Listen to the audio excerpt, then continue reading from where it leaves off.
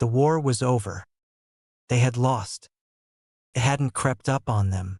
It hadn't been sudden. Their defeat had not been a great plunge from the heights of uncertainty, where one battle, one event, turned the tide. No, theirs was the slow death, victims to a constrictor, the relentless tide of tireless, once dead, foes pushing against the always dwindling resistance. More than the shinobi world, human life itself faced a slow, steady, and implacable extinction. Konoha had been the first. After Pain's attack, with no infrastructure to speak of, the village was weakest of all in terms of logistics. Toby had capitalized on that, using the fact that Konoha had no records, no effective way to organize their forces other than word of mouth down from on high from the Hokage. With the administrative functions so invariably crippled, the Leaf Village soon collapsed, their ninja scattering to group with the other battle groups. IWA was next, after Inoki's death. The old man was so dead set on keeping his seat until someone was worthy to replace him. No one was actually prepared to replace him when the moment came. With all Jounin and Umbu on the front lines, a coordinated effort from Iwagakure's elders couldn't be made to name a replacement. And by the time the new Tsuchikage Kitsuchi had received word of his anointment, the man was neck-deep in an ambush and promptly killed. The immovable rock crumbled beneath the relentless flood. Suna was next. Gaara's power over the Dune Sea had proven absolute, even without the Shikaku. For 30 days, the bulk of the enemy forces had descended on Sunagakure, and for 30 days the Sand Village held strong as the rest of the allies regrouped for one final push at the heart of this cancer. Then, inevitably, the White Messenger Hawk had reached them. They were out of time. I had to move before the full force could regroup. Only be returned from Amigakure, half dead, carrying news of their defeat. I was dead. Now only Kirigakure, its shores defended by a stretch of sea and its heart protected by dense fog, mountains, and now, thanks to the Seal Master's work, relentless storms that made the oceans come alive with impossible fury like the famed whirlpools of Yuzushiogakure. This alone kept what little of humanity remained safe. For a time. Toby would not be denied, though. 10,000 of his creatures were cast back out into the sea, and 1,000 more pushed forward. Kiri fell. And now, here they were, the very last vanguard, the most elite of the elite. Men that had survived endless, unremitting war for the better part of 2 years were guarding their very last, most desperate hope as the enemy forces pounded away at them. It defied the very belief of all human limitations. A marvel of the world. Every manner of seal was calibrated to perfection. Impossibly complex, combining, as a foundation, the recovered Uzumaki designs, coupled with sealing arrays from all corners of the shinobi world for the single most intricate collaboration ever made between the shinobi countries. Barrier seals from IWA, acceleration seals from Kumo, stabilization matrices from Suna, space-time arrays, derived from the summoning animals of Konoha, nature arrays from Kirigakure taken from the vaults of the Shodame, that had helped create the 7 blades of the swordsman and imbue them with their powers. And lastly, an Uchiha seal array, one based on the displacement of time, derived from the Mangekyou's Tsukiyomi technique. More delicate than any one thing ever made in this world, it was also the most powerful and their very last prayer for a miracle to deliver them from this nightmare. You have to stop. You've looked over it 8 times already. It has to be perfect, he answered back. I know, but we have no time. Even if you found something, we can't change anything now. You have to dash. It has to be perfect, he repeated, moving towards a different spot, eyes roving over the lines of ink spread out over a room half the size of the Hokage Tower. Built 3 months ago for this exact purpose, the moment this project moved beyond the dreaming stage and became viable due to sheer desperation. There can't be any mistakes. It has to be dash. Naruto. Sakura's hand shot out, gripping him by the bicep and whirling him around to look at her. Bloodshot blue eyes staring into sea green. Naruto, listen to me. You have to stop. You need to focus now. But it has to be dash. I know, she shouted, interrupting him before her voice softened. I know. But we're done. There are no more last-minute fixes. We have to go with what we have now. She's right, Dobe. Sasuke stepped out from the shadow's dark eyes, staring at his old teammates. He's here. Points 5 and 6 are down. 4 is under attack and 3 is setting up its final defenses with Mei now. After that, all we'll have left is the Hachibi. His name is B. Naruto snarled, looking over the array at his feet despite their words. After a tug and a pull, he marched off, moving towards his designated place on the seal, Sasuke and Sakura flanking him. The gold shroud of the Kyuubi's chakra coated his body. From the tips of his hair down to his toes, the golden hue surged through him like a living flame for the first time in months, and it felt joyous. The chakra bled into the seal, dark lines becoming clear, then shining with golden light, the brightness spreading over the whole room, as the chakra went into the seal on the floor to crawl up the walls into the arrays that had been drawn into the overhanging roof. The world was light. Chains sprouted from the walls, floor, and ceiling. 9 chains meeting at the center before the bright flame of the Kyuubi's chakra spread into them, lighting them like tinder that did not burn as energy forked and split between the links to meet in the center. The crackle of power sent goosebumps crawling up his arms, like static electricity only without the harsh sting. He pushed his and Kurama's chakra into the seal, willing this to work. It had to. Then there was a tear. All 9 chains pulled taut, retreating back into their seals, link by agonizingly slow link, with the tear becoming wider and wider. The fabric of reality split open to reveal an abyss of impossibility. It looked like an ocean of churning water in a storm, a spiral of black non-light, a surface as still as a tombstone, the brightest of starlight, the most vibrant of colors, all at the same time, his mind unable or unwilling to attempt to grasp even the concept of what he was looking at. An end to infinity. I can't believe we did it, he whispered to himself, even knowing that this was the easy part. Beside him, Sakura threw a look. Sasuke nodded. In the next second, Naruto's body was wrapped in a flutter of sealing note pages, with a single scroll coiling around his body. What? He asked, startled as the golden chakra receded back into his seal. He hunched forward, the sudden loss of strength leaving him as he saw the dark, fiery body of the Susanoo form up around him like the walls of an impenetrable fortress. Sasuke? He turned his head to look at the Uchiha. What are you doing? What we have to, he answered. We have to get you through, Sakura said, walking up beside him. He turned, looking at her, his mind processing what they were saying, a slowly creeping horror dawning on his features. No, he whispered, demanded. No, you said that dash. Elite, she confessed sadly. My calculations always showed that you nor Kyuubi would ever have the power to pull yourself and us back far enough to make enough of a difference. You just pulling back yourself. You'd only be able to get yourself to the very beginning of the war. Naruto's wide, unblinking eyes percolated with tears, his face slack with dumb shock even as Sasuke stepped in front of him, his back to the Jinchuriki, facing the doorway. All our research shows every step is an exponential increase, the Uchiha said. At the first step, you only take 1 day. On the second, 2. On the third, 4. Fifth, 8, and so on. There are 4,380 days in 12 years. With the exponential growth, we need 11 steps. We can make that, the blonde cried, struggling in his bonds before turning to Sakura. A look of such betrayal in his eyes, she felt her heart clench in her chest. You told me I could make that. Elite, she repeated. So how many can I make? If he was close, then. At the very best estimates, you can only make 8, and that's if all our calculations are on the marker. We could be completely wrong.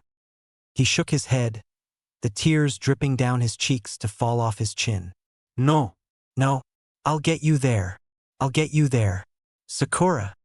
She shook her head, a brittle smile tugging at her lips. Naruto. She sighed. You don't know how much. There were the sounds of shouts now, of battle reaching in through the outside walls.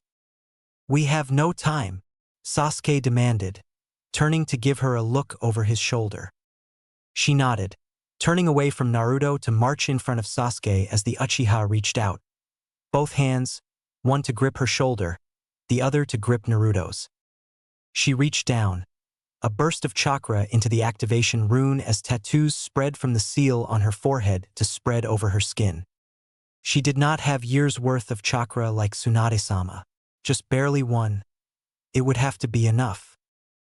The doorway, held open by the 9 chains, thrummed with power, the 9 links spinning like a typhoon, faster and faster, the seals at their feet becoming brighter. Then they were somewhere else. On the edge of nothingness. Sakura felt ground under her feet, sweat beating at her brow as the very perception of all her 5 senses were thrown completely askew. Heat, light, dark, up, down. Nothing conformed to her ability to comprehend. She closed her eyes, focusing on Sasuke's hand on her shoulder and ignoring Naruto's struggles in his attempts to escape his restraints. She stood nowhere and everywhere, her chakra, her tether of life, anchoring her to this place like she would tether herself to the side of a tree or on a wall. That was the only way it could work. Once she was finished, Sasuke would begin to do the same so that he could navigate this place that led to nowhere and everywhere at once. This vast void of nothingness that held the whole of everything within your reach and just beyond. She took one step forward, tugging Sasuke with her, and felt her chakra drain out of her.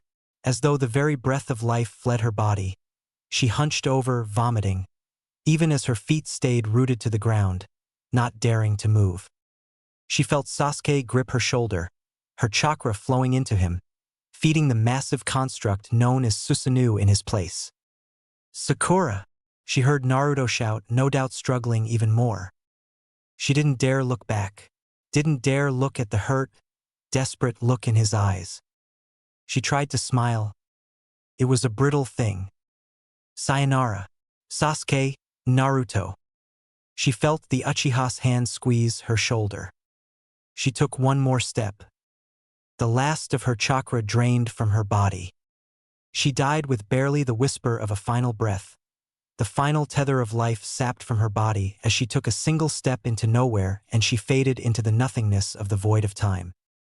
Sasuke's chakra surged, and the Uchiha could now feel his feet touch the ground, tugged into this place in the expanse of time by his now dead, or was it perhaps lost, teammate? Damn it! The Uchiha ignored Naruto's curse, eyes staring straight ahead. 3. He breathed, taking one more step. Instantly, a massive crack thundered through the skull of Susanoo, and Sasuke felt his chakra get sapped from him just like Sakura had. His massive reserves would hold out for another 2 steps under the aegis of the legendary ninjutsu. 3 if he were lucky. 4, he said. One more step, and this time the flames of Susanoo's body dimmed, becoming little more than embers, leaving only the raw chakra construct exposed, with another crack spearing down its chest. Sasuke hissed, reeling as his eyes bled and fire spread through his insides. That's enough. Naruto growled, his voice obviously choked. That's 4. I can get you the rest of the way. Stop. The Uchiha shook his head, eyes bleeding now though Naruto couldn't see it. Have to make sure. Dobe. One more step. This time the legendary construct began crumbling away, the last of the flames dying as the chakra armor was peeled free. Sasuke hunched over, coughing up dark red blood that turned to dust on the winds of time.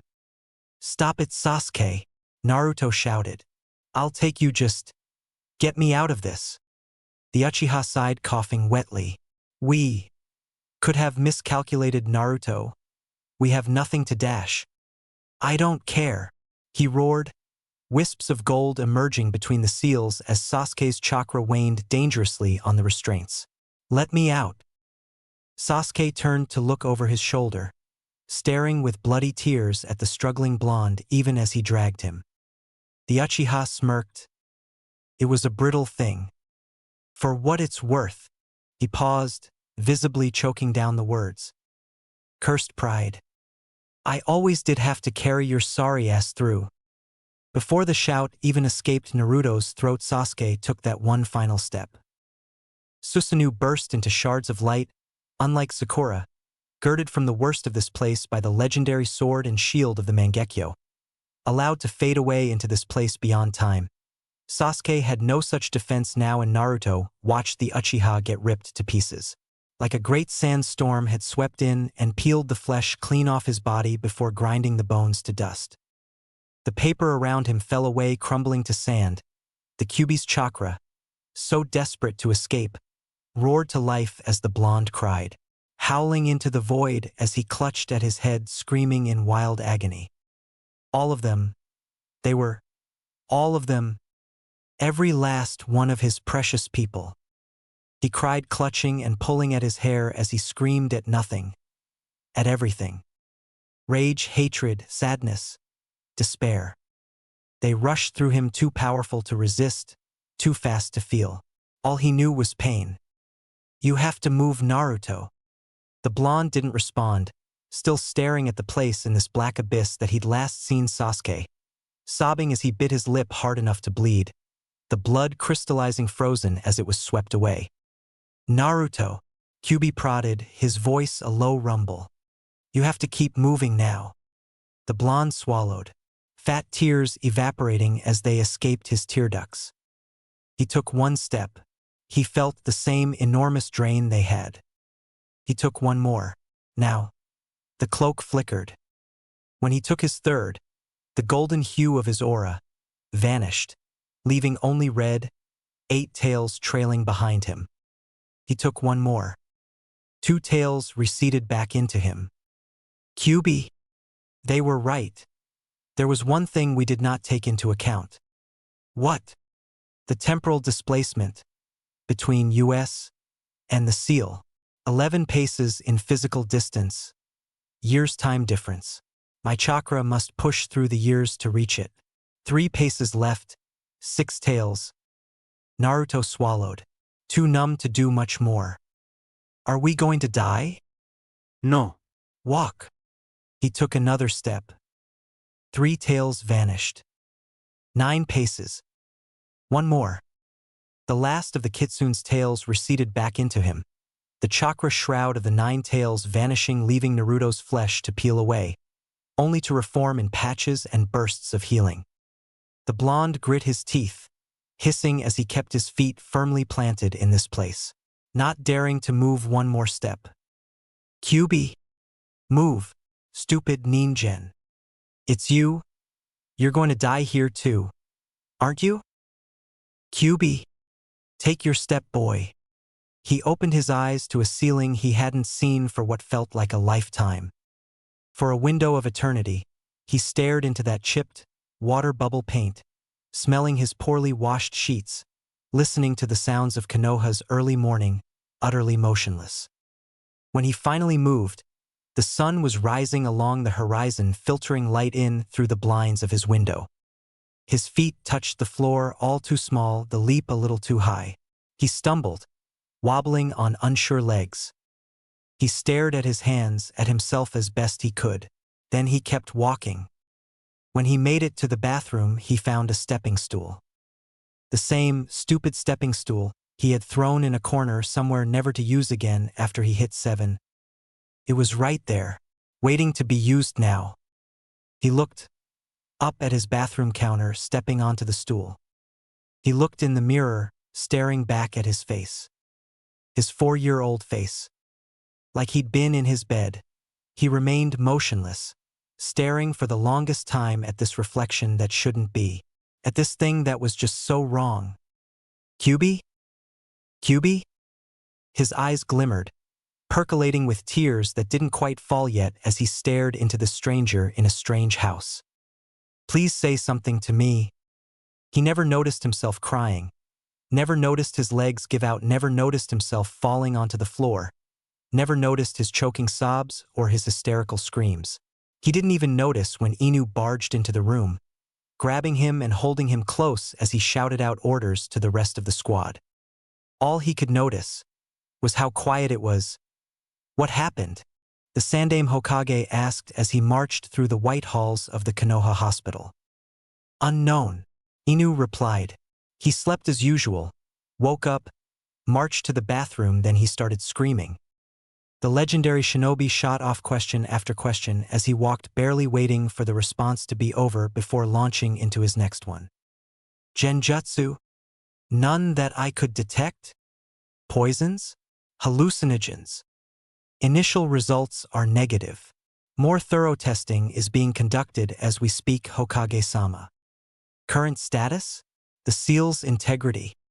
Stable as far as we can tell. On both counts, though, we've called in the expert in order to verify." The old monkey nodded, about to ask another question before he heard the sound of a struggle. His and Inu's heads jerked up ever so slightly before they were both rushing down the hallway, the Umbu's sword emerging from its scabbard with a glint of polished steel. The door was thrown open to reveal two nurses, a doctor and four Umbu lined up in front of them, forming a semicircle around a blonde child clutching a surgical blade to his chest.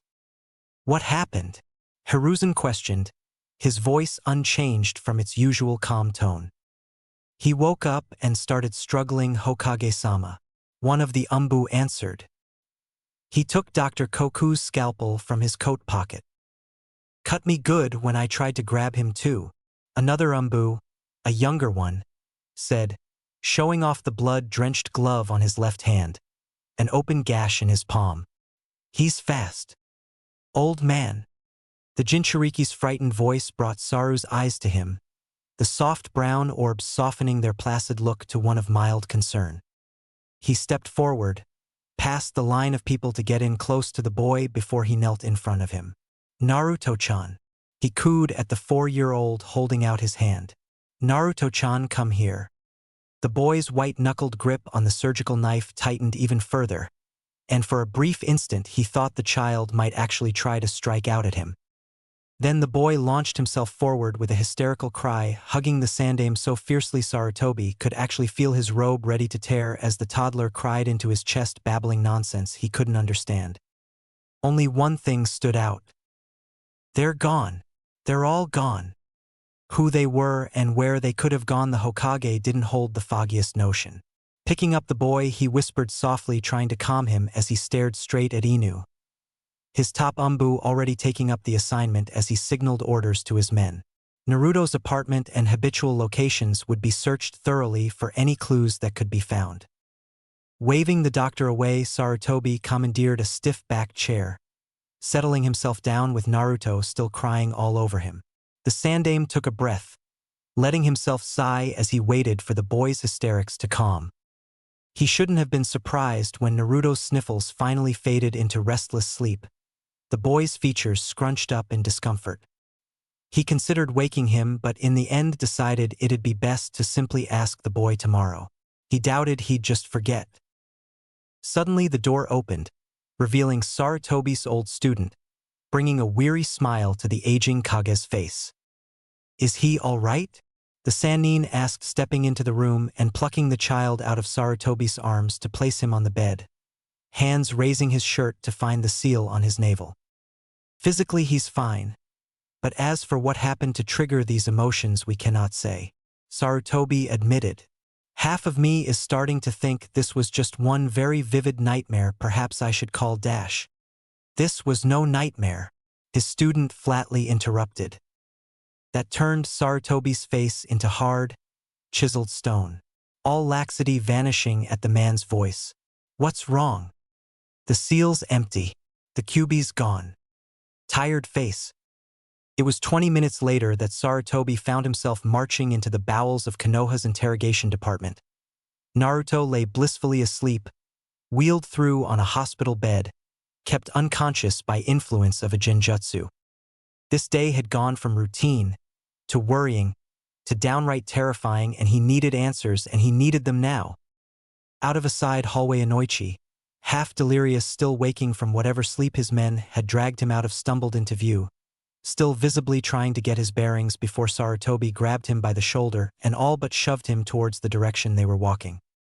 "Prepare yourself for a mind walk," the Hokage demanded brusquely. "I need to know what he's done. I need to know where he's been, who he's been with, what he's been eating, right down to how many times the boys breathed today." Inoichi, knowing better than to argue, the Yamanaka clan head simply nodded, following the group in his sleepwear.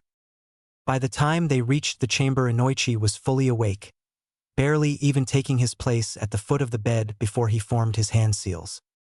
3 seconds later his eyes opened, a bewildered expression decorating his face. What's wrong?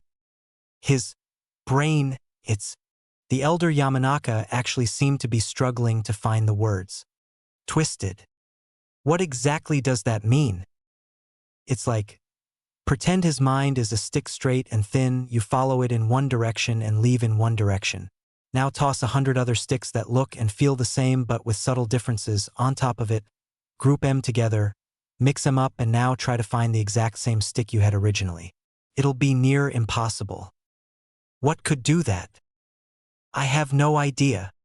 Then get an idea. I have a continent's worth of suspects right now and I need that list narrowed. So either think of something or walk in there and find out what happened. I can't do a mind walk like this. I follow the memories, then follow them back. Trying to go in here, I'd risk just trailing off the path, so to speak, in either going forward or coming back. It could lead to false information, me getting stuck in his subconscious psyche for far longer than would be healthy for either of us. And that's just the better outcomes of a botched mind walk. Whoever you're looking for evidently knows enough about Yamanaka clan techniques to devise this pretty ingenious counter. It's as though someone fabricated an entirely new psyche and drove it into his skull. My suggestion is to look through any records you have regarding people that know mind manipulation techniques. And pray it's not something someone came up with on their own. The professor all but hissed before turning to look at the Umbu to his left. Tell Inu to widen his search parameters to include long-term village residents. This could be a domestic case where someone found access to the Yamanaka clan scrolls. Inoichi gulped, catching the Hokage's eye but not daring to say a single thing. The message was clear. His clan was now under heavy scrutiny as well. If something didn't fall into its place in the investigation, well, he didn't really want to think about that. Just then another of the Umbu had the courtesy to step into the room in full view before approaching the Hokage. "Sir, we've discovered something." "Speak." The village barrier teams reported an anomaly. Their most sensitive sensor Nin could feel it for an instant. They couldn't identify what it was, but investigate further. Cross-reference with patrol groups of Chunin, see if anyone reported anything odd last night. At once. Hokage-sama. Inoichi stepped forward. "We should tread very carefully with Uzumaki-san. If I'm right and this new fabrication of memories is right on top of his old ones, he could be very confused when he wakes up. That would explain why he attacked one of my Umbu." The Sandame hummed. "Soon enough his real memories should prove more formidable than these new fabrications, but until then his behavior might be a little erratic. I suggest when he wakes up you be there, along with some familiar faces if possible."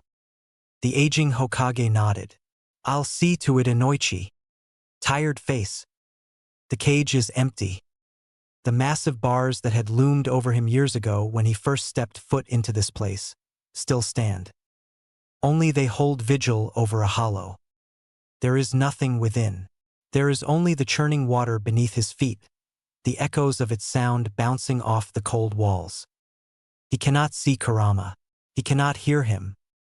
He can't even feel an echo of his presence. His friend is gone without so much as a footprint to have ever indicated he was here. Tired face. When Naruto opened his eyes, the sun was already high in the sky, the light filtering in from the outside world. He pushed himself up to a sitting position, groaning at the stiff soreness in his joints and muscles, rubbing at puffy, tear-crusted eyes as his thoughts tried to organize themselves. He looked down at his 2 small hands, looked at this room that just seemed too big. He was here. He was alive and he was here, and they were all gone. Why hadn't they told him? Why? He could have tried to push the channeling seals more, refined the displacement matrix, tried to integrate some kind of chakra storage seal into the design. He could have done something. Why didn't they fucking tell him? His hands clenched into tight fists, a white-knuckled grip as his fingers clench so hard his nails threaten to break the skin. But only threaten. He can't even do that anymore. He sobs, the fury and strength leached out of him, leaving only despair. Not even Kurama. And now he's here. Alone again. There's a hand grasping his and Naruto jerks, startled to realize someone had snuck up on him. It had been a while since people could do that. He looks up, expecting to see a nurse only to find a surprising face. Ba-chan?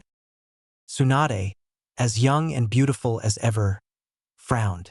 What happened to Tsunade ne Naru-chan?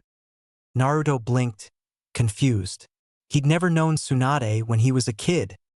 Did he? The blonde woman's lips pursed. These memory issues must be pretty bad. She muttered to herself before sitting down on the bed at his feet. What do you remember about me, kiddo? She asked even as her hands glowed with that familiar scanning technique as she hovered her hands over him. You're Tsunade ne? She nodded, chocolate orbs observing him carefully. And you dash, he paused, noticing something. Hey, where's your necklace? The slug Sanin blinked. My, what now? Your necklace. That green jewel. The Shodame's necklace, where is it? I don't have it, so you should. Naruto, that necklace belongs to Dan. You've seen him wearing it forever. Naruto felt himself reeling, straightening on the bed as he stared at her. That Dan guy's alive. Now it was Tsunade whose face seemed to go slack with shock. That Dan. Naruto. He took you and Shizune to see Koyuki Kazana's latest movie last week. The two sat in mutual disbelief for a moment before Tsunade huffed, resuming her scan. When they find whoever screwed with you, kiddo, they better give me 10 good minutes alone with him. Naruto sat confused and bewildered. Now he knew something was wrong. Even if Tsunade hadn't left until after he was born, something he highly doubted, and they simply hadn't met before, there was no way that Dan guy should still be alive right now. His mind wandered back, trying to recall all that was said when they were designing the seal. Wishing, not for the last time, that he could have someone smarter than him that he could talk with. They were supposed to be a team. Could things have changed? Sasuke, Sakura, and he spent months talking about all the changes any misstep could bring. But their discussions had only been about changes after the point of their arrival, not before. But could just them coming back in the first place by itself change things? It was unnatural. Something like this had never happened before, so trying to theorize about its effects had been something akin to shooting at the sky, praying to hit something on the way down. It had been a miracle they got as close as they did. If things had changed, how many? How far? How drastic? How the hell could he prepare for Tobi or Obito or whatever the hell he called himself without his friends? Without Kurama? And without even the goddamn security of at least having an idea about what could happen. Naruto. He came back to the waking world with Tsunade hovering over him, his heart pounding in his chest and blood rushing through his ears, the gentle eddies of her healing chakra washing over his small body. What the hell is wrong with you? I have to get out of here, he said, moving to sit up again when Tsunade's hand shoved him back down. You're a 4-year-old kid who all but had a panic attack not 2 feet away from me. You're not going anywhere until you explain what you're thinking about right now. He let out a laugh, a quick bubble of hysteria that threatened to keep going before he reined it in. Explain. Oh yeah, he'll get right on that. Just give him 12 years to get back to the point they've got to do this again, and he'll jot down all his notes for her. He laughed a little more. Tsunade's face showed genuine concern. Come on, kid, stop. You're really scaring me now. That sobered him up, but the lack of illogical euphoria left him only with the crushing anxiety of this whole debacle. I'm sorry, Ba'a. Nihan. Tired face. We've found nothing. That's not like you, Inu. Do you need another 24 hours? There is nothing, Hokage-sama, Inu assured. He spoke to no one unusual. The toxicology reports came back negative. Hyuga have looked over his chakra network to check for any recent manipulations. All visitors within the last week have checked out. Everyone he spoke to checked out. The only lead we have to go on is that minor barrier fluctuation, and no one in the core knows what that could be. I cannot ask you to stop searching. I understand. I'm just informing you that at this stage, the likelihood of us finding anything is nearly negligible. Just do everything possible. Leave nothing unturned. In the meantime, I want you to devote yourself and your best ANBU to guard Naruto at all times until further notice. You'll work in shifts. The rest of your men will hunt down a list of all possible mind manipulators outside of Konoha. Someone on this continent knows something. Understood. Inu vanished in a swirl of leaves. You're pushing him hard. The Sandame's second and remaining student commented with a grin as he stepped out of a nearby wall with a smirk.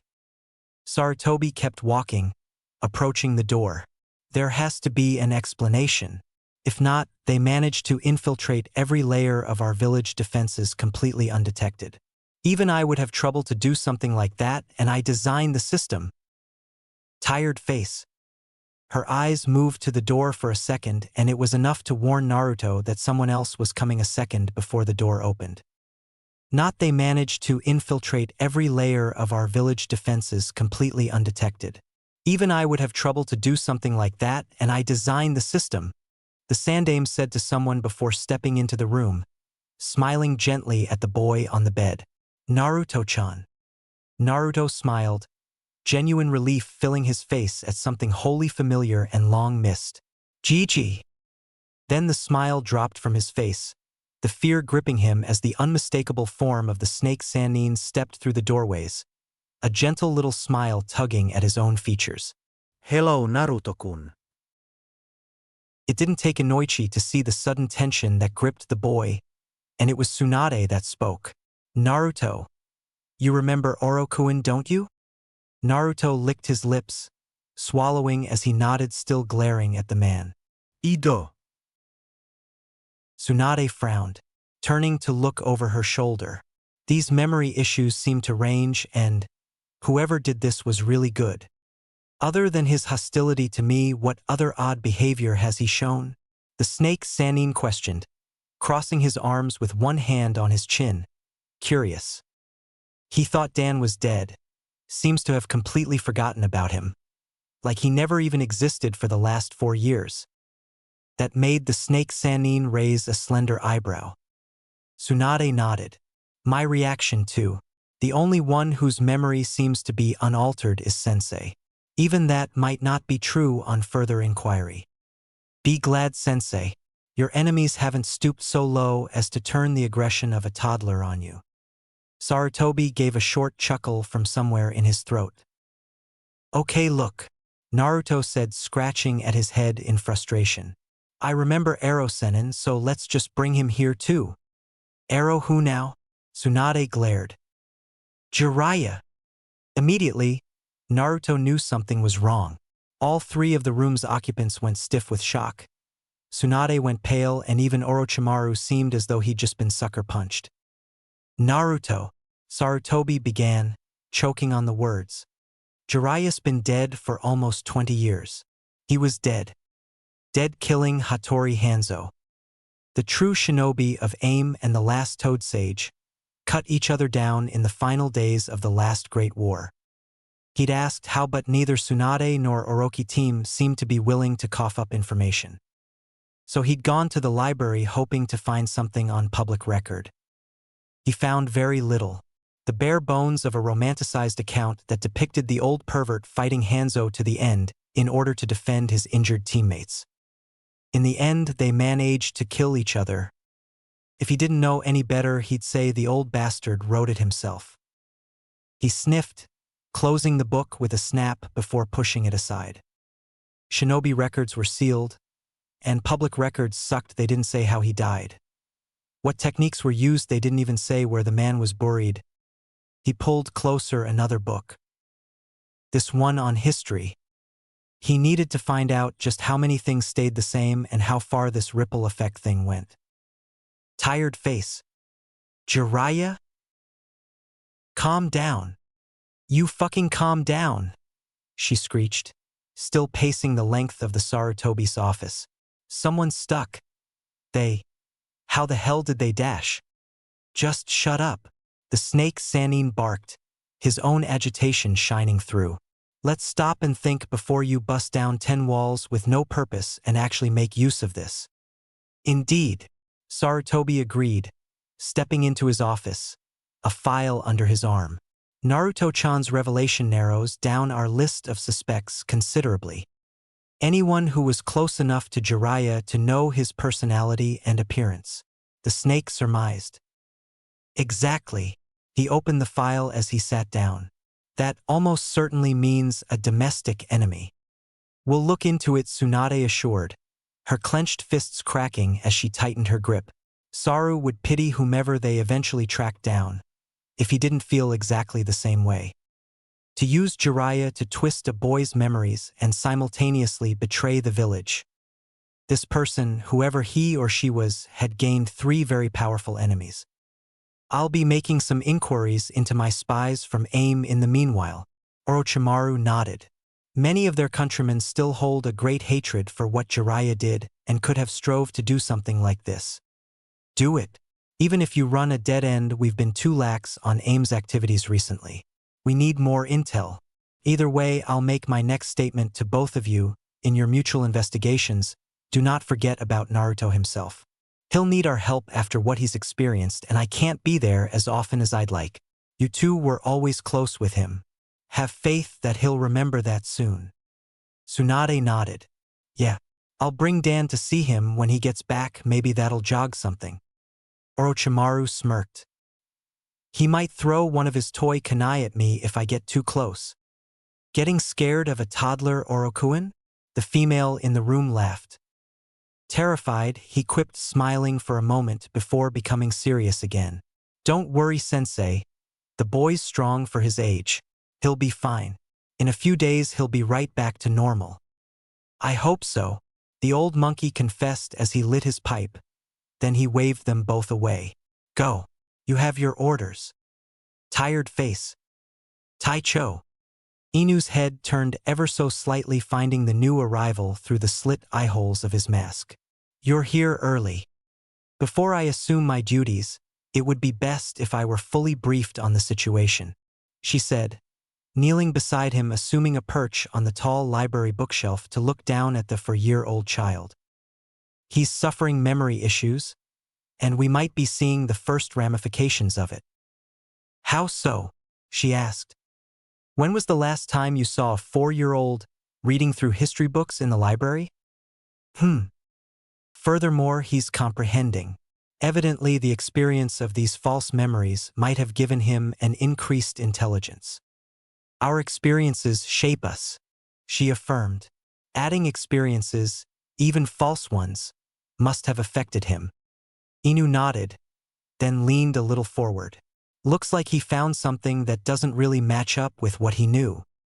The blonde boy picked up the heavy book, struggling with its weight as he all but ran towards the librarian's desk. Tired face. Is this right? Naruto all but shouted, pushing the book up onto the desk, startling the elderly man sitting by piece of furniture. The older man blinked, pushing his thick reading glasses onto the bridge of his nose, leaning forward and taking the book in hand. Which part, young man? Naruto marched around the desk, pushing through the swiveling doors to stand next to the man as he brought the book down to his eye level. He pointed a little finger, pressing it against a paragraph. This part right here. The man brought the book close to his face, reading over the identified paragraph. After a moment, the man nodded. Yes, it is. What seems to be the problem? Naruto swallowed, smiling after a moment as he held out his hand to take back the book. Nothing. Just wanted to make sure. The old man nodded, handing the book back. Tired face. Inu's head tilted. Wonder what he found that's so interesting. The woman beside him shrugged. We can find out later. He nodded, his body beginning to vanish into wisps of smoke. I'll leave to get some rest, be seeing you.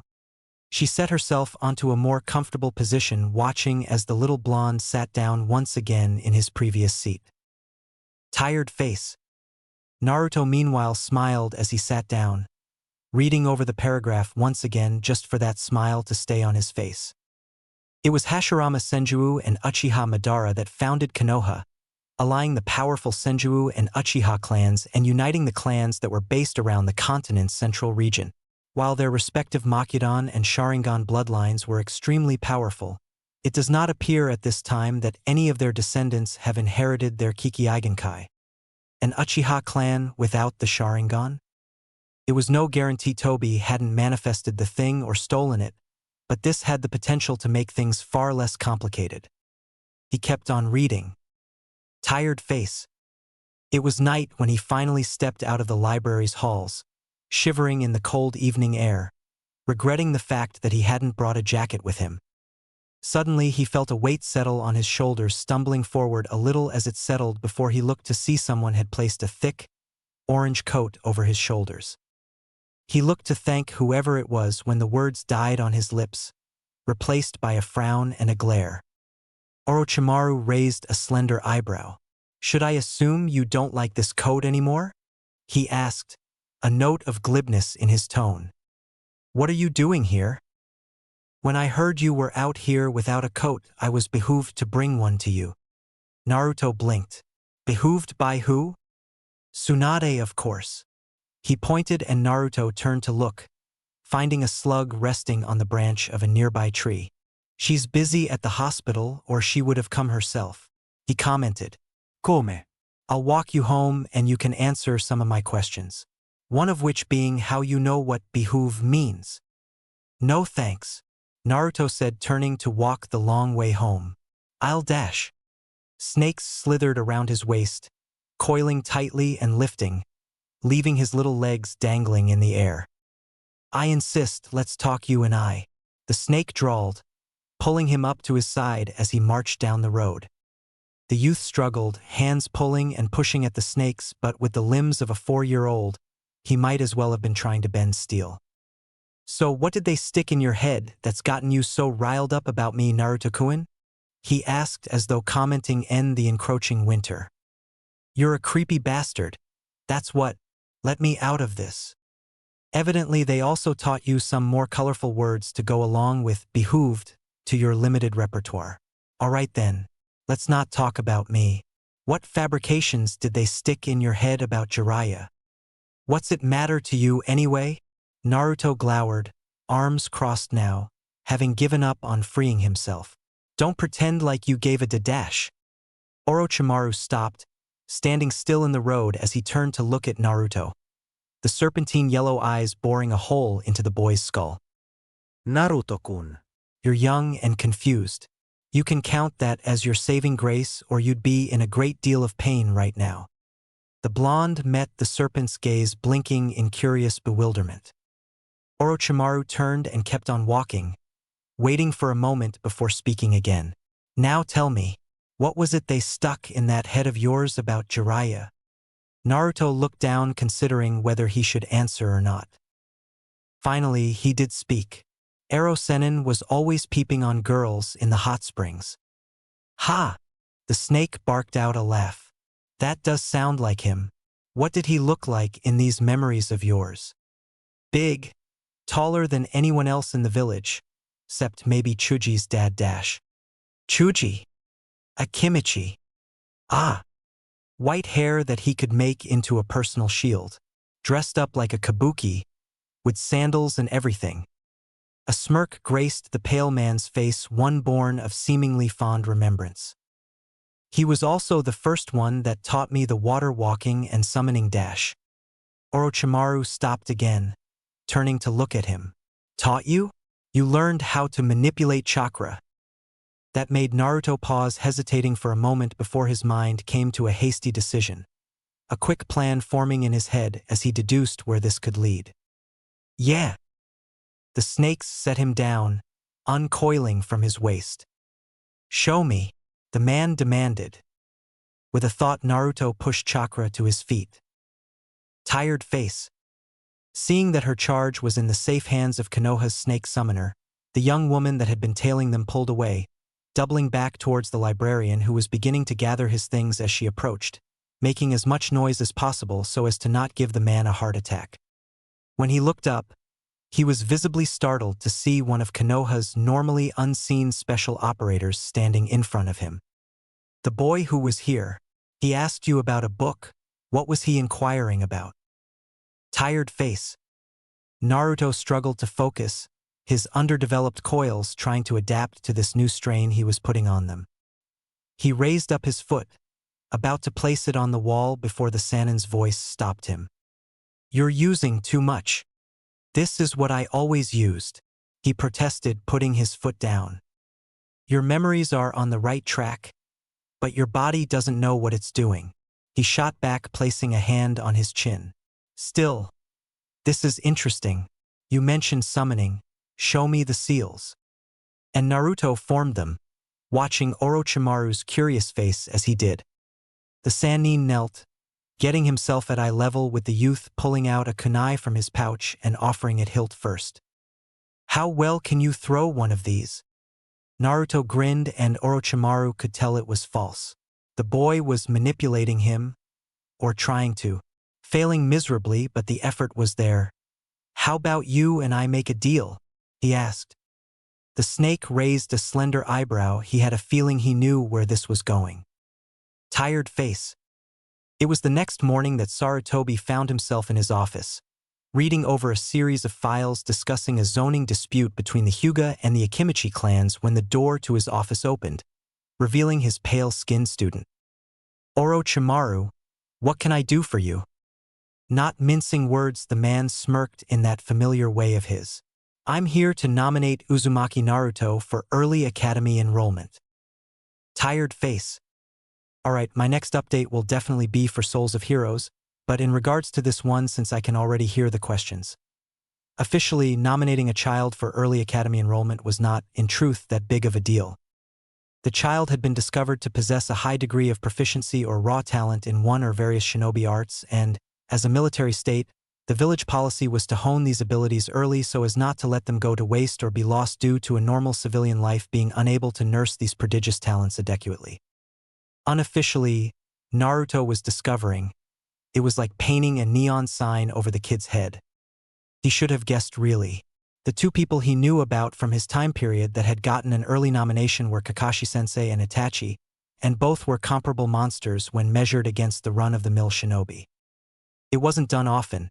Not only was it difficult to find a child with actual talent beyond mere hopes and dreams, but the person that nominated them risked a lot of his own reputation/prestige. If the nominee turned out to be average or worse yet, subpar, or even injured in the tests of the academy, then that person was branded, at the bare minimum, reckless. Both Itachi and Kakashi had been nominated by members of their own families. But he, the resident Jinchuriki, being nominated by the recluse that was the Snake Sannin, had come, as far as most could tell, completely out of left field and made a lot of civilians and quite a few shinobi curious, and rumors were already starting to float around. None of which were true. Naruto wouldn't trust that serpent as far as he could throw him, which in his present state wasn't very far at all. The only reason he'd chosen him over the others was because, well, he was there. And now he was in a rush. He had to start climbing the shinobi ladder early. The higher his rank, the more techniques he'd have access to, the more doors he'd be able to open, the more clearance he'd have. More clearance meant more information, and he needed information. That was the key to finding Tobi. He only knew the vaguest of Tobi's acts before the war had broken out. It hadn't mattered to him where the hell the Uchiha had come from, only what he could do to stop him. And by the time their little plan of going back in time saw itself pushed from the aspect of pipe dream to necessity, anyone that could have possibly answered such questions were long since dead or enemies. Or both. And more than that, he needed to get to Tobi before he managed to achieve the insane level of strength he'd gotten during the war. He needed to warn the Jinchuriki about him. Him and maybe Akatsuki too if they still existed. He finished off his breakfast, tossing the dish in the sink, promising to clean it out later before he made for the door, ready to leave when he heard a knock. He paused, blinking, wondering who it would be as he reached for the kunai and shuriken pouches to strap them on. They'd been given to him, courtesy of Sarutobi. Be right there, old man. The door opened, no doubt picked with chakra. I'm not that old, kiddo. The voice was unfamiliar, and Naruto quickly looked up, finding a smiling silver-haired man. Who are you? The man's face fell. Whoa, Tsuchan warned me, but that's a real kick to the gut, kiddo. It's me. Dan. Naruto blinked. So this the one Tsunade had been so hung up on. I thought you'd be taller, the blonde found himself saying before thinking. Me too, he shot back with an easy grin. But alas, humans don't grow on hopes and dreams. Which reminds me, have you been eating fruits and vegetables like Tsuchan told you last time we were here? I guess. You have that refrigerator stuffed with ramen, don't you? There's cereal in there, he defended. Tired face. Dan walked him to the academy. It was a novel experience. And no, that wasn't a euphemism. It was actually a novel experience. He'd never had someone walk him to the academy grounds. The Hokage occasionally saw him before he left his apartment when he could spare the time, but those times were few and far between, and even then he had to head to the tower, not to the academy, which was a bit out of the way from his destination, so having someone walk him the whole way, there was a real change of pace. And the company was actually nice to boot. It didn't take him long to realize Dan was a joker. He always had a ready comeback or witty comment. Kinda reminded him of Jiraiya, though Erosenin tended to be more dry sarcasm than witty quips. My two princesses, the silver-haired man said, drawing Naruto's attention enough for him to find Tsunade and a much younger Shizune. But I really am sick. Oh, bull to the shit. The slug princess shot back. You just don't want to go on the first day. We never do anything on the first day. You get to say hi to all those wonderful people you'll be spending the rest of the year with.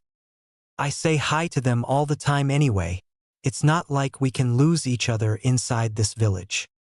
You get to say hi to the teachers then. I don't want to say hi to the teachers. That's half the objective here. Tough luck then. He didn't remember Shizunichin talking back to Tsunade. Ever. Even when she deserved it. Now, Shurchan. You wouldn't want to leave Naruto here alone on his first day, would you? What about all those voracious little aspiring kunoichi he'll have to contend with? Dan's voice announced their arrival to Shizune, who turned around with a smirk for both of them. Hey unchle Dan. Naruchan. Her smile fell a bit when she noticed his sad face. What's wrong? Naruto blinked for a moment, staring at her face, and struggled in those seconds, to push away the memory of her eyes open in death, of red blood staining her pale skin. At those same eyes staring back at him from the opposite side of a battlefield. He smiled as brightly as he could, greeting this expression like an old friend, one he hadn't seen or needed in a long time. Hey Shizunichin. He stepped forward and hugged her, barely reaching her waist as she patted his hair. A lump formed in his throat at the familiar gesture. Those kunoichi will have to deal with me before Shizune gets a crack at them. He heard Tsunade vow, and heard the swat of her hand against Dan's arm. And don't you go sticking ideas in his head either. The man chuckled. Naruto let go of Shizune before the hug became awkward, looking up at the building. Was Irika a sensei here yet? Or was that not going to happen at all? It had been so long since he'd come around here. It had been so long since this place was around to come to. He felt a hand on his shoulder, turning to see Tsunade standing beside him, a serious frown on her face. You okay, kiddo? Once more, he smiled. Yeah, just nervous. Tsunade's frown grew a little deeper. You can wait, you know. I'll talk things over with Orokuin and Dash. No. He interrupted, his voice pitching with the high notes of a 4-year-old. No. I can do it. We know you can. This voice was familiar, and as far as he was concerned, still unwelcome. The whole group turned to find Orochimaru standing not 5 feet away, seemingly conjuring himself from thin air, smiling with that serpentine upturn of his lips. Have a little faith, Tsuchan, he drawled. I wouldn't have nominated little Naruchan if I didn't know he could handle it. He might be able to handle it, but that doesn't mean he needs to. He's 4. And Naruto could tell as the Sannin shrugged that this was simply retracing the steps of an argument the two had held previously. They were Sannin, so neither of them would budge one way or the other. Orochimaru looked to him, his smirk becoming a little wider. True, but it is his choice and you and I can both see that he'll choose to go. Every time. Tired face. Shizune wasn't in his class. He wasn't surprised. It was a 4-year program. Children entered when they were 6 or 8, took on the program for 4 years, graduated and became genin. Shizune was on her last semester. He'd gotten in when he was 6, being an orphan with no income outside of village-funded programs and a trust fund left to the Hokage. He'd been eligible for the early enrollment. It was a village hashtag to give orphan children the head start of becoming shinobi and getting paid as early as possible, a surefire way to keep themselves from starving. In reality, it was the easiest source of new recruits considering how many orphans a military village had. He'd failed the graduation exam twice and managed to get in on his 3rd, which is why his classmates and genin team had been with people his own age. This time he was starting absurdly early. The only person that had managed to get in this early was Hatake Kakashi, and he was so good he'd managed to graduate in a single year, getting on a team at age 5. From what he could recall, the only one that could match that was Itachi, and even he had gotten in at age 6 and graduated at age 7. Hopefully, he'd be able to match Kakashi's little feat. The way he saw it, if he could graduate by 5, become a genin, he could be a chunin as early as 6 years old, and start training for the Jounin trials to take them at 8 or 9. With that rank, it would be enough to wiggle himself into some of the village vaults to get access to techniques that would let him join the Hunter Nin squad by the time he hit 12, which is when things should start kicking into the proverbial high gear. The Hunter Nins were the elite of the elite. The best any village had to offer. They were the ninja, meant to kill other ninja on a daily basis. Konoha, at the height of its power, held somewhere around 100 genin, 350 to 500 chunin, about 150 to 200 jounin and 70 to 100 umbu, but they only ever had 20 hunter ninja. The reason for this was twofold. Firstly, because they were just that strong, and secondly, because a hunter ninja's loyalty must be absolutely beyond question. Given that they had to go on the most high-risk missions, tracking down and killing other ninja, some of these A or even S-class targets to bring in that money to the village coffers when they killed ninja from other villages that had posted the bounty, these ninja could be, and were in fact authorized to be gone for months at a time. Which would suit him perfectly. With this plan, he wouldn't meet his friends. Not until much later at any rate. As it was, he was staying as far away from Sasuke and Sakura as possible. Avoiding anything that might change them. He wanted them as close to what they were as he could get, so he wouldn't meet them, any of them, but he had to do this. The kind of freedom the Hunter Nin enjoyed was exactly what he needed to contact all the other Jinchuriki, get a bead on Akatsuki and kill Tobi. This was the plan. Now he just had to make it happen. All right, kids, settle down. The teacher marched in, an older man with a salt and pepper hair and beard that kind of reminded him of Asuma-sensei's. Only it went around his mouth too. Some of you may notice we've gotten a new student. I'd like you all to give a warm welcome to Naruto-san here. He'll be with us for the next few years, we hope. Just one buddy. The blonde smiled, waving at a bunch of faces he didn't recognize. Nice to meet cha. All right, class, I'll be passing you your class schedules and programs. Each of you, for the next class, must have read and at least be able to discuss the general theory behind the basic arts of shinobi combat dash. As Naruto took his paper, droning out the teacher, he read over the subjects. reassigning his own time period for mastering and learning these assignments. Tired face. The Sharingan, you say? Sarutobi mused, not even looking up from his file, the stench of tobacco wafting up from his pipe to permeate the room. Or the Makudan, the Kunoichi replied.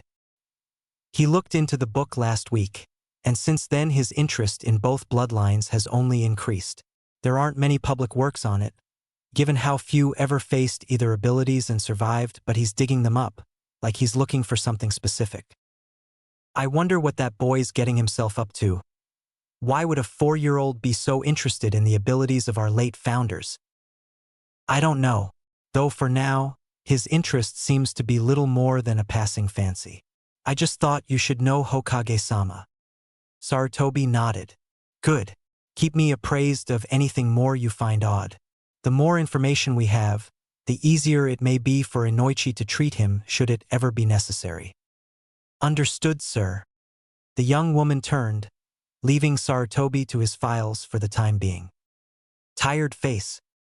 By the time the academy was over, Naruto was anxious to get back to his apartment in order to start the long road of getting his body back into some kind of shape. He'd gotten tired from running up and down stairs. Stairs. True, for his 4-year-old self these stairs were about the equivalent to some tall sets of bleachers or something that he really had to lift his leg to get up over it, but still. Freaking stairs. He needed to get back into shape, and quick. He moved to step out the door when he felt something tugging at his collar, holding him back from leaving. Surprised, he paused, turning to look over his shoulder to see young Shizun holding on to him. Where do you think you're going, Naru-chan? Home. Why was she glaring at him? No. It's your first day, that means you have to go get the school IDs. I knew you'd forget. That's why I came down here. Yeah, can I do that tomorrow? I'm kinda tired, Shitsuneni. You should really get it today, she begrudged. That thing's important and tells everyone you're a member of the academy to be allowed on school grounds. Without it, some of the guards might not let you in if they think you're trying to spy on Konoha teaching methods. He struggled not to snicker. Is that what they all thought when they were kids?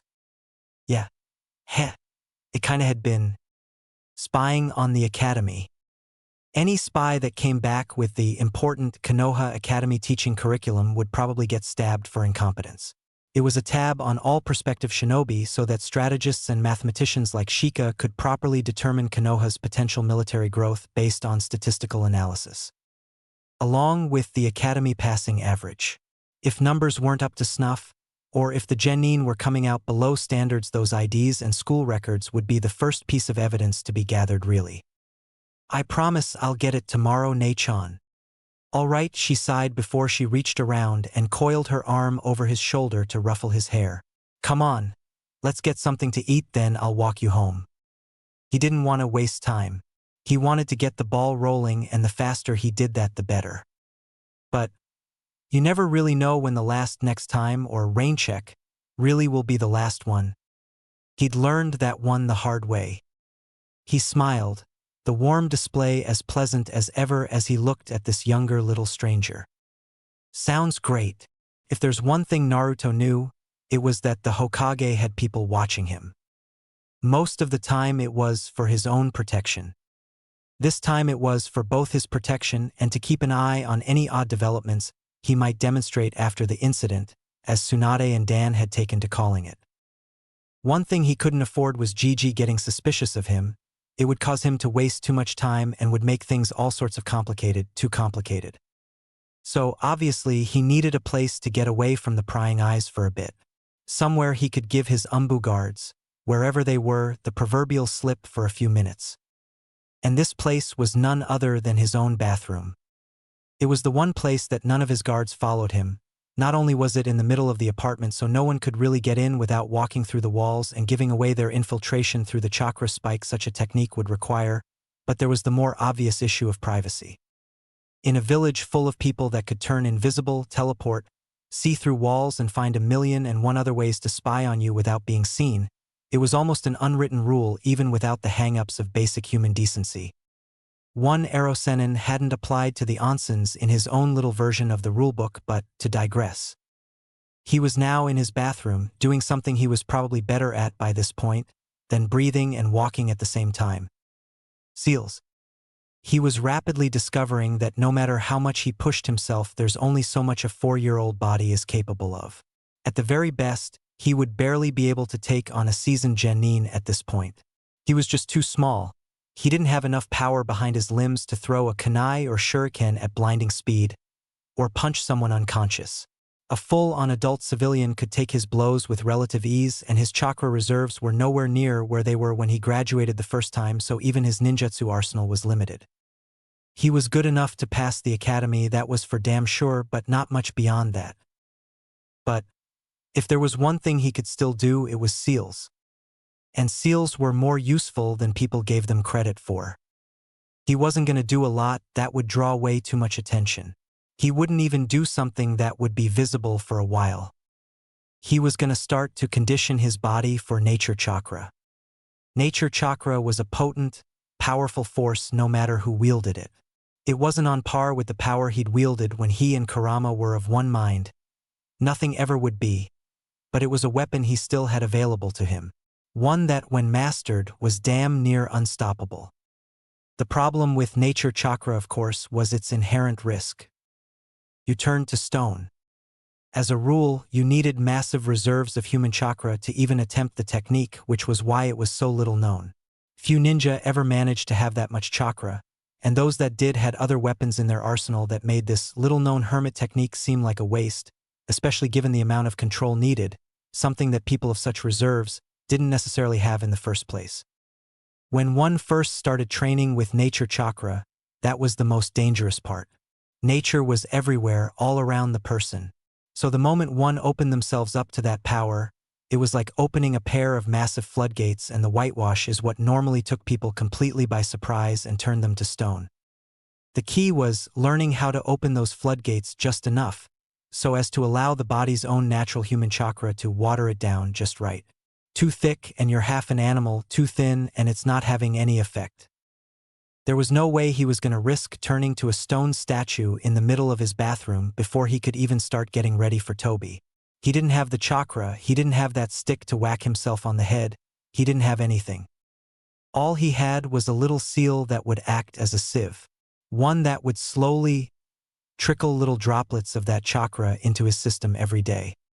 There was no guarantee it would have any long-term effects, but at this stage, until time could bring about its natural changes, he would hold out hope that this thing would give him a bit of an edge when it was time to learn to do it properly. He'd traveled through time on more far-fetched hopes. He finished with a bit of a flourish, blowing lightly on the ink that now decorated his shin to dry it. Few people would look there. It was only a few seconds before he felt that familiar, welcome friend coursing through his veins again.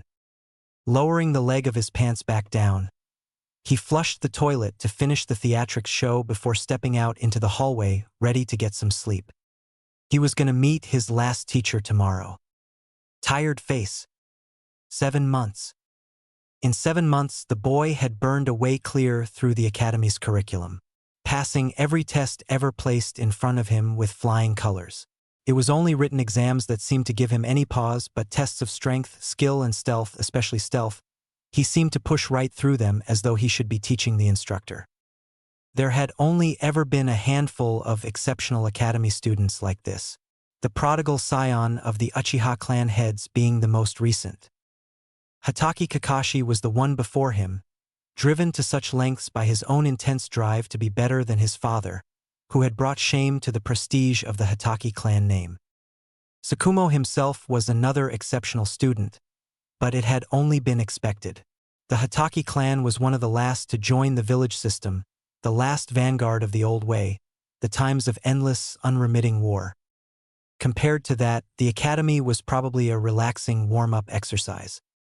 There were a few others that had managed to demonstrate well enough aptitude to push through the academy in quick succession. Nothing nearly as exceptional as a single year, but in 2 or so, give or take a month. But one thing Orochimaru knew was that each one of these people that pushed themselves so hard had one thing in common. A drive. They were driven to such extremes. It wasn't by choice, it wasn't by mere happenstance. They pushed themselves because something made them believe that they had to do this, that they had something to prove or accomplish. With the Uchiha, it had been a wish to get away from the clan. Fugaku was a strict disciplinarian even by clan standards. The young prodigy had sought the freedom of a genin team, of missions that would extend their reach beyond the walls of Konoha. The Uchiha had wanted an escape. Hatake had wanted to outrun the memory of his father. Tsukumo had wanted to drive himself into the heart of Konoha and plant his clan's proverbial flag as to declare that even though he was not a founder of this village, none would look down or attempt to usurp the prestige of the Hatakia clan that had beaten back both the Senju and Uchihas many times over the years. But, for the life of him, he could not determine what it was that drove Naruto. And something was indeed driving him. He stayed up all night studying ninjutsu scrolls, reading history books, sharpening his kunai training. It was more than one occasion where Orochimaru and the Umbu guarding him felt compelled to put him to sleep with a genjutsu, ones that, every day were getting increasingly more difficult to pull off. It would be years before he could, in actuality, shrug off one of his sleeping illusions, of course. But the fact that he was able to not only detect but offer at least a token resistance was remarkable. He was no slacker when it came to the subtle art of genjutsu. But still, the driving force behind Naruto's sheer desperation in passing through this process as quickly as possible, or to be as strong as possible, was one that he simply could not discern. Not only that, but the ever-present hostility he harbored towards him had not abated in the slightest. All his defenses came up like an iron wall whenever he even heard the Sanin's voice. Coming from a child whose first impression was a toothless smile and a grubby, drool-covered hand reaching for his hair, who with a giggle finally tugged on it hard enough to make him wince, it was a startling change for him to witness. In truth, he was somewhat bothered by it. Mostly because he knew just how easy such a look could grace many features. He'd killed a lot of people. Most sensei knew about, and if he didn't, Tsunade did. But what he did in his professional life for the sake of the village, and worse, for his own ambitions, had taken him to dark places. Places he may not have crawled out of in one piece had it not been for key moments that had pulled him back from the precipice of oblivion he'd been standing on at points in his life. If Naruto ever knew about those, then it would be very easy for him to look at him with those eyes. Easy for him, for sensei, for a lot of people that halfway mattered. And that did bother him in several ways. Not the least of which was that whomever had altered Naruto's memories might have at least an inkling, and to give those memories to a boy, who's to say he or she couldn't just go blathering on to everyone? That worried him. Still, they didn't know, for now at least, and he was grateful for that. He picked up a file, one that was steadily growing in size since he started it 7 months ago, pulling free the pad in order to jot down the notes of this last week. Subject: demonstrating remarkable aptitude for the Academy stealth exercises. Tired face. Naru-chan. The second he walked into the class, he heard Shizen's voice, finding her at the top row, seated next to a handful of other students. He smiled, waving, and smiling a little more when he realized she had reserved a seat for him. Marching up, he laughed as she ruffled his hair. "This is totally unfair, you know," she bemoaned. "I gotta sit here for 4 years and you just up and get through this thing in less than 1. I'm just awesome that way," he replied, showing off those pearly whites as he took his seat. "Yeah, well, we'll see how well you handle Zie-sensei. She's the toughest teacher here." "Yeah, right," Naruto scoffed. "She can't be on my case any more than Irika-sensei was when I was here." Shizen offered a shrug, her face saying just how confident she was in the fact that Naruto would be eating those words. That him. The voice brought Naruto's eyes to the other side of his adopted sister, looking at a rather scruffy-looking Inuzuka kid. No jacket like Kiba, a bit thinner than he remembered Kiba being too. Though, come to think of it, that could have been the jacket. His dog was definitely a sight bigger than Akamaru had been, reaching the kid's knee already, whereas Akamaru had been small enough to prop on Kiba's head. He squinted at the 4-year-old. He don't look so tough. Shizune smacked him on the shoulder. He's 4. What the hell did you expect? Sticking his tongue out and making a face, Naruto let some of his natural immaturity shine through as he joined the rebuke in his own way, out of sight of Shizune, of course. He's supposed to be taller. And you're supposed to be smarter, she deadpanned. Naruto helped by continuing to make faces. Before anything more could be said, the doors opened. Sit down, all of you. The words weren't shouted, they were barely even heard all the way up top where he, Shizune, and some of the other students were sitting, but never in his life had Naruto ever heard a room go as quiet as a crypt as fast as this room had. Every student sat in their chairs like they were falling into a regiment's formation. The woman that marched into the room was not what Naruto was expecting. She had something akin to a bowl-cut hairstyle, like Guy or Lee, only long enough to reach down to her neck, chocolate brown hair, wrinkles that were as carved into her skin as Sarujiji's, and the most distinguishing feature of all, she's practically shorter than me. He hadn't realized that he'd spoken out loud until the room, as quiet as it was, seemed to grow even quieter somehow, and every eye swiveled around to look at him. How this was accomplished without anyone moving a muscle he'd never know. Zie, as he remembered her name, didn't seem to let it affect her at all as she marched up towards her desk, speaking. It seems they taught you a good grasp of the obvious in the lower academy tiers, Uzumaki. Now let's see if we can teach you something a little above the level of potty training. It was a joke, one that pissed him off but that he knew quite a few people would have been laughing at. Hell, he'd be laughing at it if he wasn't the victim, that is. So why couldn't he even hear a snicker? He couldn't hear or see any movement. In fact, the only thing moving in the room, unseen to all, was Inu, who winced in his hiding spot, remembering just what it was to take class with this woman. Well, now that our introductions are all finished, we'll all be heading outside for some weapons practice. Now the class started moving, smiles flitting about here and there at the prospect of abandoning these books for a little while. Smiles that were quickly wiped clean. But before we get to that boring old stuff, we'll have a fun little pop quiz to get those minds working. Doesn't that sound nice? Z chirped with the most pleasant smile you could ever see on someone's face. The groans seemed to feed that smile. Naruto could somehow tell this was going to be a very miserable 3 months. Tired face. At the end of the day, as they were all getting ready to head on home, Z-sensei's voice cut through the classroom chatter as easily as it had at the start of the day. Mr. Uzumaki, please stay here for a moment. I'd rather speak to you in private.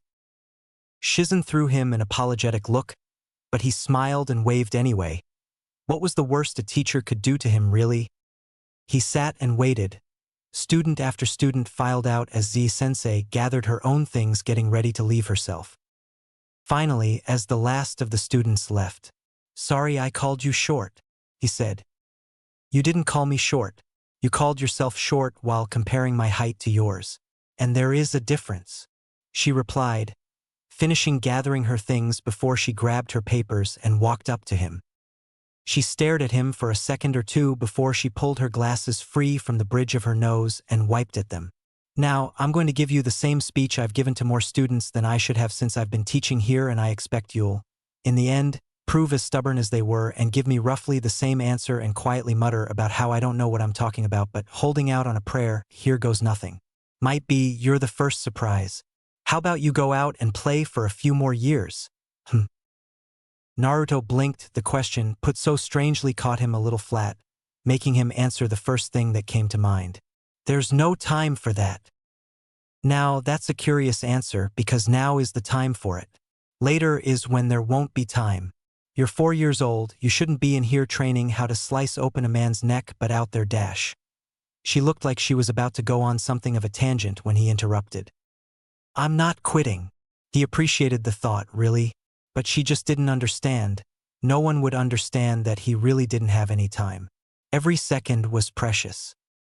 She made a bit of a face, half exasperated, half resigned. "Well, at least you don't seem as stiff and boring as the last 2 of you that came through here. We'll see each other tomorrow then." Naruto nodded, hopping down from his seat to walk out of the class. Zi waited for him to leave before turning her eyes to the side, peering into a corner of the room. Kakashi. She could almost feel said corner stiffen. Be a dear and do your old academy sensei a favor. Could you get in contact with Orokuin and tell him to get in touch? He never writes anymore. There was silence for a moment before the corner spoke. How the hell do you do that? She smiled. Because my dear, no matter how old you get, you never forget the basics. She began to leave. I'm not boring, you know. Tired face. Okay, this chapter was short. Why was it short? It was 3 weeks before he actually started feeling the first of the effects. He should have expected this, really. It was one of the most significant benefits of using nature chakra in the first place. You could detect everybody. It'd be weird if he didn't remember what it was to feel the full effect of nature chakra coursing through his veins. I mean, in his perfected sage mode, he could practically feel the fly that landed on the leaf 100 yards away. He was in tune with nature, and that really didn't have a limit. Here and now, he could feel some of the chakra signatures around the village. Just a handful for now, the strongest were the ones that stood out the most. Tsunade he recognized immediately. Sarajiji he had to wait till the old man had gotten to his office and stayed there for a while. He found his Umbu too. She seemed somewhat familiar, so he probably had sensed her somewhere specific during the war, but his memory just wasn't being jogged. Maybe she'd guarded him back in his original time or something. As he made his way to the academy, he kept on trying to make use of this new little development, sensing the different people here and there and trying to recognize them. Later, with some practice, he'd make a point of pegging the chakra signatures of all the ones that were important to him. That way he could find them no matter what. It was as he was thinking this, that he felt his Umbu escort with the familiar signature suddenly fall back and start turning away. It was a mystery as to why that was when his senses found another signature, this one suppressed, but quickly becoming more apparent to his newfound sixth sense as it edged closer. It made him smile. At least one of his old sensei were okay. Tired face. All right, everyone settle down. Zae raised her voice as the students all but stampeded out of the academy building into the adjacent training grounds. Nothing, not even she, could ever keep a class of academy students' excitement completely suppressed when it came time for taijutsu matches. It was a practice reserved for the fourth-year students about to graduate, the fourth year, of course, being the most physically demanding of the curriculum. The other 3 years were devoted to the more mental aspects of the shinobi profession. The only physical things done in the first 2 years was physical conditioning, exercises, tree jumping, hand seal practice, etc., etc. Actual taijutsu, weapon, and ninjutsu practice didn't see practical application until the 3rd year. Mainly it was practiced on the academy instructors. It was in the 4th year when students were finally allowed in any official capacity to face off against each other. That way the instructors could get a clear picture on who stood where in order to properly assign them to teams. The practice was done, normally 3 times a week, with the schedule randomized so the students' minds and bodies would get used to the prospect of fighting whenever it was asked of them. Of course, most kids performed to expectations. The notable taijutsu powerhouse was, surprisingly, not a clan kid, but an orphan. To be fair, though, most of the clans were missing from this year. No Aburame, Hyuga, Yamanaka, or Nara. The best ninjutsu kid was an Uchiha, though, as far as Naruto could tell, and the best kunai and shuriken flinger was, surprisingly, one of the 2 Akimichi of the group. All right, children, the diminutive teacher said, taking her place at the side of the practice ring. Let's all try to beat each other with civility. Yes? She drily quipped as she looked through the randomized lineup for today. Goku Adu and Shizuka Moroi, please come on up so we can begin the learning. So who you gonna get paired up with this time? Shizun asked, plopping down next to him to wait with everyone else. Dunno.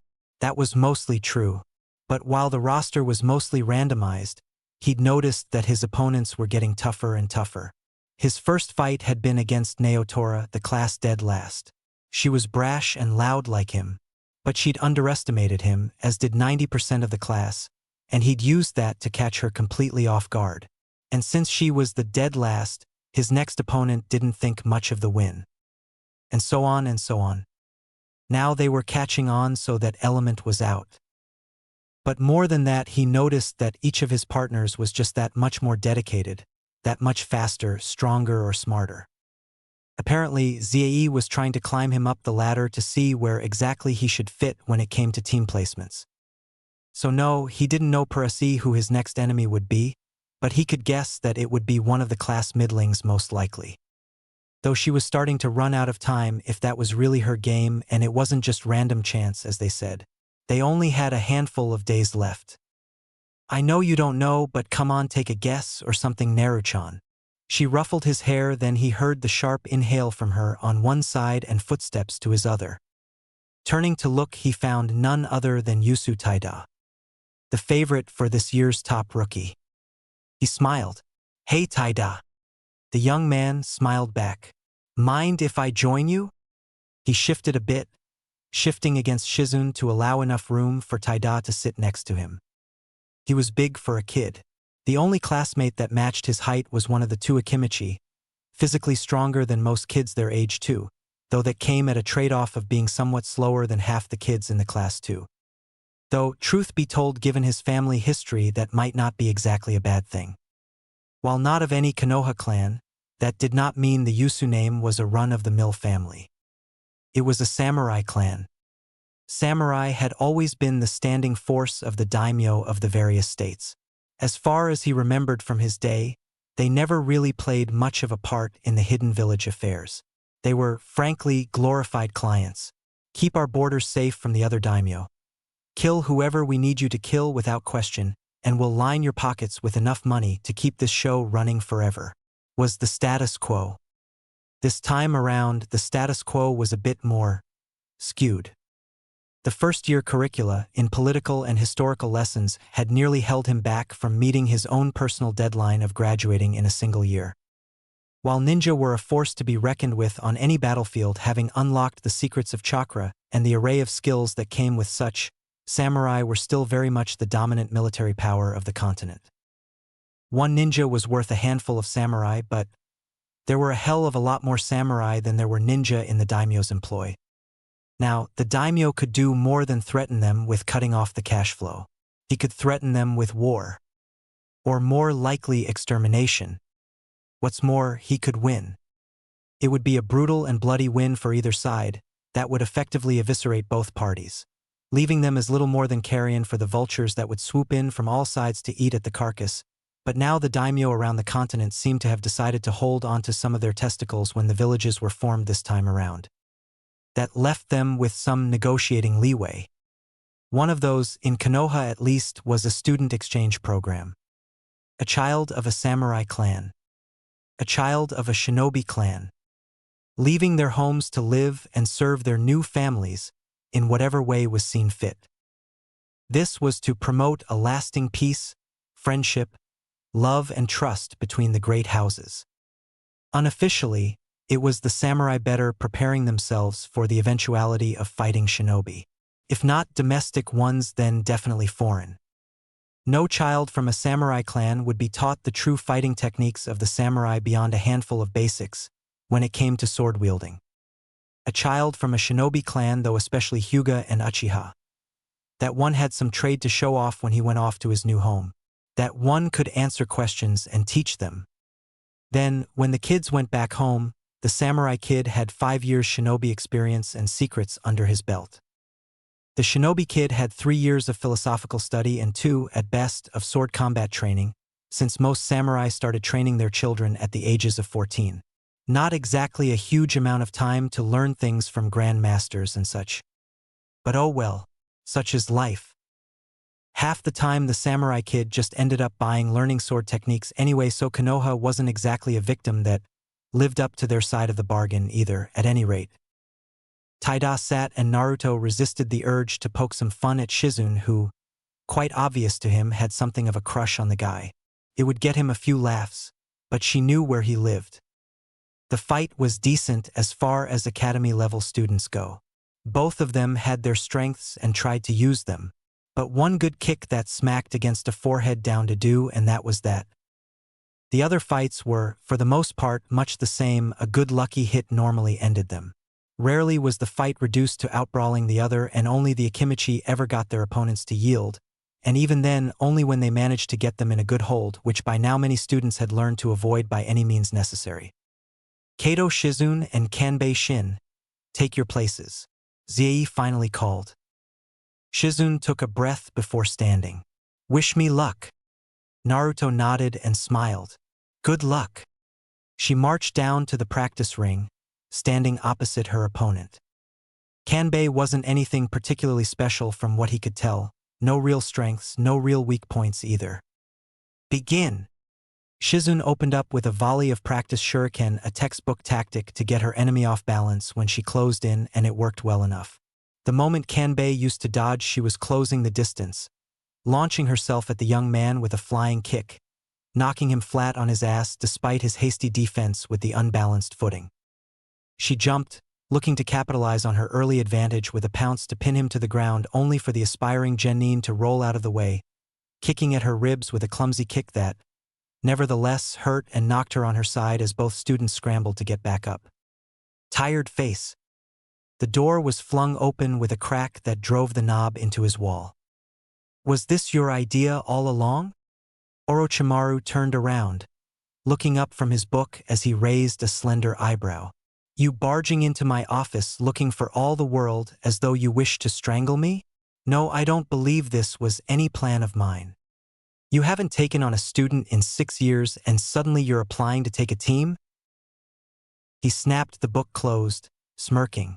You and Sensei have been pestering me to take a more active role in the village for a while now. I figured why not start with this. Just as Naruto's about to graduate then? Coincidence. Besides, I placed myself on the reserves list. I'm just there to dash. Convince whoever gets assigned as a sensei to his eventual team to step down so you can fill in the spot. Oh, come now. He smiled blithely. Where's the trust, Tsuchan? Oh, screw you. He marched to a chair, seating himself on it as he tossed his book on the end table and laced his hands over his stomach. What exactly are you complaining about? That you're using Naruto as some kind of stepping stone Oro. He pursed his lips, mulling over the thought, then he smirked. I might be just a little bit guilty of such, but what exactly are you complaining about? I'm the best possible sensei in this village. Just look at Anko-chan. She's one of our strongest whack jobs. I'll give you that. We're all a little crazy, Tsunade. He doesn't need you making it worse, or you making some kind of statement. And his teammates won't need you neglecting them in favor of the prodigy. Which he is. The other students will get by, but the whole point of early academy enrollment is to bring those talents to their full potential. And then you wonder why I say Saru-sensei spoiled you rotten. The sighed overdramatically, smirking faintly as he saw how his actions irritated her. If there was one thing Tsunade hated, it was being dismissed. Oh well, I suppose I'll just have to shoulder the burden of sensei's partisanship. Is that all? Don't make me kick you through the wall, she growled. He opened his eyes, looking up at her, just the slightest bit more serious, though the smile remained. You know how this is gonna end by now. You'll shout and scream and I'll ignore you completely and do whatever I want. If it comes down to a fight, we'll blow up half the village training grounds before Sensei shows up to have us pulled apart, where we'll get a timeout and a rather stern lecture regarding the woes caused by mass property damage. And then I'll still do whatever I want. So can we skip all of that and just get to the me doing whatever I want part? You're an ass, you know that? The smile spread. I might be just a little bit guilty of such. It was just a few minutes after she'd left that a familiar older gentleman opened the door to his office, in a similar fashion, driving the knob that much deeper into the cracked wall as he held an equally familiar application form. Was this your idea all along? The Sannin smiled, half frustrated, half sardonic. No. I don't believe it was. Tired face. Ow! Big baby, Naruto teased. She smacked him upside the head. Shut up. Then her hand returned to her jaw. That really hurt. He had no doubt it looked like it hurt. If she didn't live with Tsunade, she'd probably be sporting an ugly bruise for the next week. As it was, it'd be gone by tomorrow most likely. She managed to win, But one really good punch had nearly taken her out of the fight when half the class could have sworn her jaw had broken given the sound of the hit. To everyone's surprise, and his personal relief, it sounded worse than it was, and she kept herself in the fight, managing to carve out a win. She landed enough hits to have Zie call the match in her favor. Now they were down to just a handful more students, and Naruto was starting to wonder when the hell he was going to be. Uzumaki Naruto and Yusu Taida, please take your places, Zie called, a hush leveling the area before each student began to murmur with one another. Huh. Looks like she decided it best to work from the top to the bottom rather than the bottom to the top. He stood up, listening as Taida did the same, both of them marching down to the practice ring. When they arrived, Taida bowed at the waist. If there was one thing that could be said about the samurai clan boy, it was that he was polite and did his best to follow the traditions of his family. Which meant his greatest strength was essentially taijutsu. He aced all of his tests and written tactic exams, was slightly above average in accuracy, but, most likely due to his upbringing before coming to the village, he didn't put as much effort in his ninjutsu, so that was just average. Which essentially meant, especially due to his size, he had to use his ninjutsu to its fullest advantage over him. He took his stance, the basic academy stance. Taida did the same, though his was a bit more rigid in his foot positioning. He probably wouldn't use too many kicks if that was the case. So overcoming the taijutsu reach advantage wouldn't be impossible, just unlikely now. Begin, Zie shouted. With a hand seal Naruto focused. Bunsin no jutsu. He was never good at making a single, regular clone. 100 was an entirely different matter. Within a second, the academy practice grounds were covered from corner to corner in grinning blondes. The students gasped. Even Zie leaned forward in her seat, looking intently now at the fight. Taida's eyes widened, but in quick motion drew his shuriken and began throwing. A few of the clones dispelled as the weapons cut through the fragile illusion that formed them. The rest charged. To Naruto's surprise, Taida didn't choose to flee as most shinobi would have done, trying to get to a more advantageous position, or even buy time in order to think of a plan. He held his ground, bracing himself. Charging in the middle of his clones, Naruto grinned. It was a good plan. He could think of more than a few ways to kill his enemy, none would fail. He'd gotten too good at killing dead things that refused to stay down for an aspiring genin to have a prayer, even with him like this. But he didn't want a clean win. He just wanted to see how much work he still had waiting for him. How much distance he'd have to cross before he could even have a prayer. The clones struck, and the blows passed him by, doing no damage and merely dispelling themselves with the fragile break. Until finally there was one solid kick across his face that nearly knocked him over. Until his hand snapped forward and grabbed the owner of the offending limb. With a brutal punch to the stomach that knocked the wind out of him, and a follow-up that hit him about as hard as Shizen's opponent had hit her, striking him across the cheek, Naruto scarcely had time to catch his breath before he was thrown onto the ground with a solid thud. Not even fast enough to avoid an academy student. He recovered and looked up as Taida pounced, looking to pin him to the ground and get the win. And for a moment he was not in the academy training grounds. He was not facing an all-too-polite exchange student. He was not in a friendly test. He was in a battlefield, the screams of dying, wounded men rising up to a crescendo of noise around him, a hurricane of sound that clawed at his ears as he looked up at the lone Sharingan eye spinning in its iris, the crackle of lightning roaring over the battlefield noise as Konoha's last Hokage rushed in for the kill, the howling of 1,000 birds meeting the unrelenting force of a Rasengan before his own death blow came at the hands of a tearful Sakura. His body sealed and burned by his remaining student. The last Hokage, the first of Team 7, his chakra surged, taking form in his hand, the shape of a whirling sphere coalescing into the faintest silhouette before he caught himself. Blinked. The memories of a dead man in a dead future vanishing like the ghosts of shadow, and he holds back from the deadly blow. From sheer reflex, he vanishes in a puff of smoke, leaving only an academy standard explosive trap at his feet. Taida's eyes widened, his legs bracing to move when the thing exploded in a massive cloud of smoke, leaving him sputtering and hacking up a lung. Gotcha! The students heard through the cloud before Taida stumbled out of the impenetrable smoke, still hacking up his lungs with tears leaking from his eyes. Match!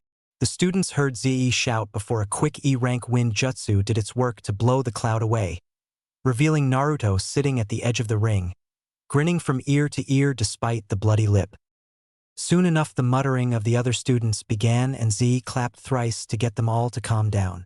She looked tense, her lips pursed a bit more than usual as she looked them over. Naruto didn't dare look up, worried that if he did, and she'd seen that second, that moment, if she'd felt the killing intent, his look would be all the confirmation she needed. All right, students, we're done for the day now. I suggest you all go home and enjoy your weekend. Next week will be your last before the final examinations and we see which one of you made it. Good luck. And with that, the teacher began to gather her things. Taida made his way over, still coughing a bit, his eyes still red from tearing up. A good match, the raven-haired youth said, bowing at the waist, smiling as he straightened. If that had been actual explosive tags, you'd be dead in that case too. The faux 4-year-old grinned once more, this damn smile slipping on so very easily all over again. Ha, that was fun. I want a rematch. Taida's smile grew a bit, holding just the slightest bit of bemusement. You are rather odd, Naruto-san. Tired face. By the time he got back home, Naruto was full and satisfied. Tsunade had picked him and Shizune up, healed their cuts and bruises, and then treated them to an early celebratory lunch. 3 more days and he'd find out who exactly he was getting on a team with. He'd be a genin one step closer to Hunter Nin.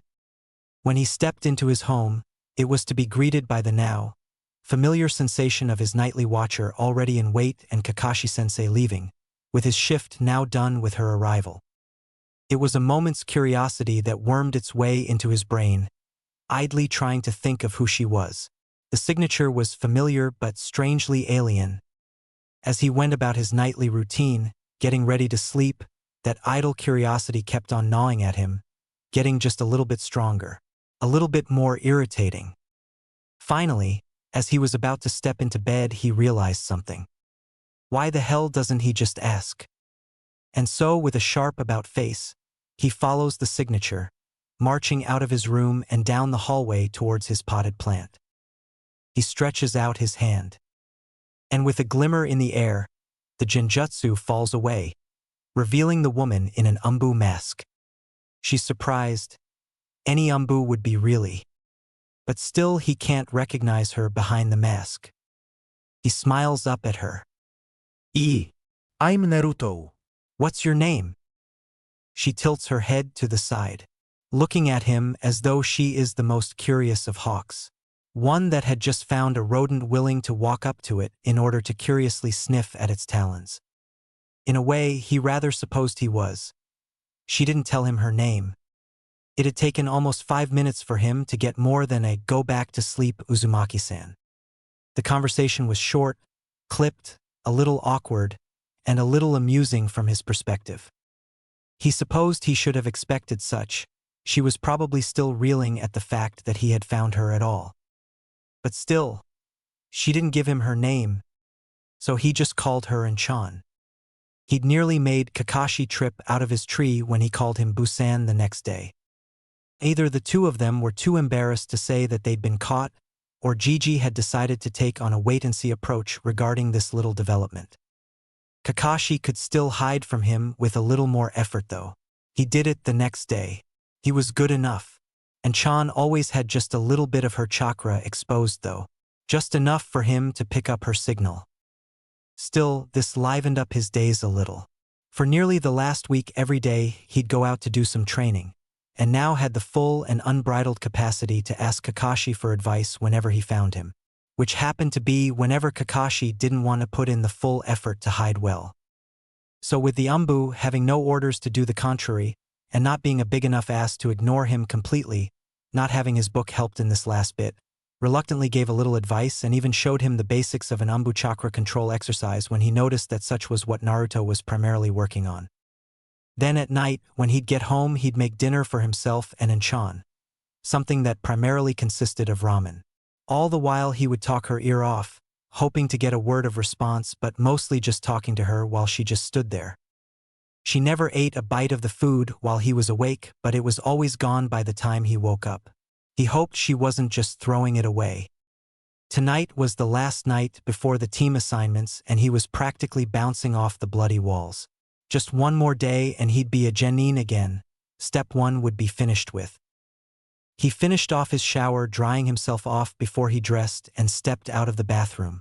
He was 5 now, so just one more year before he wouldn't need to use that thing anymore. He sensed as Kakashi left and Enchan arrived. "Enchan," he called, smiling. The woman didn't even put up the pretense of stealth anymore, marching in through his front door, judging by the sound. He marched out of his bathroom, stepping out to the hallway where he found, much to his surprise, his dining table overlaid with a number of bags, stuffed with food. "You cannot keep having ramen every day?" The flat drawl brought his eyes over to her, standing in a corner halfway across the room, cloaked from head to toe as if she'd never moved. It was impressive considering his whole table was full of stuff. "Oh, come on, I make good ramen." "Not anymore, you don't," she answered in a, to all senses, completely impassive tone. But Naruto recognized smug satisfaction a mile away and his danger senses were tingling. He blinked, confused for a second before he paled, bolting out of the room and into the kitchen. It was a moment later when half the neighborhood was woken up by his anguished cry of despair. "Tired face. I hate you," he hissed, stuffing the last of the groceries into its proper place in his now empty cabinets. "I'll live," she replied from the other room. He huffed, staring up at the assortment of foods. "What am I supposed to maki? Food. Everyone's a comedian or something," he muttered to himself. Between Zie Dan and now Enchan, he was getting rather tired of witty retorts and dry sarcasm. He looked up again, pulling out a bag of rice and then picking out some meats from his freezer. A little while later he set 2 plates down on his table, already knowing Enchan wouldn't eat now, but leaving it out for her anyway. The chicken was a bit saltier than it should be, and the rice a little undercooked but not bad for a first try if he did say so himself. It was edible at least. And this time it didn't end with a burnt refrigerator, exploding toaster and an electrical fire in the bathroom. "Hey Enchan," he called. "Any idea who's gonna turn out to be my sensei tomorrow?" "None," she answered truthfully. "You'd be better off asking Busan." He was about to ask who the hell that was when he recalled that was the very name he'd placed on Kakashi to keep up appearances. "I guess he'd see more of the academy since he's around during the day." She said nothing to that. Finally he was done, hopping off his chair. He took his place and marched onto the stool to wash it in the sink before putting it away. He marched right up to his nighttime watcher, smiling at her. "Night Enchan." She nodded. He leaned forward and hugged her. Once more he got that feeling of being a mouse beneath the gaze of the hawk. One that was beginning to wonder why its talons hadn't carved their way through soft rodent flesh yet. He giggled, letting her go and heading off to bed. The next morning the plate was empty. "Tired face." "All right then, class," Z called, clapping thrice as she set her books down on the desk. "Today is the last day, and all of you will now be assigned to teams where you'll most likely be paired up with at least one member of this class who you can't stand, and you'll all have to look at each other and work together every day for the next few years. Aren't you all excited?" Naruto fought down a snicker. That was fairly accurate, all things considered. She left out the part of how the teams eventually grow to consider each other family, though. "All right, now let's get this started. Team 1 dash. This is so exciting," Shizun whispered beside him, and he has to smile a little more. He could barely remember the day he was assigned to teams, but he did remember the excitement, the anticipation rushing through his limbs. He keeps that moment for as long as he can. Grips it. Every good memory is something he tries to hold onto as much as possible. Otherwise, the bad ones will overwhelm him when those moments come where he can't just block them out anymore. And those moments are there, circling like ravenous wolves, waiting to sink their fangs deep into his flesh. Team 4-ZE calls. Kato Shizun, Inazuka Katsui, and Yashinari Itsu. Your sensei will be Munori Oshika. Oh, that's me. That's me, Naruchan. She hugged him, so suddenly he almost slid off his chair as she squealed into his hair. He was happy for her. It seemed for a moment she was torn between hugging him and waiting out for his own team to be announced and leaving with hers. Soon enough, though, she left with hers. Team 8, Naruto Uzumaki Dash. His ears practically swiveled forward to hear better. Naotora Ryoko and Karitsuru Hachiba. Ryoko, he thought, turning to look at the girl he'd beaten in the practice ring just a few weeks ago, his first opponent in it. The class dead last. That means that… Congratulations, Mr. Uzumaki, you've not only managed to graduate within a year, but you also managed to snag the top spot. Zie remarked. As expected of my future student. A voice hissed from somewhere behind him. Naruto's blood went cold at that unmistakable voice. No. Turning to look at the back of the class, Naruto found none other than the snake Sannin morphing out of a wall, smirking at him. Tired face. The first words out of Naruto's mouth the second he got to the designated meeting place at the village edge was a vehement query. Was this your idea the entire time? The snake Sannin paused, lips pursing, almost in displeasure for a moment before he schooled his features. Does it matter? He guessed it didn't. He was still stuck in the same boat regardless. And it had been him that had showed off his memories to get Orochimaru to nominate him. He knew that there was an ulterior motive. He just assumed it was glory-seeking at nominating a strong candidate for the academy, not to actually be his sensei and take even greater glory when he assumed the credit for having taught said strong candidate. He guessed the motive, he just deduced the wrong method. So you're really gonna be our sensei then? Ryoko asked, staring up at the man, not with a little bit of awe. While Orochimaru was a known recluse in the village, his prowess as a ninja was known worldwide. He wondered how long it would be before everyone knew him as a sicko and a power-mad lunatic. Sweet, we're getting the best of the Sannin as our sensei. Hachiba grinned, adjusting his new forehead protector. Orochimaru's smile seemed innocent enough, but it made Naruto's skin crawl all the same. The best? Perhaps. But my teaching you remains to be seen, Team 8. The two genin looked confused before the Sannin clarified. The academy merely judges if you children have the faintest potential to actually become genin. I am the one that gets the final say on whether they were right or wrong today. So, you're going to take something of a test. What kind of test? Ryoko grinned. We'll beat it no problem if it gets you as our sensei. Now his smile was clearly predatory, even to them. We'll see. Tired face.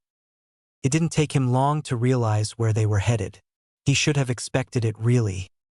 The first place he met this bastard is the place where he decides to hold his genin test. Training Ground 44, better known as the Forest of Death, loomed over them like a monolithic beast in its own right. We're going in there? Hachiba asked.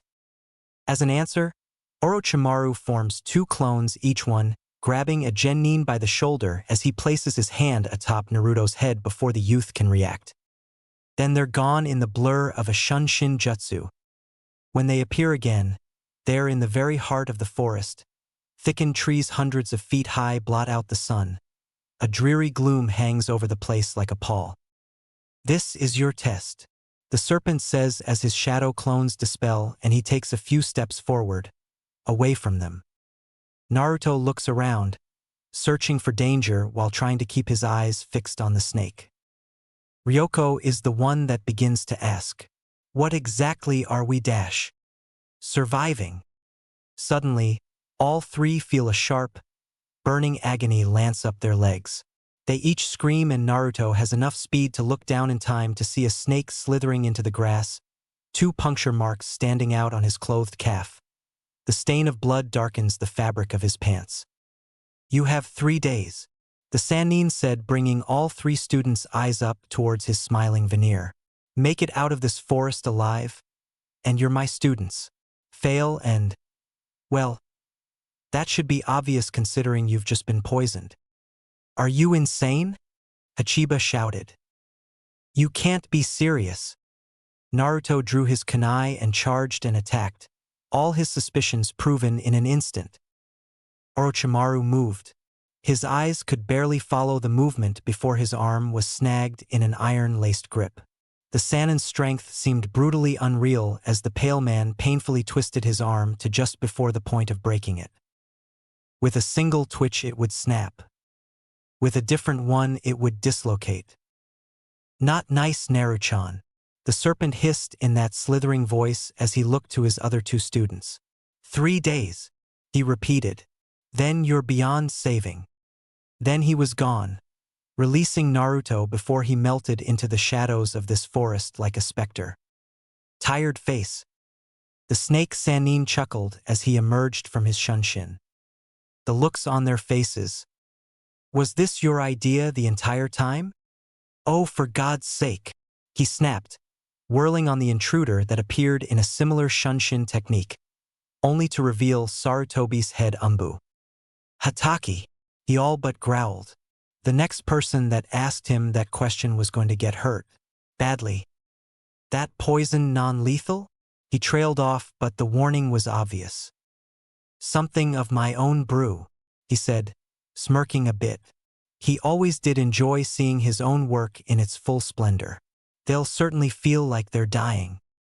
The silver-haired ninja nodded. "What exactly is the test about? Why not just go with Sarutobi's spell test?" The Sannin snorted. "Bah! You'd have them chase you around with such a simplistic goal?" "No," he chuckled. "What brings about truth in anyone isn't a goal, and it isn't a mission."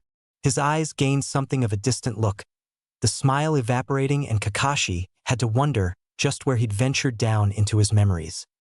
"It's fear dash," he finally said, "and facing true danger. Watch and learn, Hatake. This is how shinobi of Konoha are to be tested." Tired face. "He can't be serious."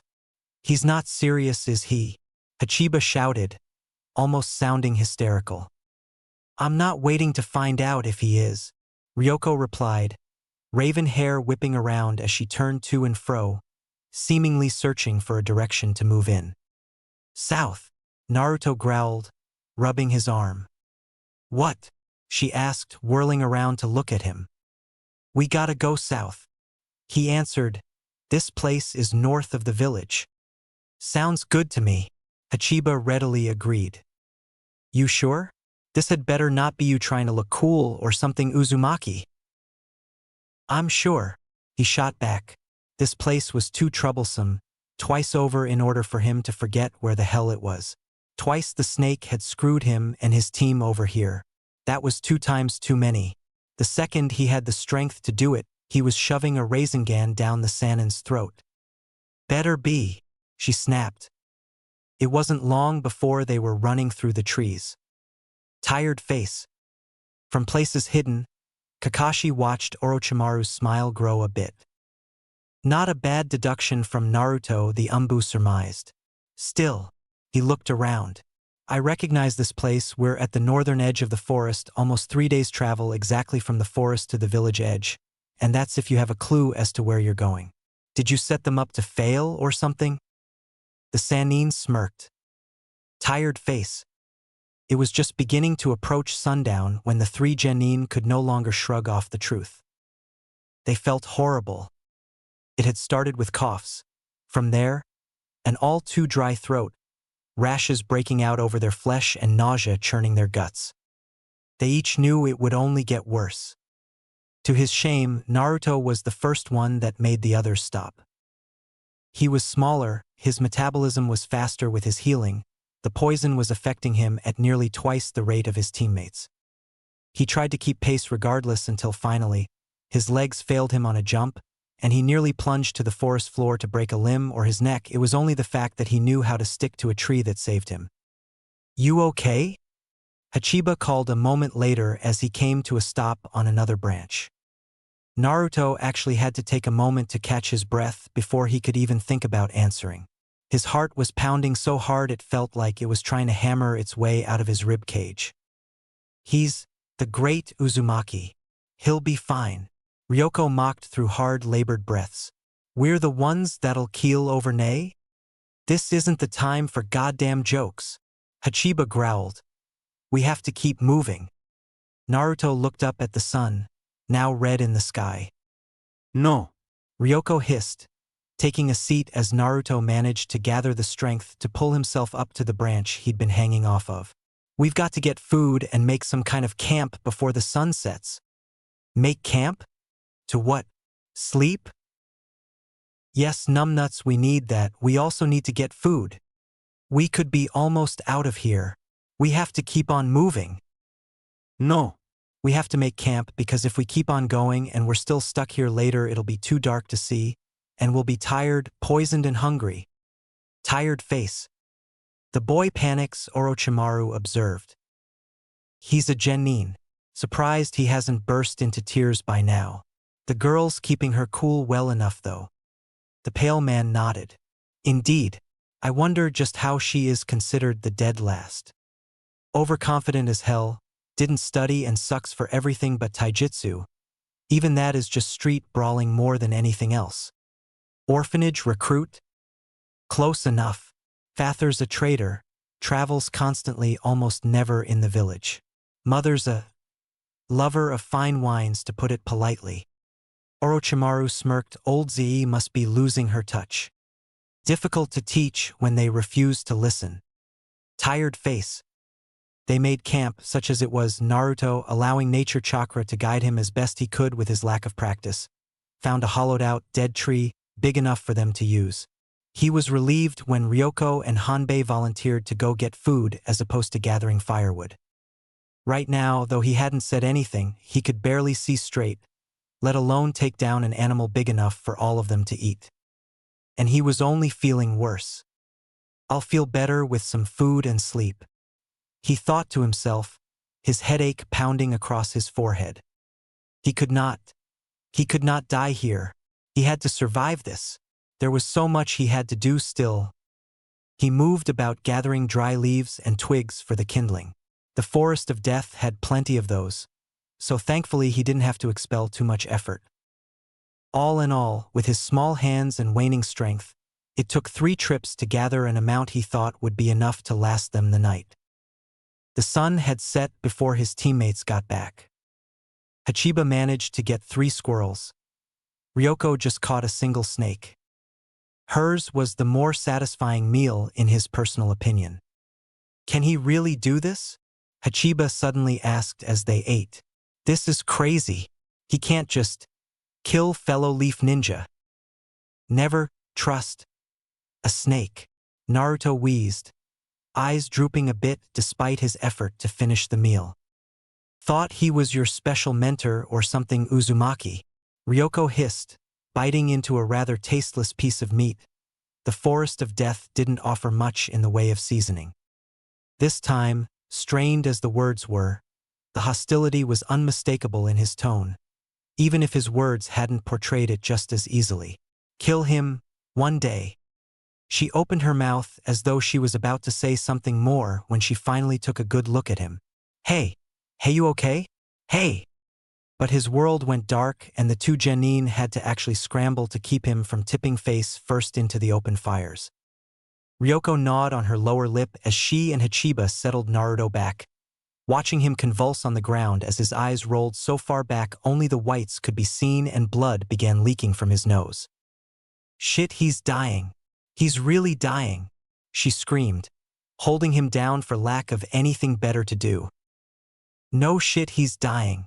He's half our size," Hachiba shouted right back. They held him down, every second basing in unimaginably slow agony for all huddled within that little hollow. It seemed an eternity before he finally settled. What the hell are we gonna do? Hachiba groaned, rocking a little where he sat. He probably didn't notice. Her mouth was dry as she answered, feeling her own heart pounding with adrenaline-fueled fear. We're gonna go to sleep for a few hours. Wake up and carry him out of here the rest of the way, that's what. Then when we get back, we're getting Hokage-sama to hold down that snake bastard so we can cut his balls off and feed them to him. Despite her bravado, her shaking hands and pale features showed just how rattled she really was. Despite how much they needed it, neither child got much sleep that night. And the next morning, Naruto was as pale as a corpse. His breathing didn't sound much better than a dead man's either. Worst of all, he wasn't waking up. We have to leave him. Ryoko whipped her head up, blinking at her fellow, aspiring Genin as though he'd just grown a second head. What? We can't carry him, the boy explained. We'll just tire ourselves out and we won't be able to dash. We're not leaving him here, she protested, cutting him off. He's still alive. Not for much longer, Hachiba shouted back. It's just been a day. Look at him. We've got to move fast and we can't do that if we dash. She stood up, silver gray hair whipping around her face as she all but snarled. We're gonna carry this dumb ass back and I don't care if I've got to tie him to you. Get me? Hachiba opened his mouth, moving to protest when he seemed to think better of it and closed his mouth. Ryoko looked down, thinking, we'll carry him in shifts. You go first, I go next. I'm not going dash. You're going first. What do you think, I'm stupid? I carry him first, tire myself out, and you just haul ass when it's your turn? You go first. I'll live up to my end. You're not dash. You can stay here and bitch with me and keep wasting time. You can try to run and we can fight, wasting even more time, or you can do what I tell you and we can try to get the hell out of this. Long and short of it is we're not leaving the little bastard. Tired face. Orochimaru watched, yellow eyes gleaming like jewels as the sun rose over the edge of the horizon. You wanted this. He turned a little, looking at the woman-child in her umbu uniform, the stark white mask glinting with the rays of the early morning. That's the purpose of the test, to see if they'll leave him to die, she concluded, her head tilting to the side. I'm only not certain which outcome will cause them to succeed or fail. The Sannin smiled a little. They should do what proper Konoha ninja should do. That's the only way to succeed. And Naruto? How will you judge him in his state? He'll pass, of course. You would take him as a student no matter what? That hardly seems fair. Life is fair. Tired face. It was not, by any stretch of the imagination, how she could have ever dreamed her shinobi career would start. She was feeling sicker than yesterday. Her bones ached. She wanted nothing more than to lie down and sleep again, even as her stomach churned at the edge of nausea. Every muscle felt little better than overcooked noodles, flimsy and weak as she forced them to push her along in ever shorter leaps across the trees. And to think, she still had to carry him after Hachiba couldn't do it anymore. She coughed, stopping in her run to lean against the trunk of a tree. It sounded wet. She could almost taste the phlegm at the back of her throat as spittle specked the hand she'd used to cover her mouth. Hachiba stopped ahead of her, his pasty skin and black ringed eyes serving to only let her imagine how bad she must have looked as well. She was going to kill that snake bastard. She looked up, coiling her muscles again before jumping off. Keep going, even speaking felt like it leached out the energy from her. She tried to ignore the blood that had been mixed with the spit. Tired face. Are you seriously gonna let him have a team? Sarutobi sighed. It had been the third time she'd asked in twice as many minutes, and the 100th time since a week ago when her teammate, his student, first filed for the position. What do you want me to do exactly, Tsunade? Walk up to him and say, yes, well, seeing as how you've signed all the appropriate paperwork and properly filled out all agreements clauses, guarantees, and have proceeded to do your due diligence well in time for the responsibility. I've decided to not grant this request despite the fact that I have no other reserve teachers on standby, simply because your motivations are iffy at best and I don't trust you. And this is primarily based on a simple hunch of having known you for the last 20 years.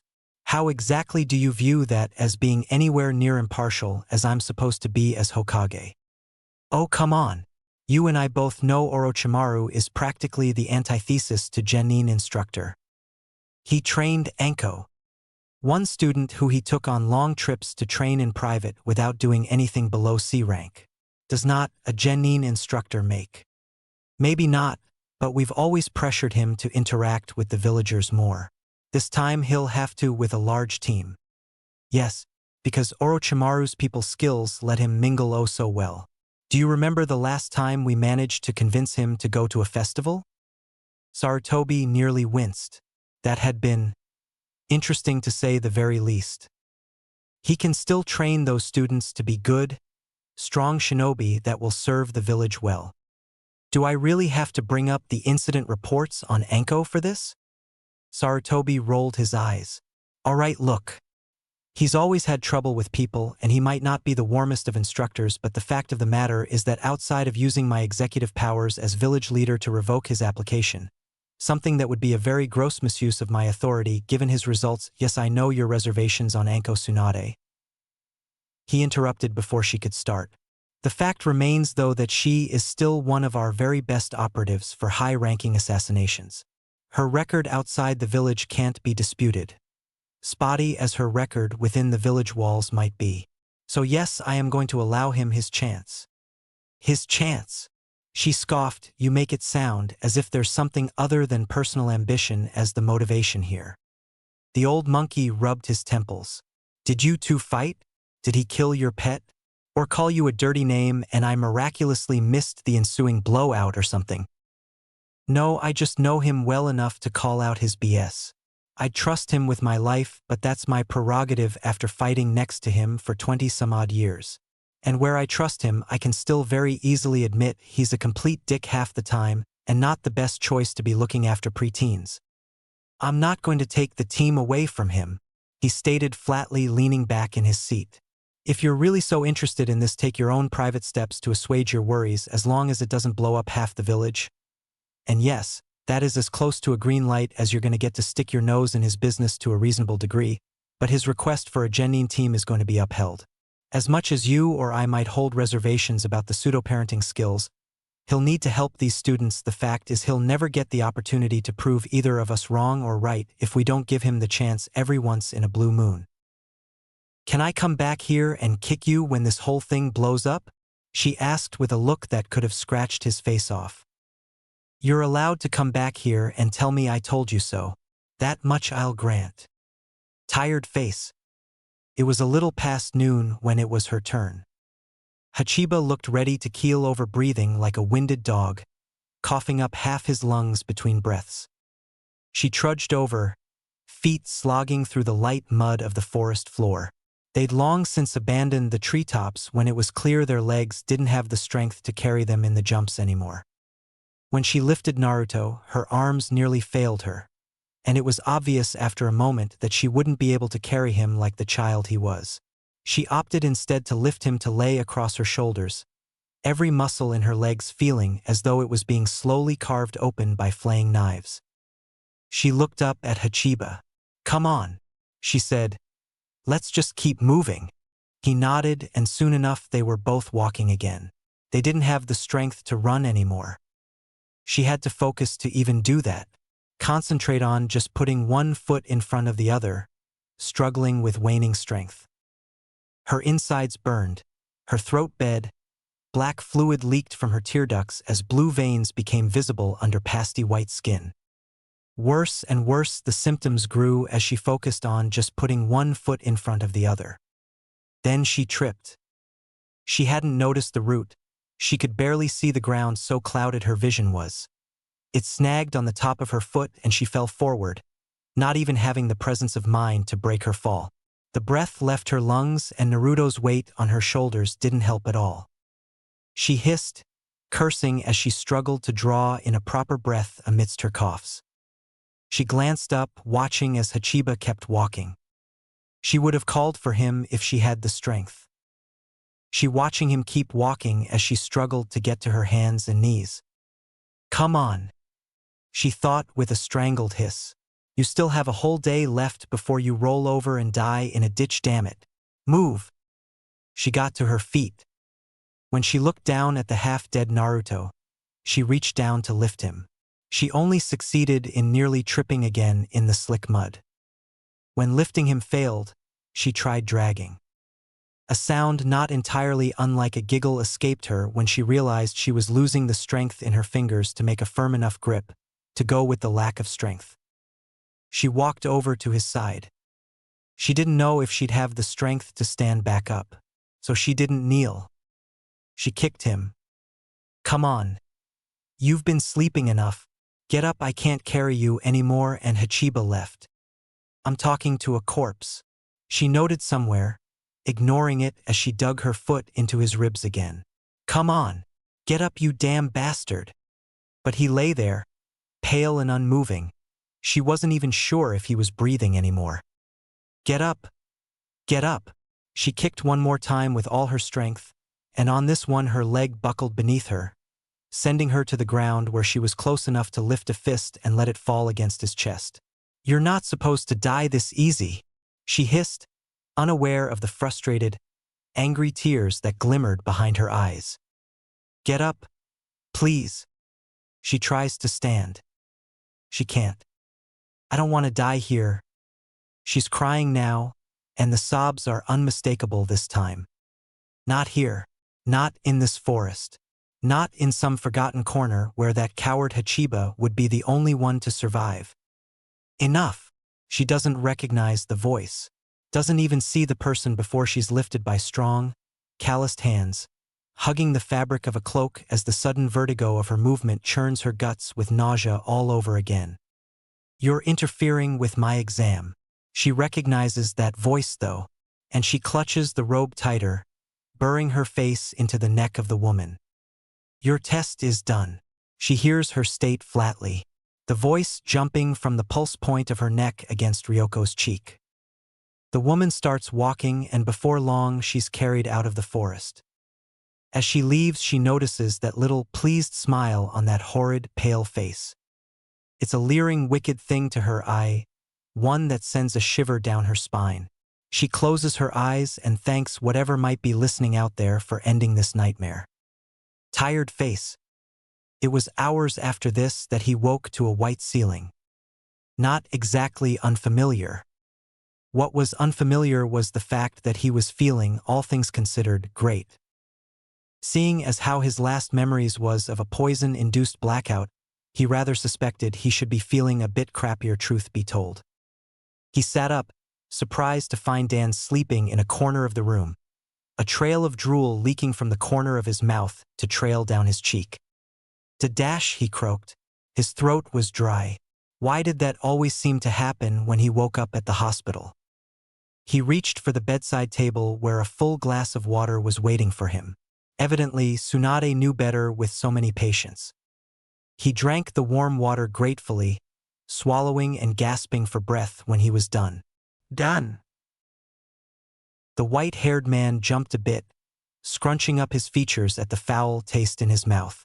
Ugh. Oh hey kiddo, you're up. How the heck did I even get here? Where are Hachiba and Ryoko? Umbu carried you in. Done, explain it.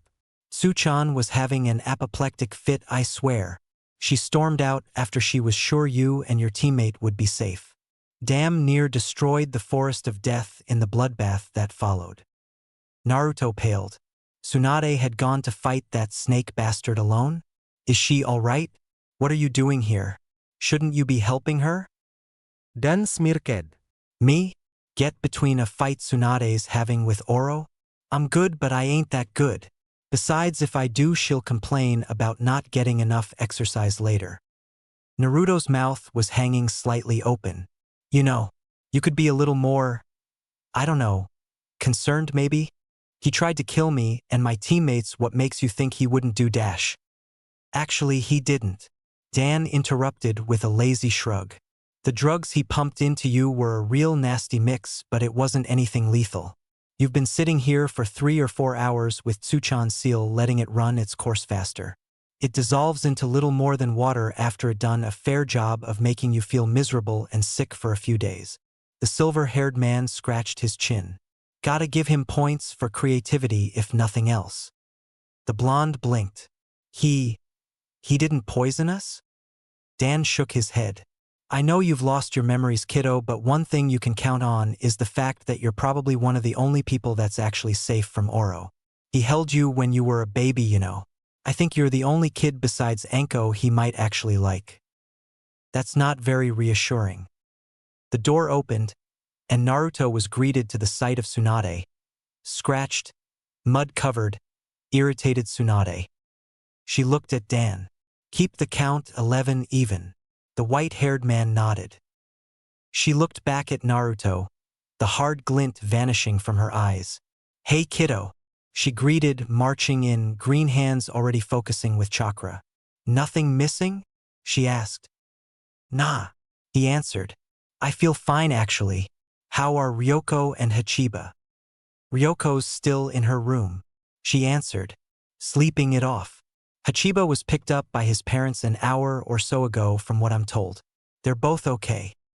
And the snake? She smirked. What do you think?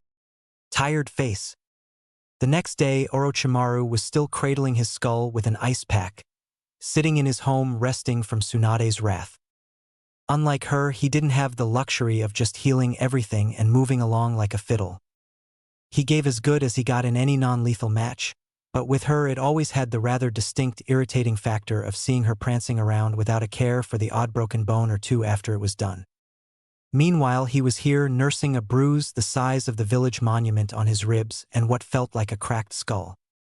Seeing as how the only medic he'd trust to come within 10 feet of him was the one that inflicted these injuries, he was stuck healing the old-fashioned way for the most part.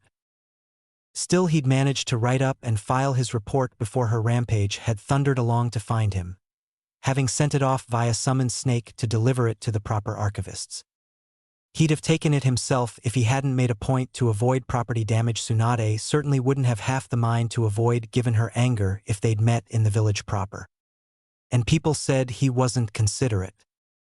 There was a knock on his door, and he tried to sense if it was Tsunade, Sarutobi, or Anko, his usual visitors. He couldn't tell. He blamed the cracked skull. It's open, he called instead. The door slammed open, the knob cracking against the wall. Tsunade then, back for round 2 already? The voice that reached out to his consciousness was certainly not hers though, and the words made him want to choke this person. Was this your idea the entire time? He was sorely tempted to smother himself with the ice pack. What dash, he croaked out. Nefarious, twisted little scheme have I concocted in my mind this time? Am I guilty of poisoning the village's water supply? Consuming the souls of newborn children? Lining the village's flower shops with an overabundance of fertilizer, creating giant green monstrosities that will consume us all? What else could I have done this week, my dear Zae, that I am greeted by such sweet accusations? You know damn well what you did. The little woman stormed into his home, removing her scarf and her coat to stave off the late November chill. She was little above eye level even with him sitting down. She threw down a piece of paper on the coffee table he was propping his feet on, pointing at it as though it was a condemned criminal. You gave them a test they couldn't pass just so you could fail them and pass Naruto all on his own. Orochimaru made an effort to raise his head, glaring with a deadpan stare, all the fury of a sleep-deprived, pained Sannin in his gaze. They should have acted as ninja. He said simply Naruto was dead weight and they had to leave him. The girl stubbornly refused and the boy let himself be cowed. Neither one of them deserved to be Genin of Konoha. Yes, how convenient. And if they would have left him, you'd be turning right around and saying that they should have been loyal to their teammate and tried to save him before abandoning him. She placed her hands on her hips, glaring at him with that ever-present purse of her lips that vaguely resembled a scowl. Is mind reading one of your many talents, Zae? Oh please. I taught you for the first 4 years of your career, and your reputation is hardly spotless. This stinks to high heaven. She scoffed, bringing her hands up to an air quote. Act as shinobi should have. You love the wordplay and the games. You've always loved tricking people while telling them a half-truth or a whole truth. You practically get off on it. Yes, well, it's not your decision to make. Sarutobi is the one that ultimately decides and… Oh, bollocks. She waved aside his statement. He has to give deference to you because you were there, and even if he didn't have to do that, he'd go along with it because more than anything else he needs strong ninja. Anko speaks for your results, as is so he wouldn't really object to you taking Naruto on as a private apprentice. He let his head fall back with a sigh through his nostrils. Don't you seem to be getting awfully angry about T-dash? Damn right I am. They're my students, and I'm not going to let you screw around with their futures. Futures that they've justly earned. Their only mistake here was getting assigned an up-jumped arrogant schmuck like you as their sensei with dreams of training the next god of ninja or whatever's going on in that head of yours. He rolled his eyes, taking a breath. Is there a point to this shouting match? Yes, there is. You're not failing Ryoko. Ryoko? Not the boy. He left. She stated simply. Another year at the academy will do good for his discipline. Ryoko did her very best and she deserves to pass. So you're passing her. You're giving me orders, no dash. I'm old, crazy, and cranky, damn it, I get to give orders. He would argue that point, but then he recalled the Konoha leadership. Sarutobi, Hamura, Koharu, the daimyo, the Hyuga clan elders. Somehow he felt they might be a tad bit biased if he brought up the issue. She took a breath. You know I'm right. And you know somewhere in that little head of yours, though God knows you'd stab yourself in the tongue before admitting it, that she did what was right. So you'll pass her. She said as though his protests were inconsequential and he'd already agreed. Now why exactly do you look little better than roadkill? Was it Tsunade? No, it was the other woman with a temper and enough strength in her finger to level a building. She always did know how to give you a good kick to the head when you needed it. He chuckled. All crooked teeth and laugh lines. HRMPH. I'll make you some chicken soup and you'll feel better, she said, sounding so much like the kindly little witch she pretended to be. Then you'll write up a new report for the Hokage on your team. She patted him on the knee as she passed by, and Orochimaru only briefly wondered at the absurdity of anyone making him chicken soup, let alone one doing so after they'd come in here with the proverbial rock in hand. He supposed stranger things had happened. And what's all this mess here? He heard her call from the kitchen. I know you don't entertain guests, but that's no reason to be unkempt. He rolled his eyes. On second thought, being chastised for his cleaning habits by a god only knows how old academy instructor in his own home might be the oddest thing that had happened to him in his career. Tired face. It was nearly 2 days later that found Naruto and Ryoko sitting in the Hokage's office, waiting for the old man to show up. Hey, he greeted. Hey yourself, she answered back. Feeling better, princess? Naruto's nose scrunched in distaste. Princess. We had to carry your ass like one. I was gonna go with damsel in distress, but that's just too long to say in conversation. She groused, not at all amused at the frustration and fear Naruto's 5-year-old constitution had brought her. Naruto was tempted to protest, but seeing as how she had technically put her life at risk to save him, he was willing to let it go. Sorry I wasn't more of a help. She shrugged. Guess it wasn't your fault. The snake dash. The door opened, bringing their attention towards Sarutobi as the aged Hokage entered, a kindly smile crinkling the corners of his eyes.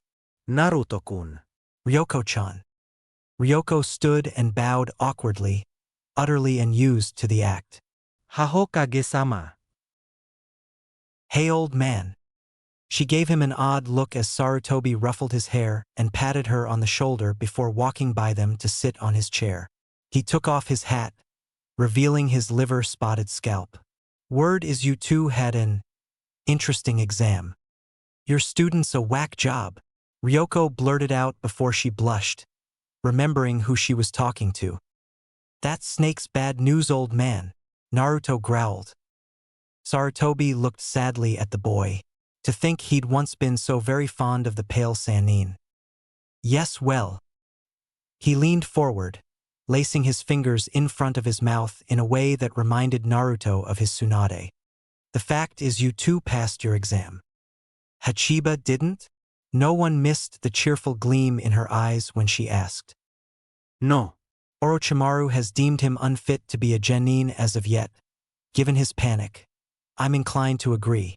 But you too passed his exam, and that means you too, and whatever genin he chooses from the reserve roster will be his students. You're leaving us with him? Ryoko asked, incredulous. His methods were unorthodox, and I realize you might have trouble working with him. So I'm offering you a choice of staying on or being relegated into the genin reserve list until another team can be found for you. How long would we be on the reserves? Unknown, it depends on how badly sensei need a new teammate. Could be months. Could be a few years, though that's rare. The average is a year or two, with the most fill-ins being due to the genin passing on to becoming chunin as opposed to the death of a squadmate. Naruto bit the inside of his cheek. Despite his record, no sensei in their right mind would take a 5-year-old to a chunin examination. Without the odd outlier or desperate team, he'd most likely be stuck on that reserve list until he was within a far more acceptable age. You don't have any other available jounin? Sarutobi shook his head. None really, and to be honest, I suspect Orochimaru's involvement in that. When he wants something, he plans its acquisition like a military campaign. And right now he wants this team. The only wild card he can't factor in is your respective acceptances of going on the reserve lists. Naruto seethed at the simple circumstance that he couldn't wait. Every day was one day less in the ever-shortening time span he had to prepare for Akatsuki, for Tobi. Even now that guy was going around the elemental nations laying the groundwork for everything he had lost. He couldn't sit around with his thumb up his ass. He had to get past being a genin, and he had to do it quick. If he had to do it while keeping one eye open for a snake behind his back, so be it.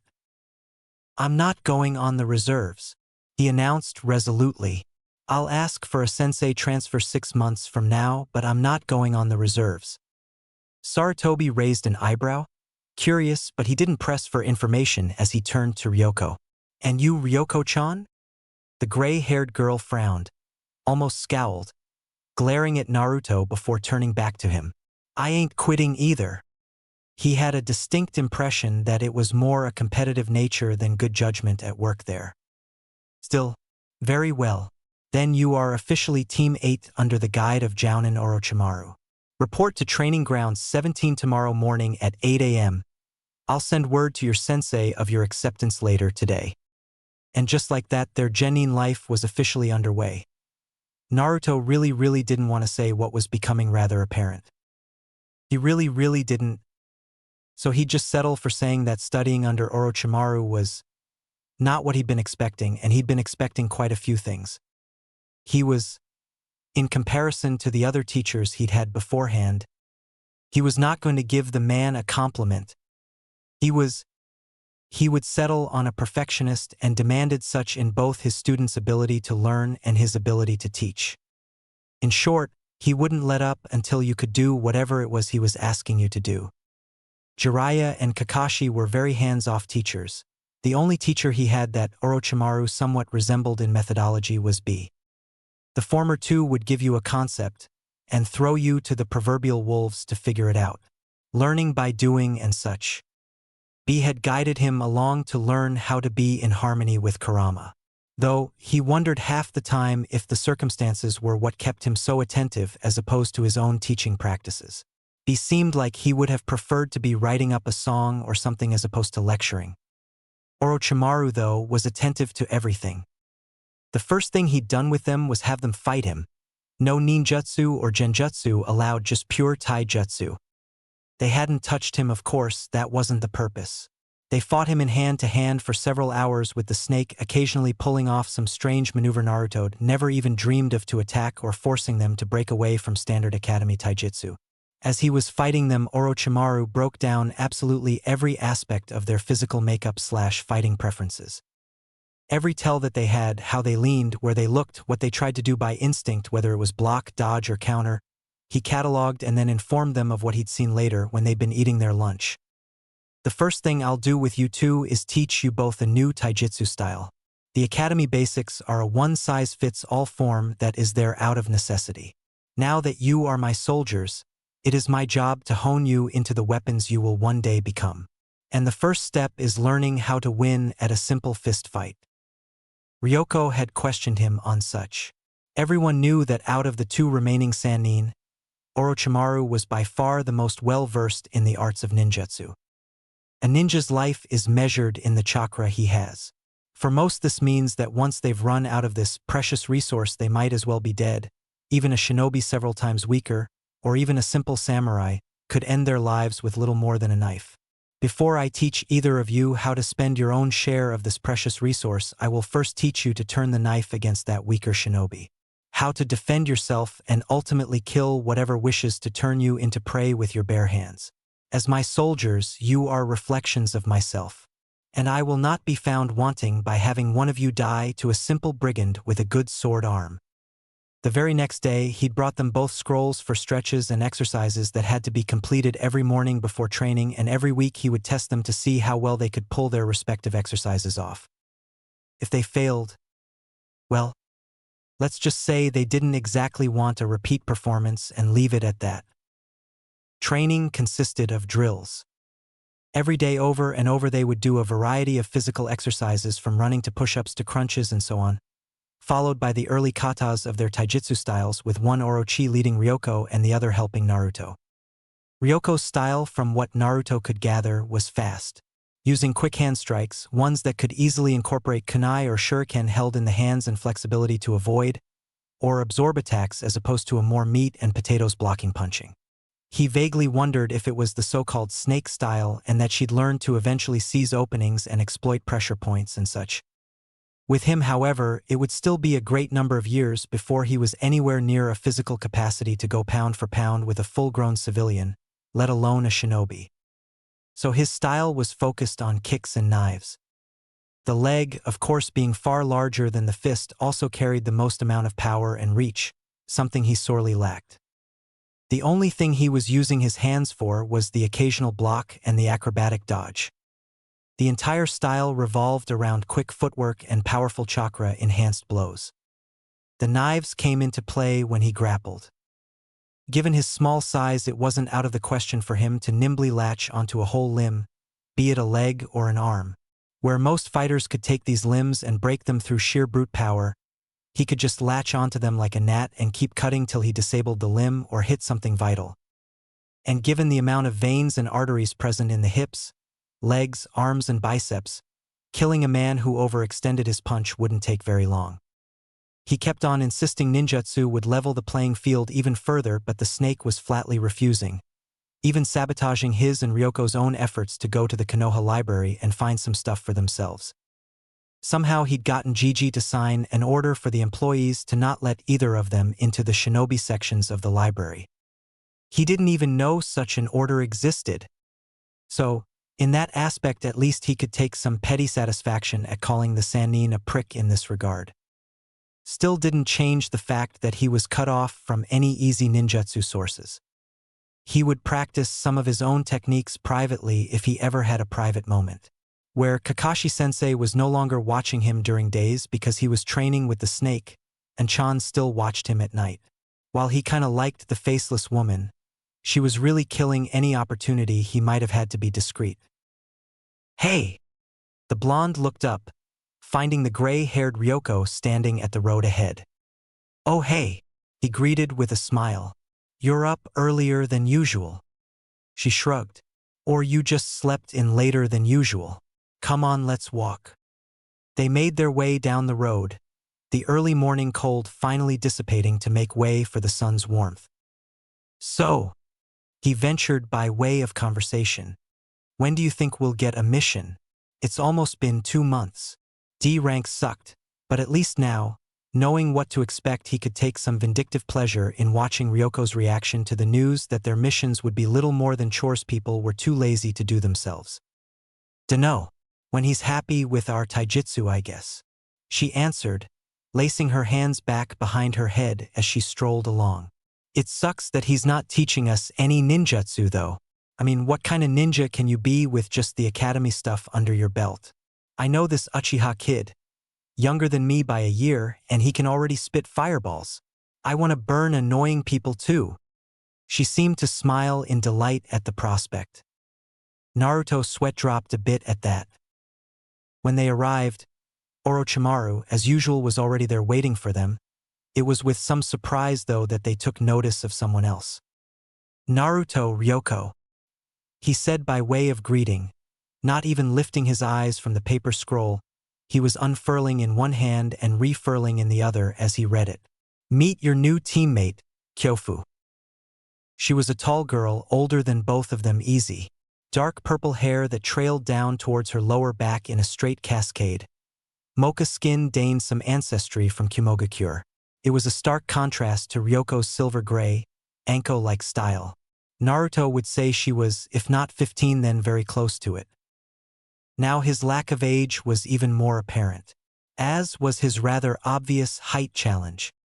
He could barely even reach Kyofu's stomach right now. It was stupid to be irritated at that, given that he graduated at barely 6, but there it was. Still, he decided to try breaking the ice a bit. Hi there, he said with a little forced cheer as he extended his hand. She smiled politely, taking his hand, though the hesitation was evident. Uzumaki-san, I presume? I heard you were young but dash. Your introductions can be done later. Orochimaru interrupted neutrally, rolling the scroll closed and tying both rolls together with a rope. Today we'll begin your chakra control training. You're one step closer to the lauded field ninjutsu with this. Why can't you just give us something? Ryoko complained. The other teams have already learned dash. I don't care what the other teams have learned or not learned. The pale man interrupted. You are a team, he stressed. You will learn at the same pace and will function entirely as a team, as a single entity, not three. Your skills must be to par with each other to cover the weaknesses of each other. He paused for a moment, either to gather his thoughts or to allow his words a moment to sink in. You are genin. As such, you are expected to work with others because your weaknesses are evident and substantial, and will continue to be such well into the rank of chunin, where you will still perform the function as a piece of a greater fighting body. Only when you become jounin will you be trusted to complete objectives alone. And even then you will function as a leader, not an independent entity. The same is true of even the Umbu Corps. Only Hunter Nin can work solo, Naruto muttered to himself, but in the empty clearing he was heard easily by the others, with Ryoko and Kyofu throwing a quick look his way at the sound of his voice before returning their eyes to Orochimaru. And you are all a far cry from being Hunter Nin, he finished. Now, if there are no further complaints, we will begin our exercises. Tired face. So how long have you been a genin? Ryoko asked as they sat in a semicircle. About 3 or 4 hours later, they were eating some toilet paper tasting rations, dry as bone meal with some lukewarm water. It didn't take Naruto long to get used to them again. She still made a face though, and Kyofu had seemed as surprised as either of them had been before she too scrunched up her face like she'd just been punched in the throat. The raven-haired girl coughed, drinking greedily to wet her dry as sandpaper throat. 3 years now. My teammates managed to pass our second try for the Chunin exams. I was injured and couldn't keep going halfway through the test. Clearly it hurt her pride to admit as much. When are the next exams? Naruto cut in, his voice eager, a strange glint in his eye. A serpentine gaze took note of that detail. In about 5 more months, if I'm not mistaken, she answered with a shrug. I've been on the reserves list for about a year, so I haven't been following. 10 minutes. Oro called out, warning them of the impending end of the break and the fact that they would soon have to get ready to continue their exercises. As tasteless as the damn things were, Naruto and Ryoko had learned quick enough to scarf them down before time was up. Luckily, Kyofu followed their example. Tired face. It was approaching sunset when Orochimaru let them go. The evening sky lit up with the flares of orange and purples as the sun dipped below the horizon. That was pretty intense. Their latest addition groused, wincing a bit with each step.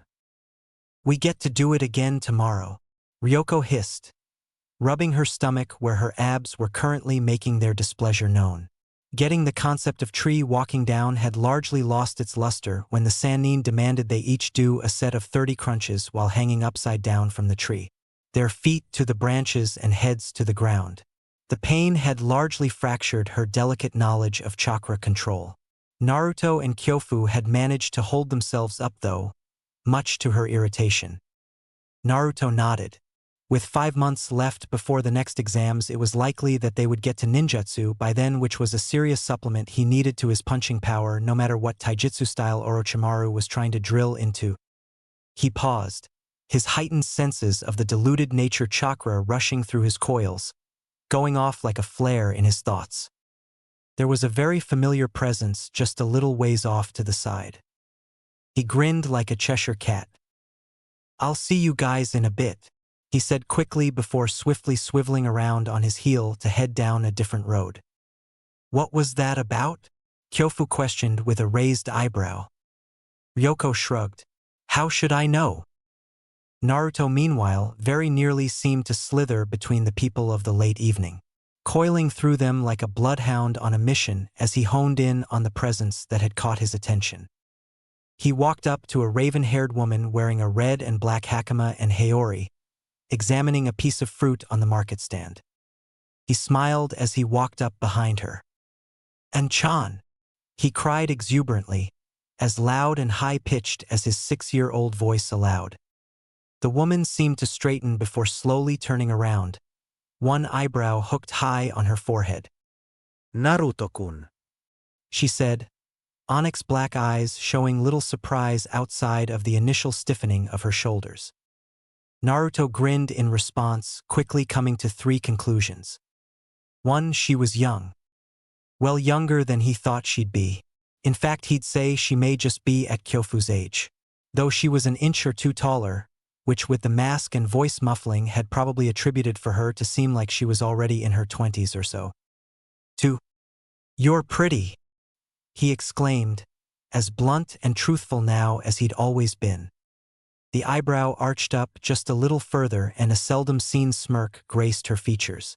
"Thank you," she said with just the slightest inflection in her tone to note her approval of the compliment. "Perhaps someday I'll say the same to you." Naruto smiled, happy at that he'd gotten her to joke, even if it was a little at his expense. And Chan was just so serious all the time. And 3, she was definitely familiar. He had seen her before. But for the life of him, he just couldn't recall where. It was infuriating, like something just on the tip of your tongue or the edge of thought. She hadn't been an enemy he knew that much. He could remember all the enemies, especially those he'd had to put down more than once. So who in the hell was this? "Nei-san," another voice cried out, and Naruto turned to look only to freeze in place. Running towards them was a mini Sasuke Uchiha. Naruto's eyes darted from his one-time friend and rival onto An-chan, and back, his mind quickly forming conclusions that just as rapidly felt as though they were crashing into sudden brick walls, grinding every thought to a blindingly fast halt. "No, wait. Oh, Tuto," she said, kneeling down to be at eye level with her, now confirmed younger brother as he came in close. He could almost hear the crashing sound every upper cognitive function made when Sasuke stood in front of her, holding out a kunai pouch. "Itachi-ne, can we get these?" the little Sasuke asked, smiling as Itachi took the pouch in her hand. "We can," she assured before handing it to him. "But first you have to give it back. Technically, you just stole old man Ichisu's merchandise, Otuto," she chided, jerking her head to indicate a somewhat irritated-looking stall clerk. Sasuke blushed, nodding. Before he left, though, he looked behind her. "Who's he?" Itachi turned as she spoke. "This is Dash." She paused at the sight of him. Naruto was an expressive child. But, as expressive as he was, one of the things she'd yet to see on his face was terror. It was plain as day to see on his face now. He was pale as a ghost. His pupils had narrowed down into pin pricks. She caught twitches in his fingers. twitches that she could almost suspect to be quick-draw motions. A reflex, but that shouldn't be possible at his age. Uzumaki Naruto. She finished, standing up to her full height and keeping her eyes on the boy. Before she could fully gather her thoughts, Sasuke, normally a reserved child, stepped forward, oblivious to the myriad of emotions playing behind Naruto's eyes. Uchiha Sasuke. He extended his hand. Naruto seemed to snap out of whatever dazed stupor he found himself in fast enough to plaster on a brittle glass smile as he extended his hand to shake Sasuke's. Uzumaki Naruto. Future Hokage, he announced loudly. Hokage? He's never expressed an interest in such a thing before. She saw Sasuke opening his mouth to speak when she clamped her hand down on his shoulder, bringing his attention up to her. Go, she demanded gently, a subtle genjutsu layered into her words to make him more compliant. I'll get you the kunai in a bit, but give them back before Ichisu calls the police on you. He nodded. See you later then, Naruto-san, he called as he walked away. She was startled when Naruto immediately turned to leave as though there was a lash at his back. She grabbed at his arm, and when he turned, there was no mistake in her eyes, and she saw his fingers reach for a kunai pouch that was not there and his hand strike with empty fingers at what would have been the artery along her left inner bicep. There was no wild flailing, no wasted movements had that hand been armed, and had she been anyone else, he would have cut her and made an escape before anyone was the wiser. That was an assassin's strike. She gripped his arm harder, now holding him still. With quick, subtle trickery, she ensnared those within the vicinity in an illusion, forming a clone to take her place as she vanished with her nighttime charge. Whomever was nosy enough to keep watching, believing that she had just sent Naruto off and turned to buy the goods with her sibling. In reality, she appeared 2 blocks away, on one of the higher rooftops for some semblance of privacy as she let Naruto, who'd been tugging against her, go. The frightened Genin looked around, beginning to hyperventilate as his movements became slightly erratic. Naruto, Naruto, she called twice as he didn't respond to the first. Can you hear me? Do you know where you are? Ere. He pants, his breathing is wild. The blood thunders through his temples, drowning out the sound as his heart pounds and pounds and pounds like it's about to burst in his chest. We're in the marshes of Kusa. It's a skirmish. Wait, was it? Yes. I'm fighting in the rear guard, a fighting retreat. Sakura is up ahead, leading the wounded. She is right, or is she dead already? No, she dies later. Sasuke's with me, or is it B? I can't remember. We're fighting what was once the Shodame Tsuchikige's elite bodyguard Umbu. We're fighting back to back, but the mud is slick. Sasuke falls. Or was it B? I go to pick him up, he gives me his hand. Someone grabs my arm. I turn, bury the kunai into the artery with an explosive note. It goes off, takes the arm with it. It doesn't hurt me, Kurama helps with that. And then we're in Konoha and Chan. He answers, smiling. I can see Gigi's face. He points. Her eyes narrow, leery. What happened down there? Down where? His eyes are still erratic. His heart is hammering beneath his breast so hard it hurts. But he's perfected this mask. An old, well-worn friend, you could say. She's not fully buying it, though. What she'd seen couldn't just be wiped away. Did you remember something? Or think you remembered something? There is screaming and blood. I remember that. The smell most of all. The sting of iron will never. Maybe he scrunches up his nose. What are we doing up here? Weren't we in the market with your little brother? Yes, we were. She nods. What's the last thing you remember? Sasuke's his name. He smiled. I remember Sasuke's his name. A smile made of brittle, cracking glass. Naruto's always been a very expressive boy. She finds it unnerving then, that she can't read him right now. -0. The one thing that hit him after he'd had time to calm down and recover from the shock of everything was a rather innocuous thing when taken into consideration on the grand scheme of implications. Itachi's present condition translated to. It could have been the fact that this meant any number of his friends could now be different genders. It could have been the fact that now, some people might not even be born at all if, say, the person's mother turned out to be a man and the father stayed a man. No amount of time-bending BS could ever recreate the genetic mix that had created them. It could even have been the fact that the Itachi he had known, or anyone he had known, might have some fundamental differences that were absolutely beyond his control. If their genders could be switched around at the drop of a hat, why not their personalities? Their outlook? Who's to say Itachi wasn't a psychopath this time? Or that Hinata wouldn't be shy, or that Ino wouldn't be bossy? Tsunade had changed due to cause and effect, Jiraiya dead, Dan alive, so there was a reason here. It just was. But that wasn't what hit him hardest out of this whole thing. If anything, it had been a passing thought. If it was that way, there was hardly anything he could do about it. He'd just have to roll with the punches as they came. If any of those things came to pass, he'd have to grin and bear it, so to speak. So no, that wasn't his biggest concern. What hit him the hardest was the realization that he actually found Itachi pretty. Now, Naruto had a difficult job. At the age of 16, now 18 if one added the years he's been living his new life, he'd killed more people than most men killed in their entire lifetimes. But that doesn't change the fact that, from a maturity standpoint, he was still very much a young man, wholly inexperienced with the nuances of life outside of his duty. So this realization brought forward a very important personal question in his mind. Does this make me gay?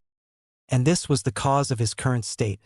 Sitting on his bed, glaring out his window as the gears in his head ground on squeaky, rust-covered hinges to try and answer this, most pertinent of life's questions. He was so focused on his thoughts on this, he actually jumped when he felt a tap against his shoulder. Turning around, he was surprised to find his team standing in his living room.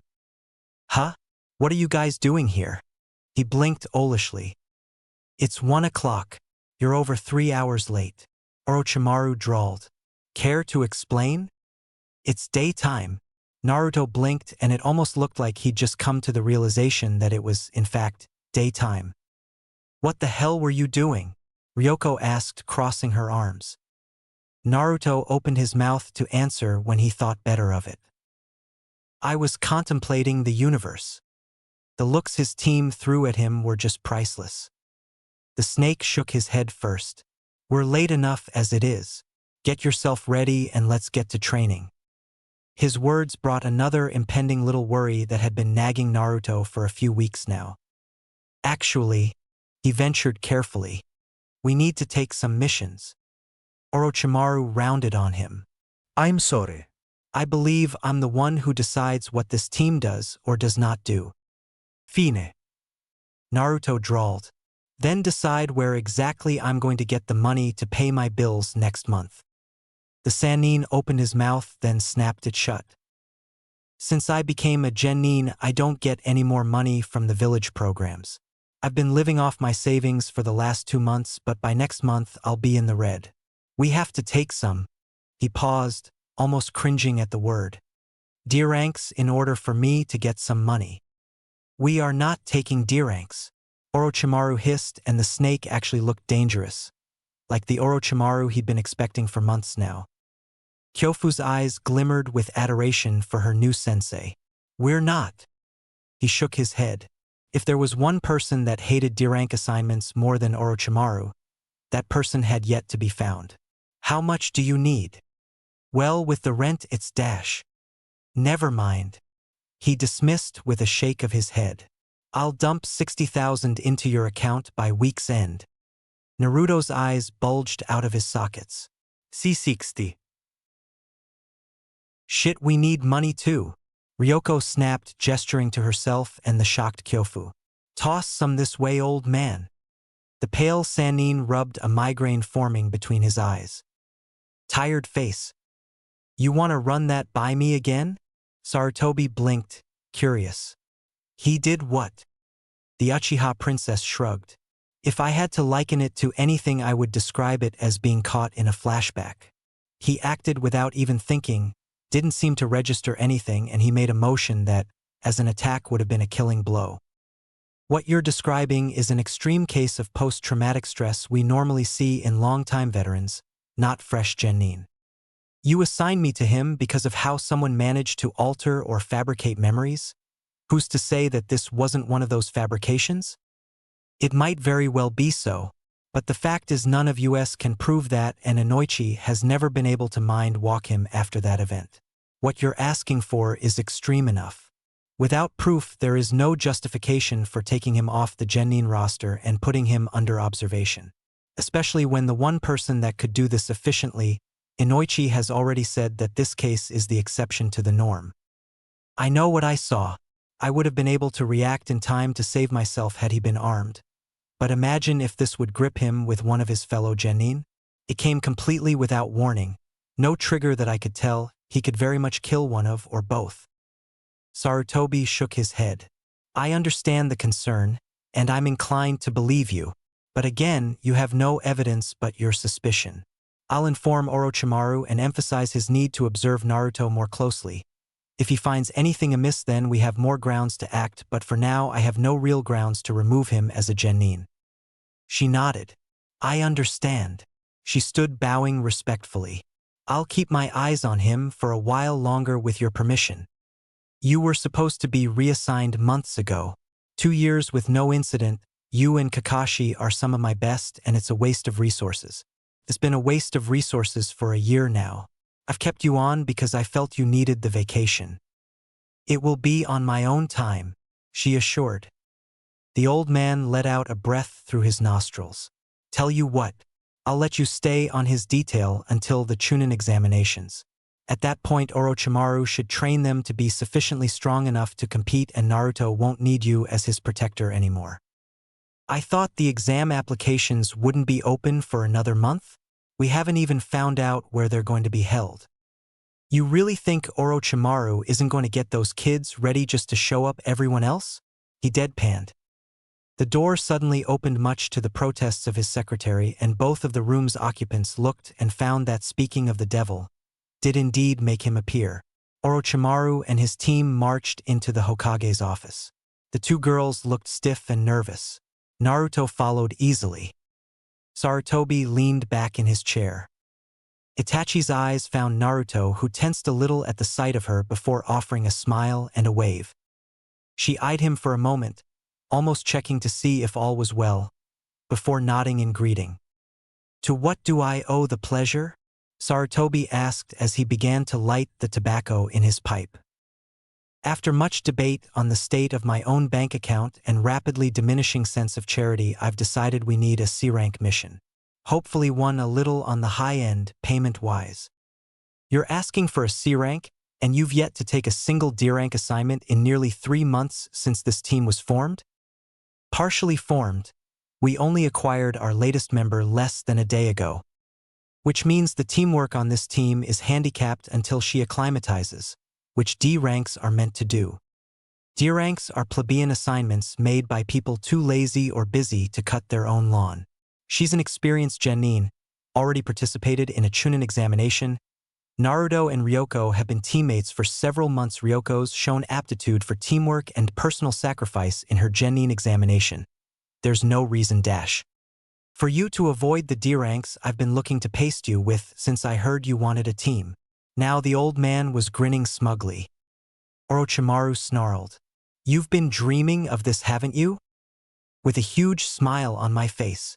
The sadistic pleasure was almost palpable. The Sannin worked his jaw, staring into the old man's eyes as if he was willing him to burst into flames. All right, what the hell do I have to do to get out of this? Sarutobi rocked in his chair, looking for all the world like a gentle lounging old man. Nothing. I just really want to see you slog through these plebeian assignments. He smiled. How about I owe you a favor? You still owe Tsunade too. She hasn't banked them, and that's not even relevant. Okay, I'll tell you what. I'm quite frankly dying for a vacation. I'll give you your C rank. In exchange, after these next Chunin exams, I go off on a sabbatical for a week or 2, or 3, Tsunade will be left in charge, and you will do absolutely everything she says during that time to help her out. Shouldn't she be banking on her favors for that? He asked. She'd try, he said, raising his hands in a shrug. But by the time she gets everything sorted, realizes and is willing to admit she needs help, my vacation will be done, or you'll have skipped town on some pretense or other. You know, between you and her, I'm gonna get a complex that no one trusts me around here. We know you better than that. He smiled, pulled out a scroll and tossed it. Orochimaru eyed it and felt his lips curl in distaste. Sarutobi chuckled. Yes, I recall what wonders it does to your skin, my boy. Tired face. A few days later, they were standing on a sand dune. While all of them wore some desert-adequate clothes, heavy cloaks, light colors and such, one of them, Kyofu, was blinking at a body huddled beneath layers of heavy cloth. Truth be told, if not for the eyes peeking out from under them, it would look like a mound of discarded fabric. They could barely make out the shape of a human body under there. You're being ridiculous, you know? The mocha-skinned girl drawled. Orochimaru ignored her and kept walking. Kyofu heard her teammates muttering behind her, and looked to see Naruto and Ryoko's faces twisted with malicious glee. She didn't know the whole story and didn't really want to.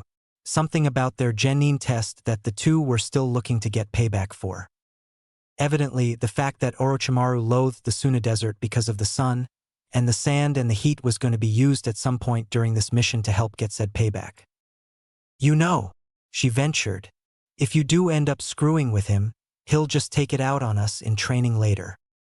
Don't care, Ryoko laughed. It'll be worth it, Naruto agreed. Personally, she wasn't going anywhere near this with a 10-foot pole. Tired face. All right, the mound of cloth spoke up later that night, as they camped by one of the way stations that led into Suna. Several merchants circled the lake like a bizarre lineup. Suna didn't have a system of roads, of course. Sand was too unstable a foundation.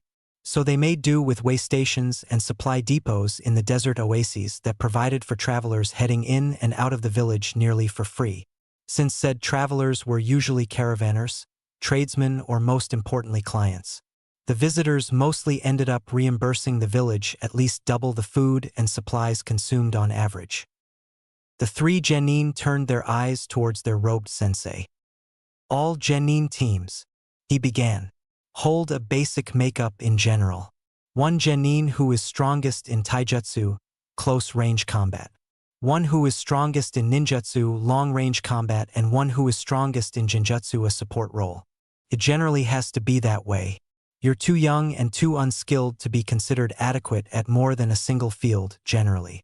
I refuse to let that be the case on this team. What do you mean? Kyofu asked, taking a bite of some of the cooked meat Orochimaru had bought from the suppliers. Ryoko and Naruto have been training their physical aptitude and taijutsu styles these last few months. You haven't since I recruited you recently. They're both, a decade in taijutsu, enough to face any other genin at least. Yeah, you could talk about us like we're not sitting right here, Ryoko muttered. The Sannin pressed on ignoring her. None of you will be learning the genjutsu arts yet. Out of all fields it is the most difficult to master, despite being arguably the most powerful. I will only teach you insofar as to detect and dispel it. The bulk of your training for the next 2 months will be ninjutsu starting tomorrow. Yes, sweet, the silver-haired girl shouted, startling a few nearby. Naruto held the barest hint of a smile. Seat, he demanded, pulling out slips of paper from the many folds of cloth. He held them out and the kids could see his hand was covered in a thick glove. How the man wasn't suffocating in there was anyone's guess. Naruto, though, recognized them immediately. Element tags. In order to diversify your arsenal of available techniques, the Sannin drawled, I will teach each of you elemental manipulation. Hopefully you'll each have 3 distinct affinities. What's all that mean? Ryoko asked. I heard of it. Kyofu took one. Elemental manipulation is pretty advanced though, isn't it? You're my soldiers. The snake drawled again. You're a reflection of me. As such, I expect more of you. You'll learn this or nothing at all. Now, each one of you take a slip and channel chakra into it once I tell you. They reached into his hand and took one of the small squares of paper. Everyone has an elemental affinity or two, if they're lucky. Elemental affinities are oftentimes inherited. Depending on whose genes are stronger, you're likely to have that parent's affinity, or that of your grandparents in rare occasions. Sometimes, both your mother and your father's genes are balanced well enough to have both affinities. Though this is a rare case and mainly happens in bloodlines, since some bloodlines require an absolutely perfect balance of elements to form a third, something impossible without the adequate genetic makeup. Kyofu, let's see you first. The mocha-skinned girl nodded, and with a burst of chakra, the paper began to crumble to bits of dust from one tip, and the other began to smoke and burn. 2. Earth and fire, a powerful combination with practice. Ryoko? The younger female of the team looked excited as she stared at the slip of paper that split cleanly in half. A wind element. It's rare in Konoha. It is the most offense-oriented of the 5 elements. The girl was beaming. Naruto. The blonde channeled chakra into his slip, already knowing it would split in half. To his utter shock, once it split, one piece of the paper crumbled to dust, the other became soggy and brittle with wetness. He froze. Orochimaru actually pulled off the hood of his robes, leaned forward and yanked his hand towards him. Gah! Hey Dash! That's not possible. If ever there was a moment Orochimaru looked like he'd been smacked across the face, this was pretty much it. Maybe the paper's busted? Ryoko ventured, leaning over Naruto's hand as well, now forming a miniature huddle with her sensei. The Sannin looked at her before reaching into his pack. He ripped off a piece of a paper scroll and, on the spot, made another makeshift seal note. Do it again, he demanded. Naruto took the thing and repeated the action without much fuss. Truth be told, he was curious too. Just like before, a split down the middle with one half crumbling to dust and the last becoming soggy.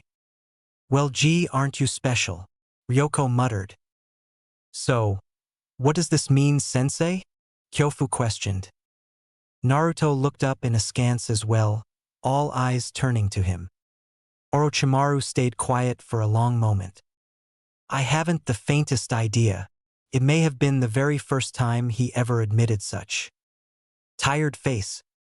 A day or so later, they were within Sunegakure's walls, and as they marched towards the tower, Naruto's eyes were looking everywhere. His wandering gaze was noticed by Orochimaru, but he looked little different than his 2 teammates who were avidly taking in the sights, so he paid it no never mind. Unfortunately, Naruto didn't really see much of anything or anyone of interest before they arrived and were made to wait. And wait. And wait. Ugh, this is boring, Ryoko hissed out for the 10th time. Practice your meditation, Orochimaru drawled as an answer. Oh, come on. Naruto joined, once more deciding to try and get the snake to budge. It's not like you need us here to deliver the reports. You can do that yourself. I could, he admitted, but your suffering brings me joy. It was more disturbing how toneless he made that sound rather than the actual words. How about you at least let us go out and practice the basics of element manipulation? Ryoko ventured. It would be more productive than just sitting here and complaining, sensei, Kyofu piped up. The gold eyes looked out from under the hood as if he was wondering if they actually thought him to be that stupid. I'm giving you 1/2 of an hour. Go out, take a look around and return within that time. If you do not, I will find you. Once that happens, you will not sleep tonight. I will force you to march all day tomorrow carrying thrice the weight you carried today. Am I making myself clear? Despite the rebuke, the 3 genin nodded, with Kyofu taking the extra step of setting her watch on a timer. Go then. He waved them away. Tired face. It was a monumental display of quiet restraint that kept Naruto walking with his team, as opposed to rushing across the village, scouring every nook and cranny for Gaara. Temari or Kankuro. He wanted to look for them, to see that they were okay, but there were just so many things that he could change that might change them. He didn't want that. He wanted them as close to the friends he had as he could get. And his friends hadn't met him when they were 6 or 7. He could change them, and who's to say that change would be for the better?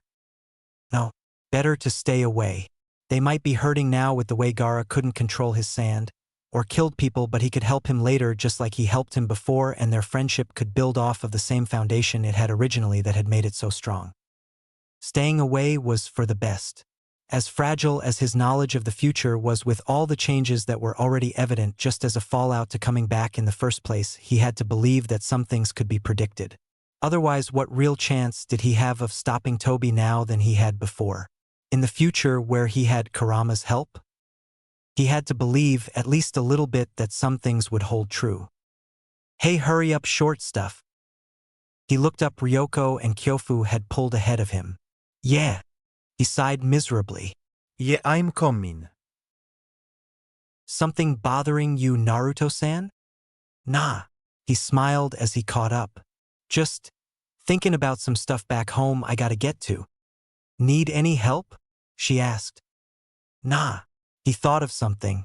Hey, you guys want to get something to eat? He was about to blurt out that he knew of a great sushi bar Temari had shown him when he bit his tongue at the last minute. As long as it's quick, Ryoko agreed. I'd rather not find out if the old man was dead set on that time limit. What's up with that anyway? Soon as our ally, so why's he so paranoid? Don't you remember that Suna fought against us during the war? Tsunade-sama's reputation as a medic was born from her ability to counter Suna's poisons, especially those of Chiyo-san, their greatest puppet master at the time. Kyofu answered easily. Oh yeah, the younger girl said, thinking. Guess that would entitle him to hold a bit of a grudge. Tired face. That night they stayed within the village walls in adjoining rooms. The genin had the room beside their senseis to sleep in, but for the time being they were all in Orochimaru's room. All three practicing their elemental manipulation before going off to sleep as the Sannin read from another scroll. This one he'd picked up from Suna's library. Kyofu was trying to burn a piece of paper between her hands, rubbing them together to help with the heat. It was supposed to help according to the snake. Ryoko and Naruto were struggling to split leaves. Actually, Ryoko was struggling. Naruto was holding back to not make her feel bad. Being the only one of the team with a single element, to see him master it with such supreme ease to boot would have made him feel like crap if the shoe was on the other foot. So he was holding back a bit for now. He'd make sure to get it down privately. He could do it, but his control was a little off. The cut wasn't quite as clean as he could once make it. Still, the three elements thing had thrown him for a loop, to say the least. Orochimaru had vowed to look into it the second they were back in the village and would be informing the Hokage along with the rest of the team. Naruto wasn't sure what would be the fallout of this, apparently huge, thing. But the next few months would prove to be very interesting, to say the least. Tired face. It was 3 days later that Orochimaru found himself sitting in Sarutobi's office, his genin standing behind him. Come again. The Sandaime pushed his reading glasses up the bridge of his nose before deciding against it and pulling them off to look at the 4. Naruto has 3 chakra affinities. The Sannin drawled. Did I stutter? The old man glared. If this is another of your jokes, Dash. It's not. He interrupted before gesturing to the boy behind him. See for yourself. The god of shinobi looked as though he couldn't decide whether to take him up on his offer for the elation of it actually being true, or fear of the disappointment, followed shortly by irritation, if it turned out to just be some elaborate joke. Then he pushed back his chair. Come here, Naruchan. I'm not for, the blonde hissed as he marched forward, ignoring the snickering of his teammates. Sarutobi didn't answer, rummaging through his desk before finally giving up and drawing the seal himself on a loose piece of paper. A whole sheet to make sure there were no mistakes. He handed it to the blonde leaning back in his chair. Now, do what you did with Orokuin. Naruto gripped the page in one hand and channeled chakra into it. The split, soaked and crumbled. Sarutobi looked about ready to have a coronary. Would this be a bad time to mention that I've decided to nominate my team for the upcoming Chunin exams to be held in Iwagakure? The serpent drawled, and this time, the old man choked on the tobacco smoke as three children swiveled their heads around to look at the snake in some surprise. One, though, crossed their minds. IWA? No, The man said, pacing the room. no, Yes, you mentioned that. The other said in a lazy drawl, smirking as he watched the elder pace the room like a caged animal, looking for all the world like he wanted to hit him for being so glib. Are you crazy? Or is it your personal job in life to assure I suffer a migraine every day? There were few times the famed god of shinobi could ever have been said to have lost his temper or raised his voice, but right now his voice was barely an octave below shouting. Maybe my need to give you a permanent migraine has driven me crazy? And now he figured he should really stop before Sarutobi decided one surviving student was enough for his tastes. He opened his mouth, then closed it, deciding to think a little more before he'd speak this time. What exactly is your objection? He figured he could get Sarutobi to line up the proverbial ducks for him to shoot down. But perhaps he should have chosen his words a bit better if the look of murder the old man was throwing him could be taken as an indication. My objection, he spat, is that your nominating team for the Chunin exams that barely has a week's time together, as a whole team.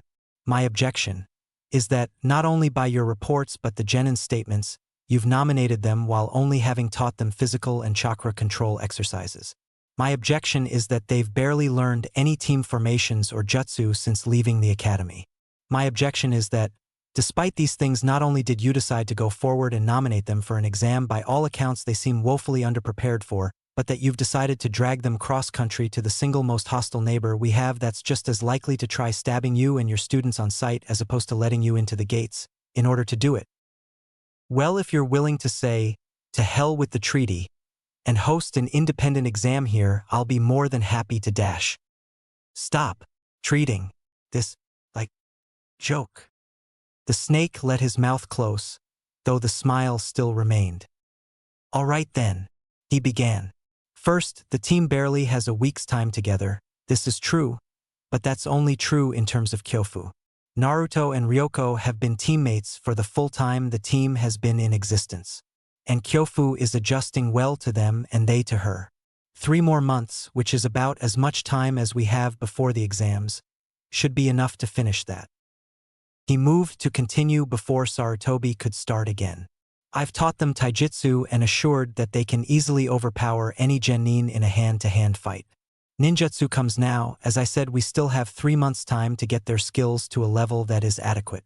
Add to that 2 wind elements powering up a fire jutsu, and most teams they face will be overwhelmed from that alone. The team formations and attack patterns they'll get from practicing their jutsu and taijutsu with me. It'll sharpen their focus, their hand-seal speed and coordination.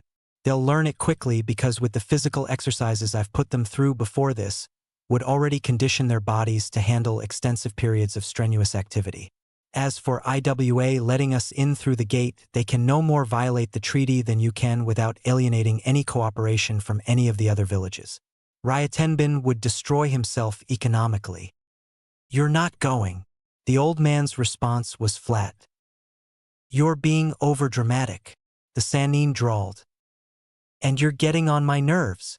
Now get out. And if I catch one whiff of this stupidity again, you don't want to know all the hell I'll bring down on you. You don't get to play with the lives of your students just to up your own reputation. I know you get off on strutting around like you're smarter than the rest of the world, but I thought I taught you better than that.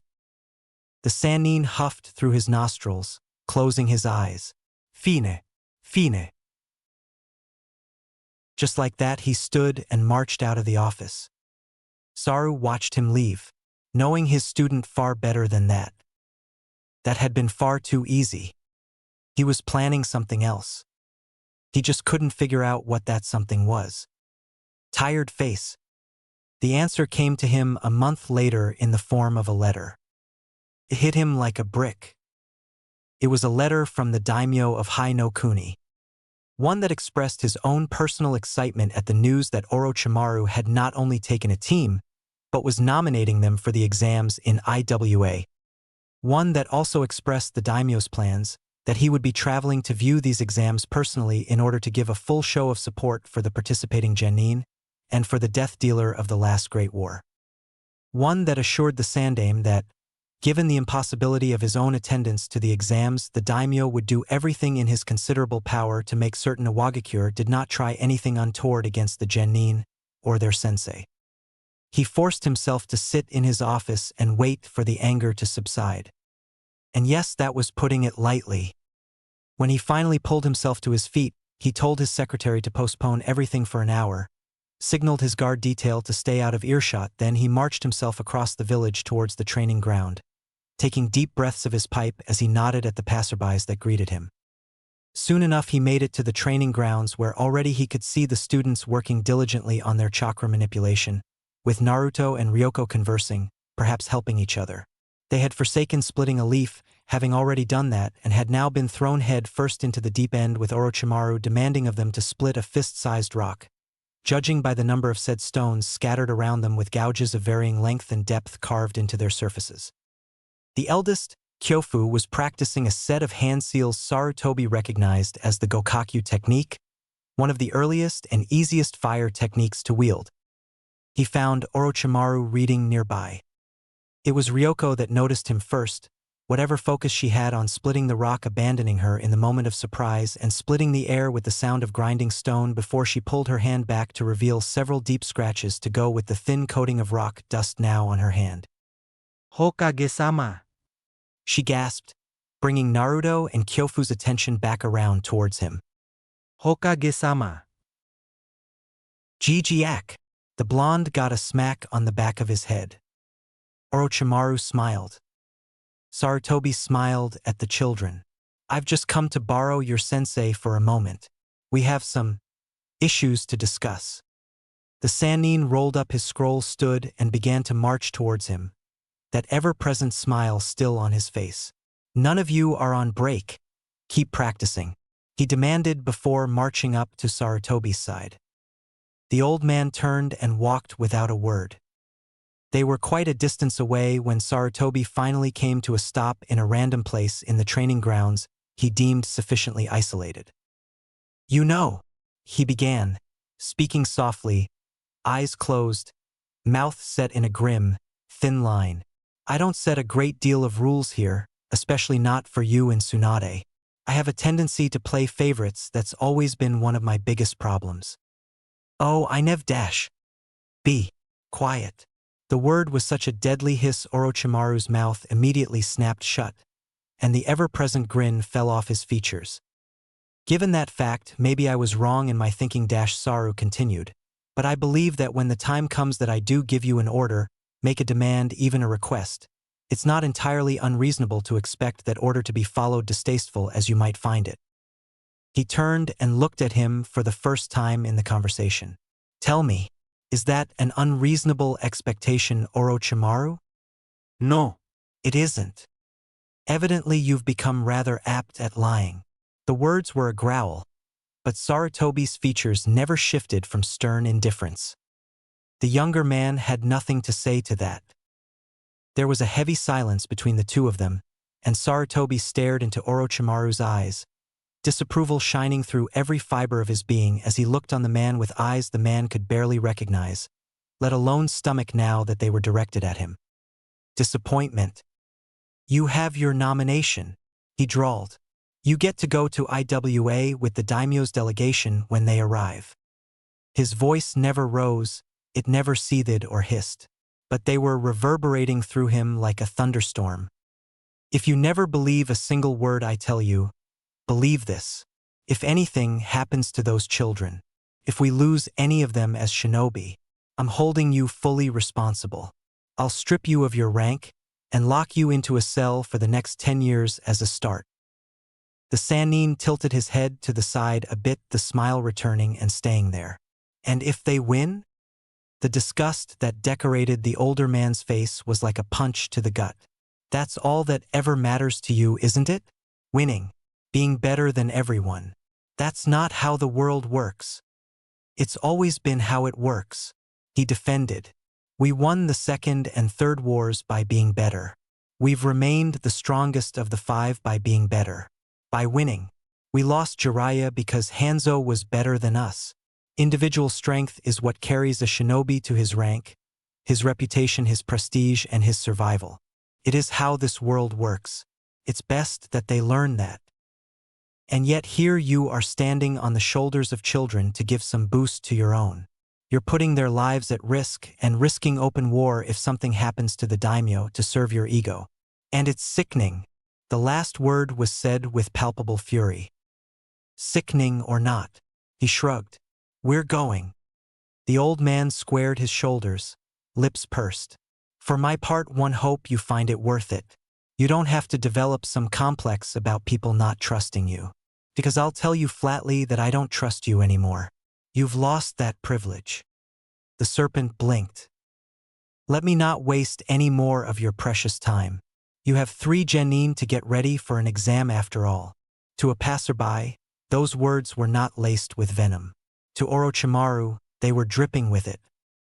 Then he turned and began marching away, back towards his office. Tired face.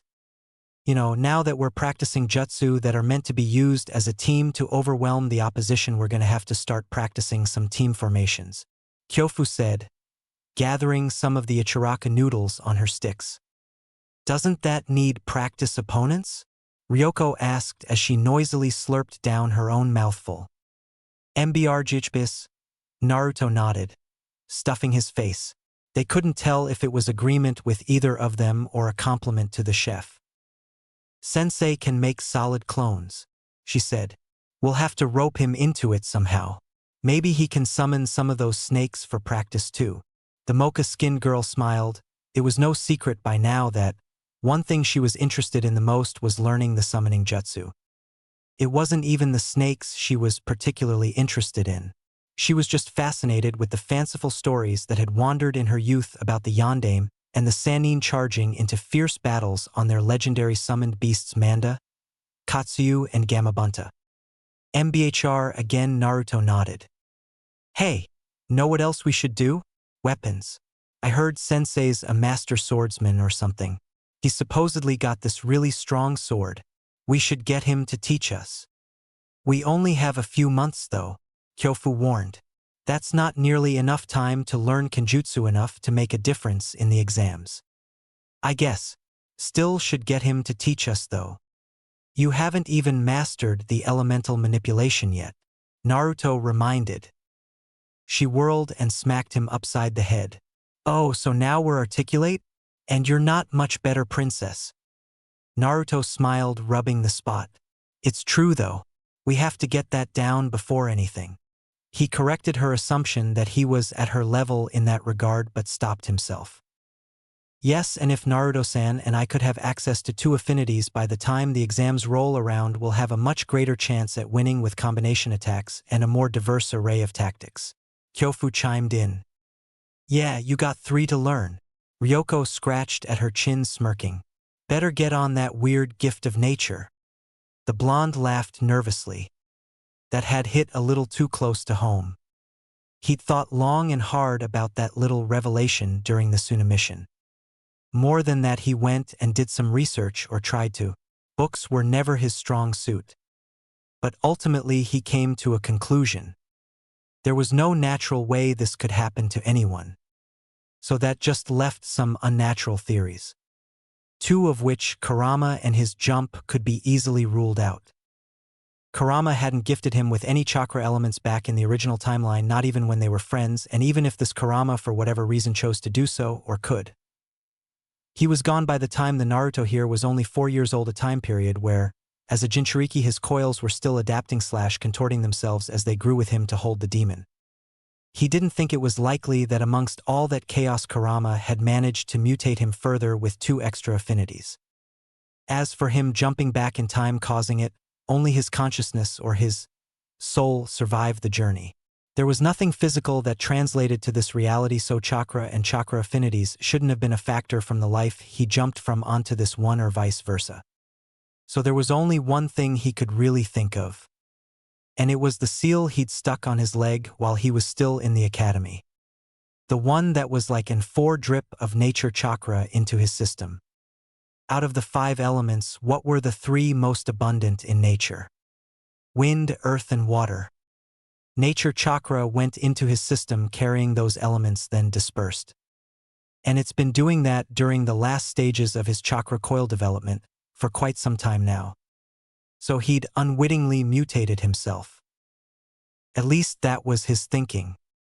He could almost hear Sakura's disapproving tone hovering behind him at his carelessness. Tired face. When Orochimaru opened the door to his apartment, he couldn't stop himself from rolling his eyes, a snarl curling up his lip.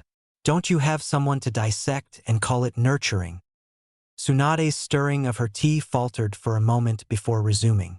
What crawled up your ass today? She questioned. She didn't know then? Nothing, he hissed. It's just been a long day. He stepped into his apartment, beginning to remove the kunai and shuriken pouches and setting them into their proper place.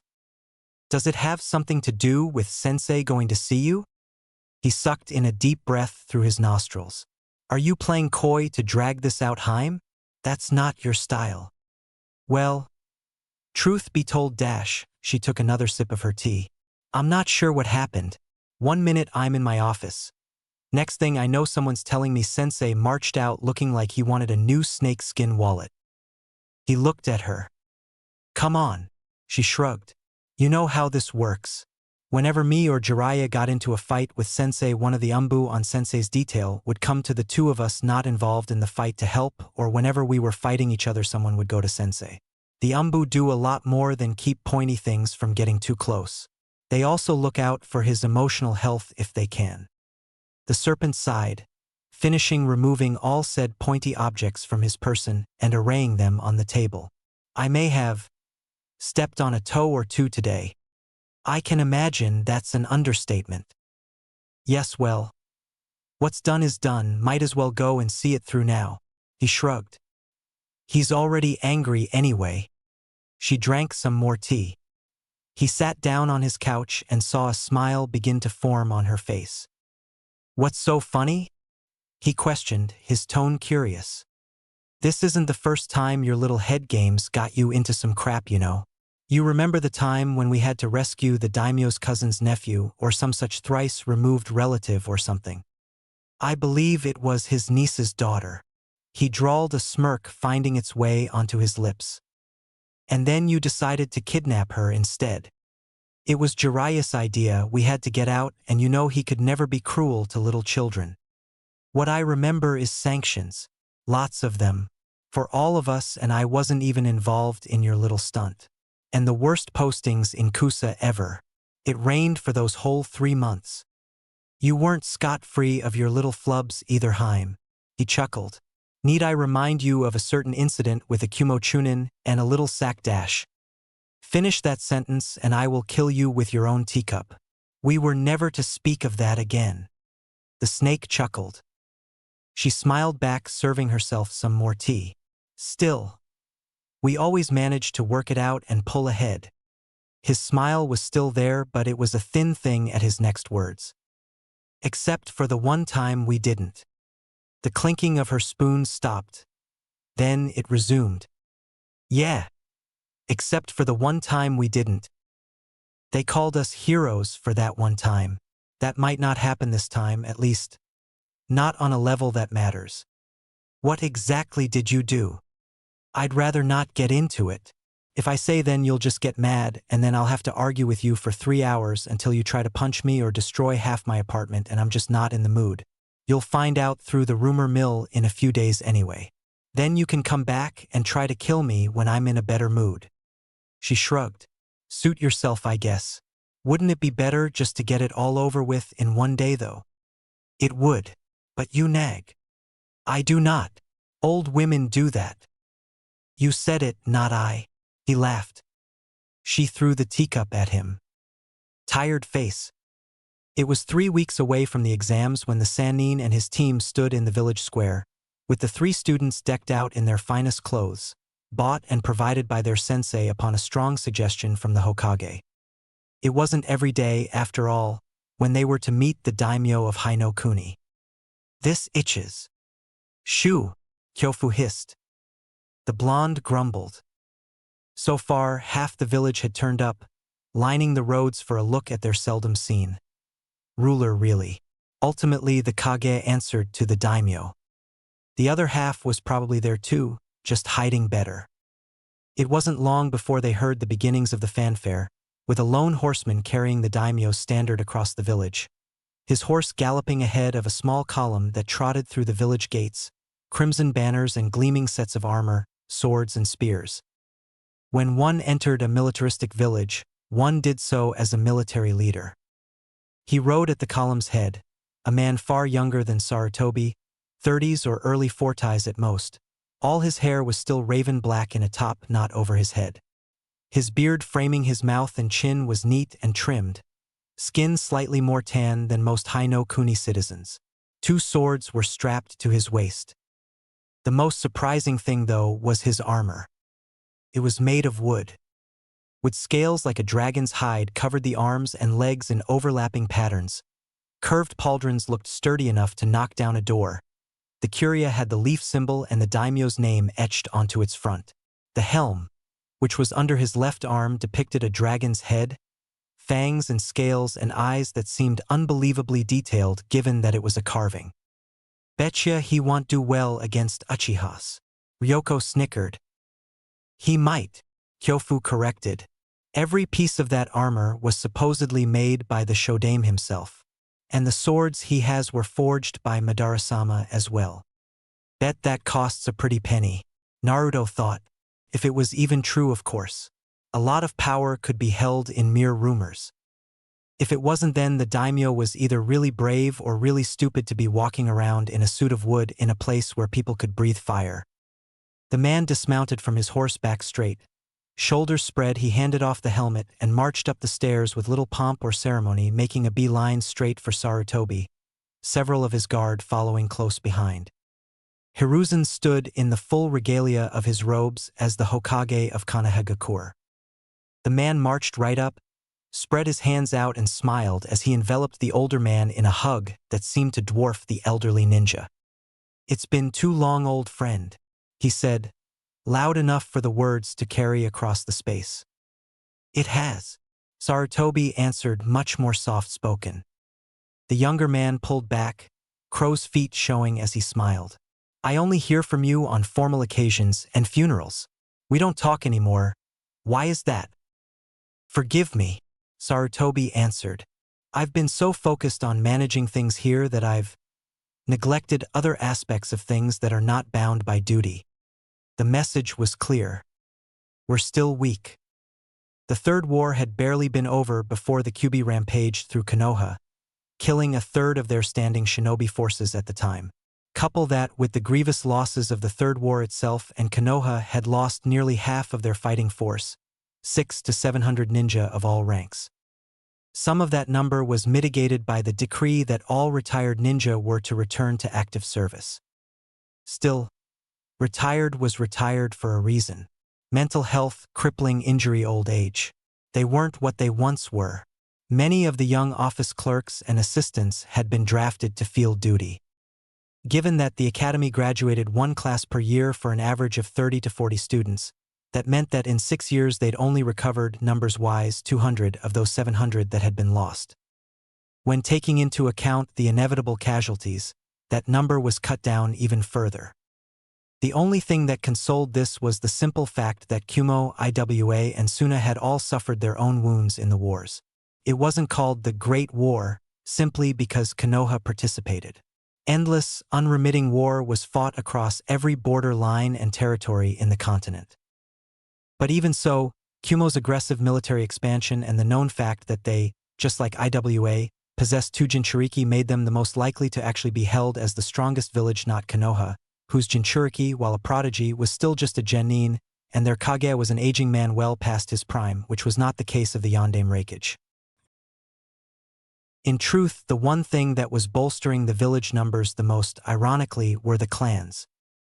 The remnants of the Senju and Uchiha, Despite not inheriting the powerful bloodlines of their founders, Madara and Hashirama, both clans kept strict training programs even for distant relatives that had married outside the clans and had adopted different surnames. Sometimes the children weren't even enrolled and simply nominated for the exams. The same held true at times for the Aburame and the Inuzuka. These were the people pumping more recruits into the village rather than civilians who sometimes forbade their children from becoming genin at all. Still, 40 per year, and that's only if every team passed their exam. The daimyo smiled. Message received. I can imagine, but now we can see the fruits of your labor. He exclaimed and turned his eyes towards the pale Sannin he'd ignored till now. Orochimaru, let me get a good look at you. It's been too long since the Battle of Reeds. Orochimaru bowed at the waist. I remember. Kutasama led the charge that served as the perfect diversion for our infiltration. Burned the castle and managed to get back in time to help us cut our way out of the encirclement. The now identified Kutu, at least Naruto assumed so. He couldn't imagine Orochimaru calling anyone Sama. I'm looking forward to seeing this team of Dash. He paused, looking them over for the very first time, freezing his gaze on Naruto. His mouth hung open a little and Naruto saw him swallow. What is your name, boy? My name's Uzumaki Naruto. He answered, who are you? Show resp dash the daimyo held up his hand, silencing his guard's rebuke. A smile danced on his face. I trust, he began. You'll give those Iwnin quite the show, won't you? The question was rhetorical, and before Naruto could answer, the man turned and looked at Sarutobi and Orochimaru. Both men's faces were calm and placid, reflecting nothing as their liege all but beamed at them. We are very pleased, he said with a hearty laugh. And now it's time to please you.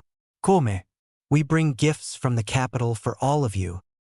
At those words, some more men stepped forward, these carrying crates and chests between them. They were led by a younger man who bore some likeness to Kutu. He couldn't be older than 18 or 19. He bowed, greeting the men formally as the soldiers behind him did the same. Sarutobi, Orochimaru, this is my son, Takichio. They bowed. And Dash the daimyo paused again, his eyes blinking for a moment before his smile became megawatt bright. Tsunade, he yelled, hands flying open to embrace the woman.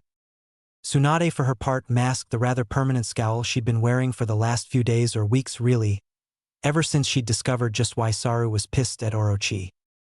Now she was pissed too, but Orochimaru did a stand-up job of avoiding her for nearly a month, ducking into hidey holes and safe houses he had scattered throughout the territory. He could have just faced her and fought like they usually did, but he was enjoying the fact that eluding her just pissed her off more. Today her scowl had been no different, and she wasn't at her sensei's side for the sole reason that Sarutobi feared she might try something incredibly embarrassing given her temper and Orochimaru's willingness to goad said temper. You'd never know from the smile and the hug she returned. She seemed genuinely happy to see the daimyo, and he was definitely happy to see her. Kutu. No one missed the lack of Sama at the end of that. Been too long. Now why are you hiding all the way back here? He asked, pulling away and looking at her. Got here late, she smoothly lied. Some idiot banged his head and I had to patch it up. You know how it goes. Got to squeeze in here just before your guy rode up with the flag. The man smiled, then he looked behind him, gesturing as he spoke. Oh, I've not introduced you to my son, Takichio. The younger male stepped forward with a pleasant smile, bowing in respect. Tsunade bowed back. Never met a prince before. Nor I, a work of art, miss. With nearly any other male it would have sounded like a cheap pickup line. But the little princeling actually made it work somehow, even as Naruto choked on his own spit somewhere behind them. Then the prince's father walked up behind him. Thin nose, strong jaw, high cheekbones, fair skin. You'll have beautiful children together. Father, the younger man gasped, appalled and blushing furiously. Tsunade didn't meet their eyes and didn't say a word. Instead she raised up her hand, showing off the ring. The daimyo's face contorted in pain. Oh my girl, you wound me. He patted his son on the shoulder as though consoling him on the loss. Who is the lucky man? I must meet the man who ended up taking away my dreams of beautiful heirs.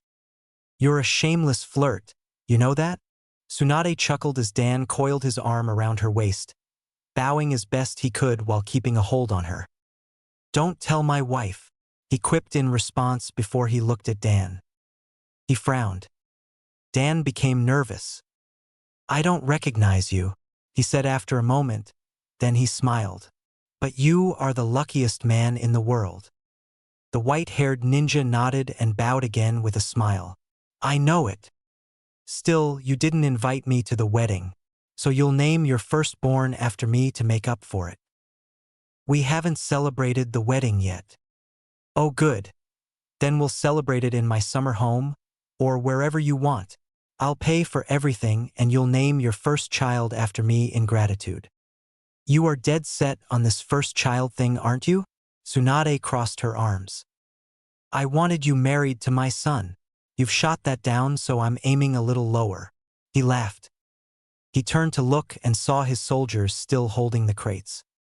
He blinked at them curiously. Have you all been standing there this whole time? Give out the gifts. What are you doing waiting? Go, go, go. The men immediately began moving towards the various nobles and clans they could recognize and the gifts/chests had been designated for. Kutu shook his head.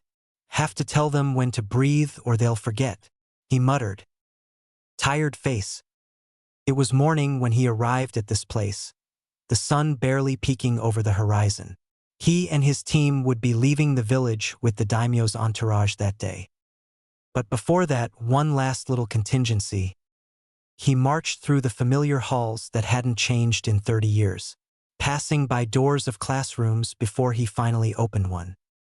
Its lone occupant turned and looked at the sound, a small smile of crooked teeth lighting her face. Ah, she said, turning her eyes back to her work. To what do I owe this exactly? Did you break something? Orochimaru snorted. I didn't do that even when I was enrolled here. He looked down at the desk where multiple strips of cut-up paper were spread throughout. What's this? She took a second to release the scissors and adjust her grip before pulling the thing in her hands apart to reveal. Paper dolls! Zi exclaimed, laughing at the string of small girl shapes hanging from her fingers. My great-granddaughter, she was just born 2 days ago. I hadn't heard. We didn't say. So what brings you to my neck of the woods? Make it quick, I've only got a few minutes before I have to go get ready. Orochimaru shrugged and held out a letter. I find myself woefully low on people who can keep a secret. Gee, thanks. Nice to know I'm first choice here. She reached out her hand to grip it, finding the envelope sealed. What's going on? Taking something of a dangerous mission. I've argued with Sensei. It was slightly more heated than normal, and I simply figured I'd leave this here with you in case something happens. And not Tsunade or Anko because Tsunade and Anko are both curious. They'd open it. My words are for Sarutobi-sensei, not them. Kakashi is an Umbu shinobi. He's ethically bound to not keep secrets from his Hokage, no matter what they are if they involve village affairs. Gee, what the hell am I? Chopped liver? If you're gonna go out and do something stupid, I have to tell him too. There was silence after that before she opened up a drawer, stuffed it in and slammed it shut. I'll keep my mouth shut in one condition. What's that? Whatever stupid thing you're planning doesn't involve the dismemberment or death or poisoning or whatever else can happen of your students. If you're the one putting your neck out to be chopped off, that's your problem. The kids are mine. I promise, he answered. She nodded, all right then. Go and be a productive citizen. She leaned forward. Don't make me regret trusting you. He nodded, stood up and left. She went back to cutting up her paper dolls. Tired face. Naruto washed his face and brushed his teeth, feeling a smirk gracing his lips. The Chunin exams. Right. On time. He was one step closer to be where he needed to be. He got dressed, double-checked his supplies, and made ready to walk out the door when he stopped. There was someone there. And Chan. He greeted with a smile. It was less weird calling her Chan. At least for now, while he still got used to the idea that Itachi was a girl. She nodded. You're leaving today? Yeah, Chunin exams. He answered. She nodded again, reached into her cloak and pulled out a pencil-thin scroll. I can't follow. I heard too late to file the proper forms. So, you're without me for a while. Naruto's smile was sad, but genuine. It was nice to know she cared. If you're in trouble, and near Konoha's border, use it. What's it do? He asked, blinking as he took it in his hand. You don't need to know.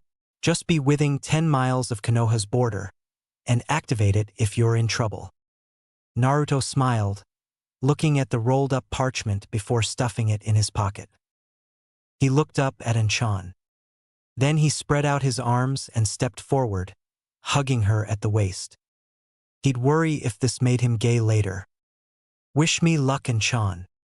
You don't need it, she answered, patting him on the head. Use what brains you have and you'll be fine. He looked up and smiled at the expressionless mask.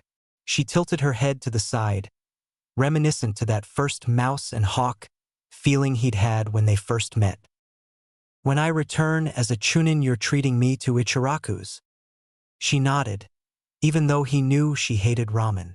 You and I have been playing this game for years, he said. We've done this over and over and over again ever since I took on my responsibilities. It has to end already. This is unhealthy and one of us will end up killing the other if it doesn't stop. So how about a truce?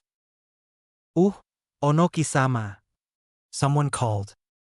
The diminutive Kage turned, glaring at the Chunin at the door. What? The young man blinked. Who are you talking to?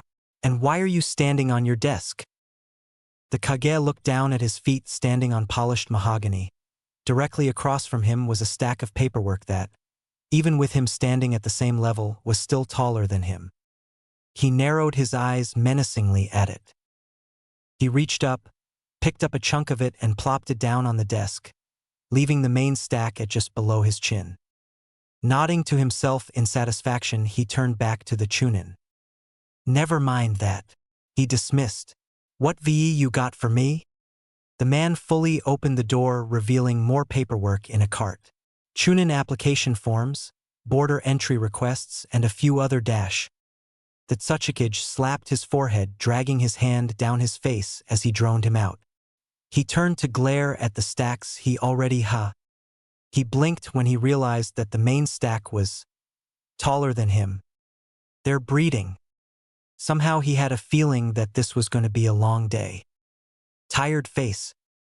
For the group of children, especially Ryoko, the novelty of riding a horse vanished rather quickly. Horses sucked. They stunk, they bounced, they chafed, left you sore for 3 days after you got off, and they stole your ramen. That last part held true only for one of them, but the point still stood.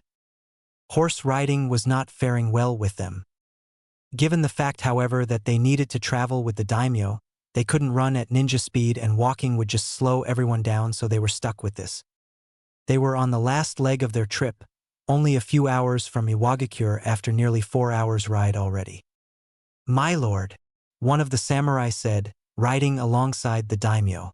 We should rest the horses here for now. We've ridden them hard today. How long do you think? The man asked, patting his beast affectionately. Until noon at least, the samurai responded.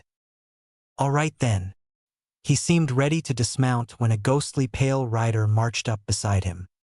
That wouldn't be wise, Orochimaru commented.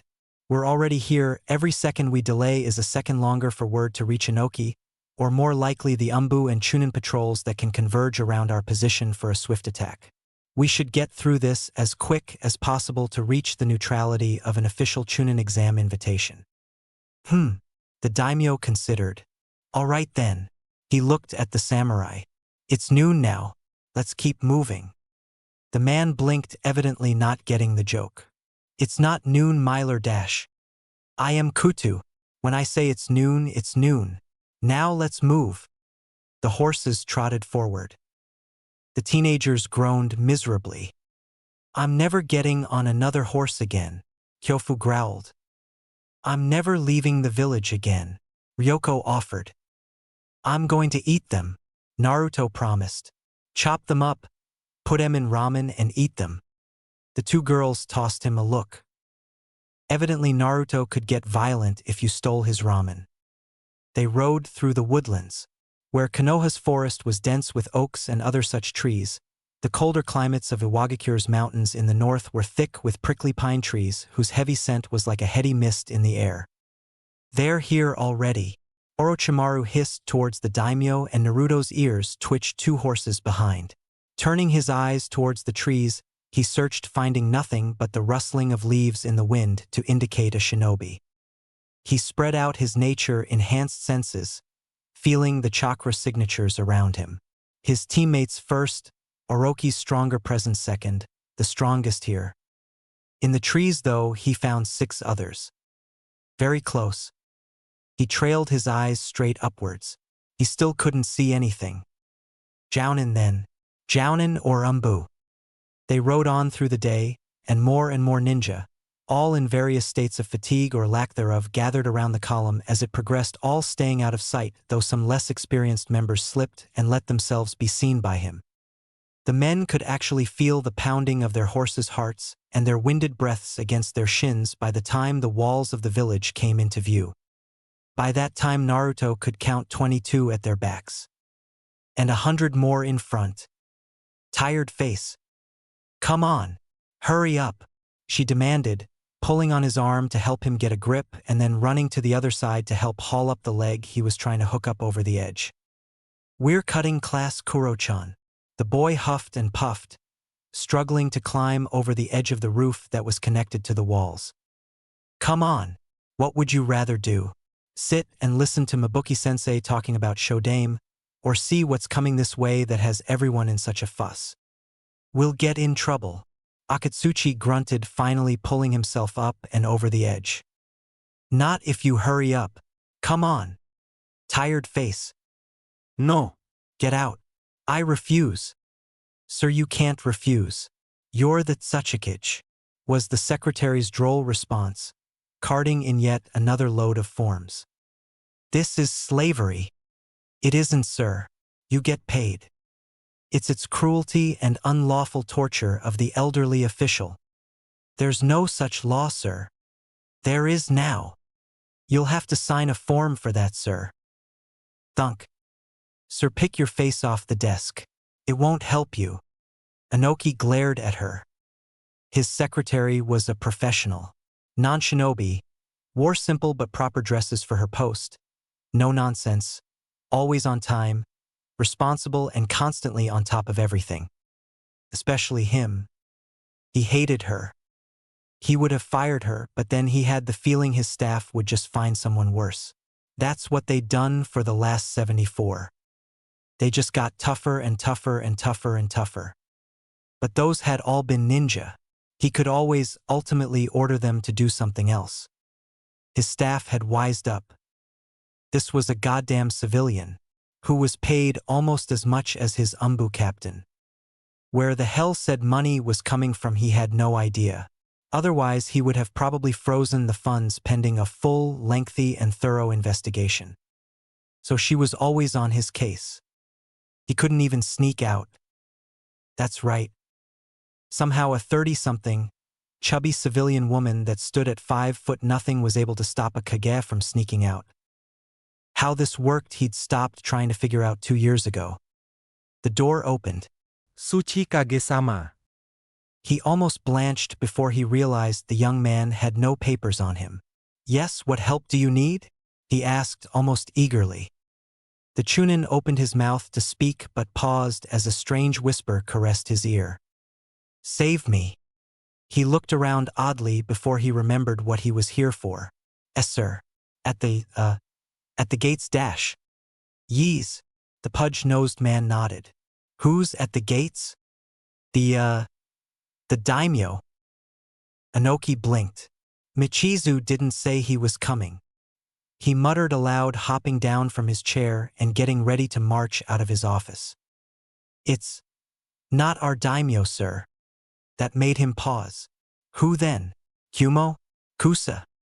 Air dash the Chunin swallowed and was about to answer when, Raya Tenbin, open your gates. This is not how you treat invited guests. Tired face. Hey, they're calling Tsuchikage-sama, aren't they? Yeah. Kuratsuchi answered, holding herself up on crossed arms, resting just beneath her chest on the wall's railing, her feet dangling. Akatsuchi standing beside her on his tiptoes. Tired face. The Sannin pulled back his index and middle finger from the side of the daimyo's throat, the visible chakra receding from the pale tips. Was that really necessary? He asked. Best to declare our intentions for everyone to hear. Kutu answered, clearing his throat with some light coughs. Now they can't attack and allege something else so easily. Easy being the relative term here. The Sannin grinned. Anything starts to happen, I order you to get those children back towards the border. Orochimaru said nothing for a moment. Our duty would be to guard you, he said simply. Protecting the daimyo was the duty of all shinobi, no exceptions, not even Genin. To hell with your duty, the man answered simply. You get that boy back across the border. Revenge in 10 years when he's older and can take out a third of their army is still revenge. Pretty obvious for you, wasn't it? He chuckled. You may as well have held up a sign. Speaking of which, I thought you would have changed some of that by now. I can't hold a jutsu on him from a distance strong enough to fool Inoki.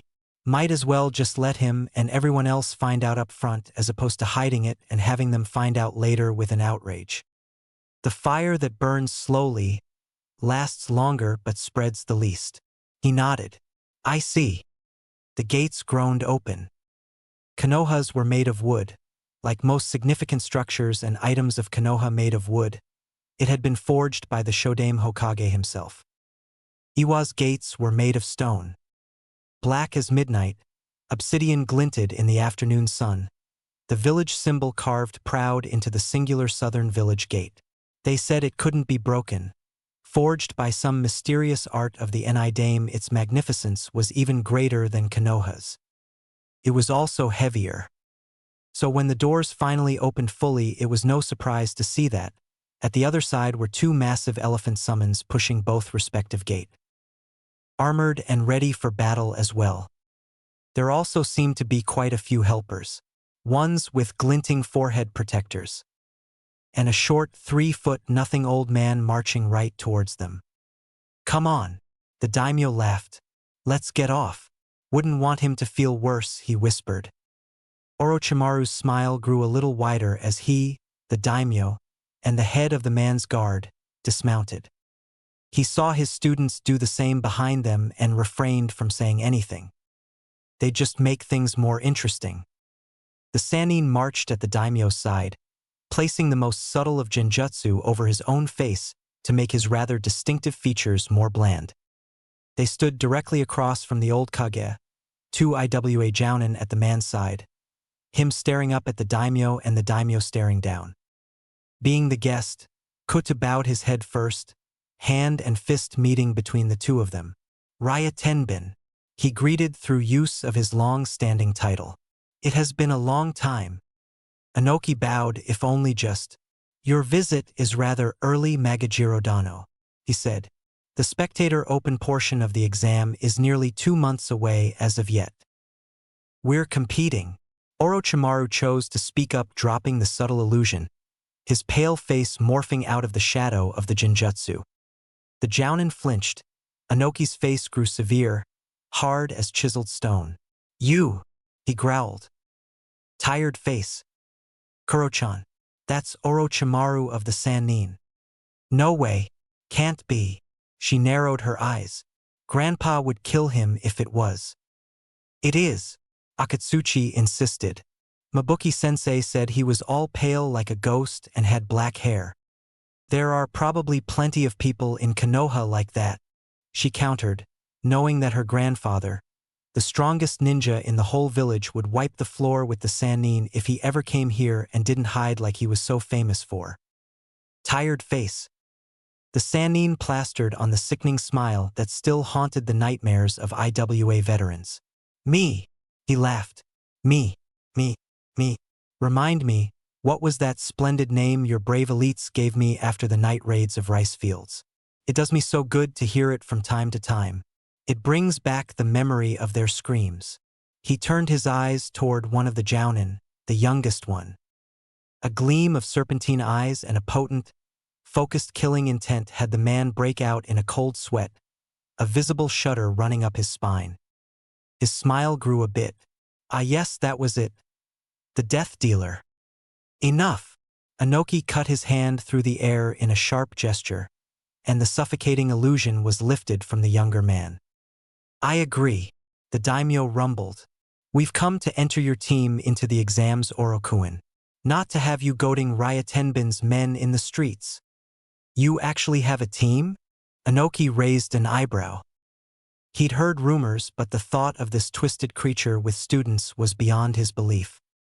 The Sannin turned to look over his shoulder. Your eyes must be going in your old age, Ryatenbin. He stepped aside, allowing the elder man the full view of the three kids. Inoki ignored the insult and took one look. Then he froze, his face contorted in a seething fury. Naruto felt the killing intent slam into him like a physical blow. He was almost caught off guard by it. Though there had been some hostility when they first met in his own time, it was a bucket of water compared to this ocean that was leveled out before him. Then he remembered that it had only been 7 years or so since the end of the war. It had been 16 by the time he met the man the first time. 16 years is time enough for tempers to cool and memories to dull. 7 evidently was a whole different story. Inoki took one step forward and Orochimaru was there, blocking his path and his line of sight again, smiling glibly though his limbs were tensed for an attack. You! The words were such a seething mass of loathing Orochimaru could almost feel the acid burning the back of the Kage's throat. Me! He laughed again. Tired face. Holy crap, that was intense. Ryoko breathed a little easier as soon as the killing intent let up. What in the world happened there? Kyofu shuddered. That wasn't just some random prejudice. It couldn't have been. Naruto frowned, droning them out, already hearing the escalating voices between Inoki, Orochi, and the daimyo, watching how the ninja around the gate tensed and the samurai at their backs did the same. Couldn't go like this. He didn't know Inoki well, but he knew IWA ninja. He knew them, fought with them, bled with them, and watched friends die beside them. Just like before the prejudice was here, it was just fresher in their minds. If he could overcome it before, he could overcome it now. But he couldn't just let this whole thing spiral out of control with Orochimaru goading the man into a conversation that would leave Inoki frothing at the mouth for a chance to kill them again. Couldn't go like this. Without any warning, he stepped forward and moved to march around the serpent. What are you doing? Ryoko hissed, moving to grab him before he darted out of her reach and peeked his body around Orochimaru's leg to look at Inoki, who was staring up at the two men. Instantly, in the most childlike voice he could muster, which was rather easy all things considered, he spoke clearly and loudly. He smiled. I'm Uzumaki Naruto. Wanna be friends? It was rather amazing to be standing at the cusp of a city, surrounded by more than 100 people, and yet have it so quiet one could hear a pin drop. Tired face. Hey, who's that kid? What did he say? Kuratsuchi asked. Don't know. He's smaller than us. Everyone's smaller than you. Tired face. Inoki swiveled his head around, giving him the most incredulous look anyone had ever seen on the man's face. You? What? He balked. Naruto stepped around Orochimaru's leg fully, standing nearly at eye level with the Kage. Well, I'm friends with Sarujiji and he's the Hokage. You're another Kage too, so you want to be friends too. He smiled the megawatt bright smile. Inoki's face still hadn't changed from that gobsmacked look, as though his brain was still trying to process the original query and just kept finding a hitch of logic or an error along the way. Finally, he seemed to snap to his senses, features growing stern again, though the killing intent was far less than it had been before. No! Naruto frowned, pouting like a child. Why not? The daimyo nodded, chuckling. Yes, why not Ryotenbin? He seems to be a good enough boy. The Kage looked like he was about to curse the man out when he bit his tongue. We'll make the arrangements for your stay. Give us 1 hour. Then he turned and marched away. Orochimaru watched the small man leave before drawing his gaze down towards the top of Naruto's head. He hadn't said anything, but he knew the boy had just recognized the danger and acted to manipulate with those words.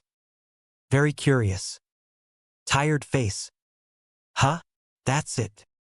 This was boring, Akatsuchi concluded, pulling himself back off the railing. What happened? Kuratsuchi growled. I didn't hear a thing. Come on, the bigger student insisted, plucking her off the railing. Sensei's gonna come out and find us. No, she's not, she's just gonna dash. Ahem. Both children paused, turning slowly to see the stern glare of their sensei. It was all Kuro-chan's idea. It was not, she bellowed. Tired face.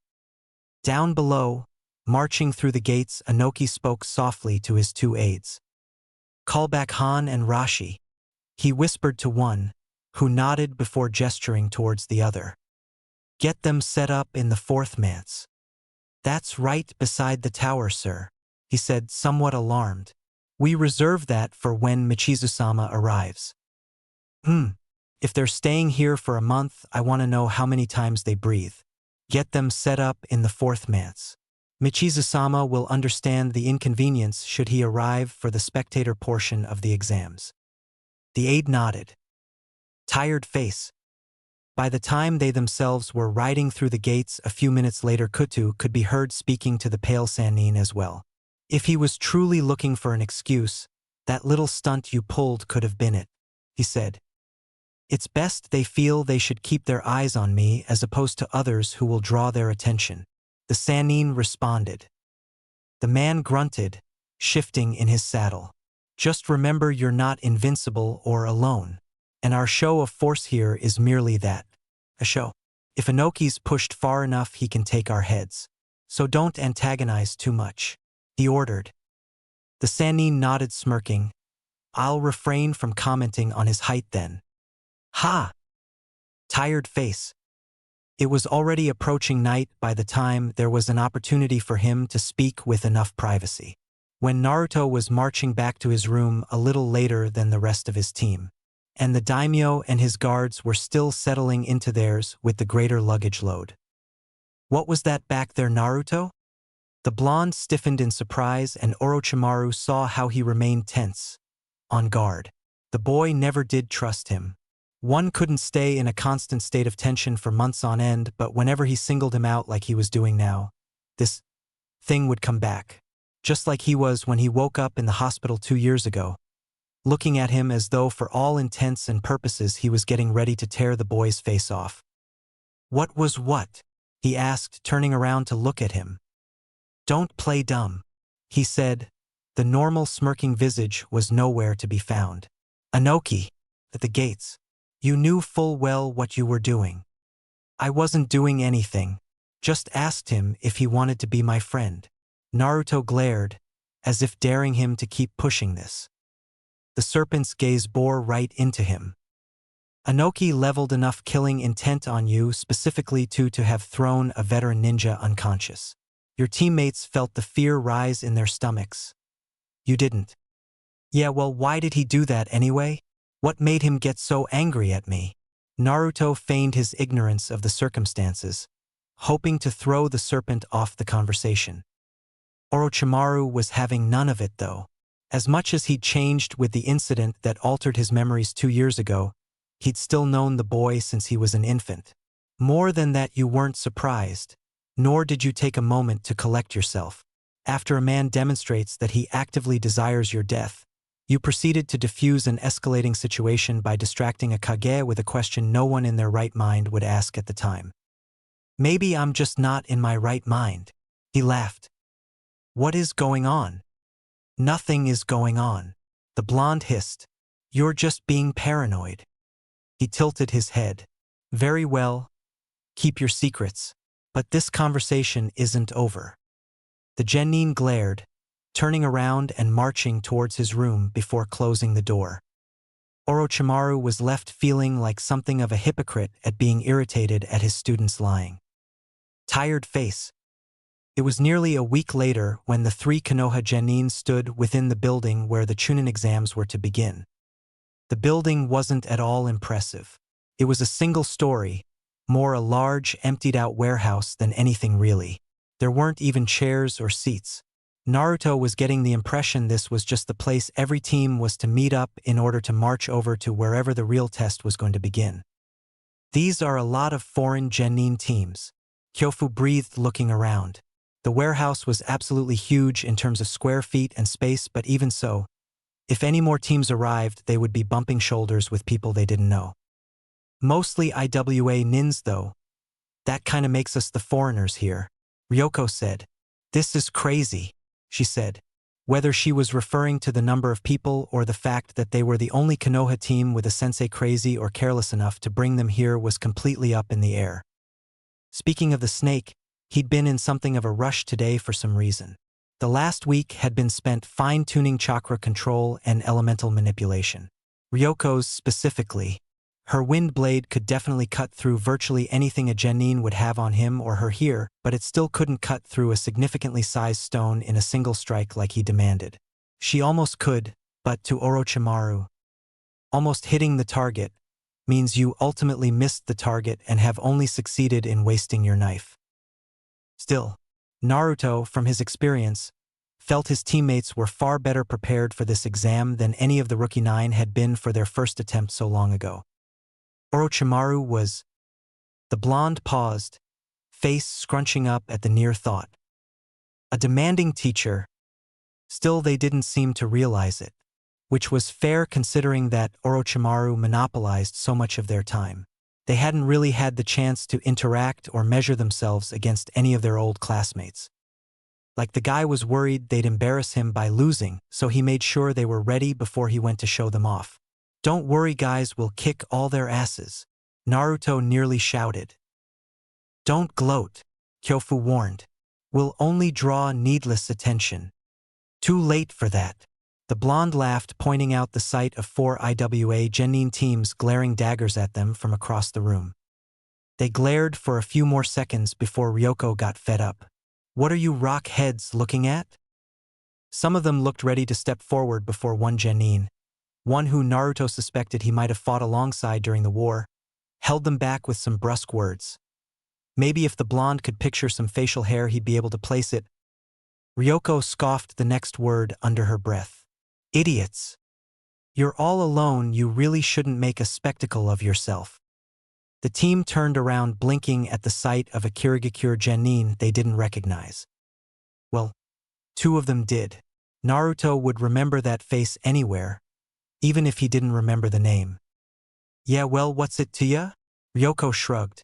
We can take care of Dash. Don't be rude, Kyofu interrupted somewhat sternly. As the eldest of the team, she was sort of adopting the role of disciplinarian/peacekeeper when Orochimaru wasn't around, it seemed. She bowed. I apologize, but we didn't catch your name. Kimi Marokun. Another voice spoke, and the face of the person that walked up behind the pale ninja was one Naruto also recognized. The name jumped to his lips this time too. Haku. The dark-haired genin turned, features scrunching up in confusion when looking down at him. Do I know you? Naruto froze for a moment, stiffening as he realized just how massive a slip-up this was, especially with the way his teammates were looking at him. Uno. I just heard there was a pretty dash. Wait. Was Haku a guy or a girl here?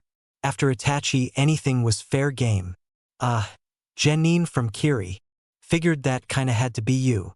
He hoped to sweet God above Haku was a girl here, or he might just have the earth swallow him. With an earth affinity, he could probably bury himself easy enough. Haku Laughead. That's very sweet of you. Ah, little Naruchan has a crush, Ryoko teased, reaching down to pinch his cheeks as he swatted her hand aside. They grow up so fast, Kyofu laughed. Not you too, Fuchan. You're supposed to be the nice one, he whined. Ryoko stuffed him in a headlock. Oh, so I'm not nice?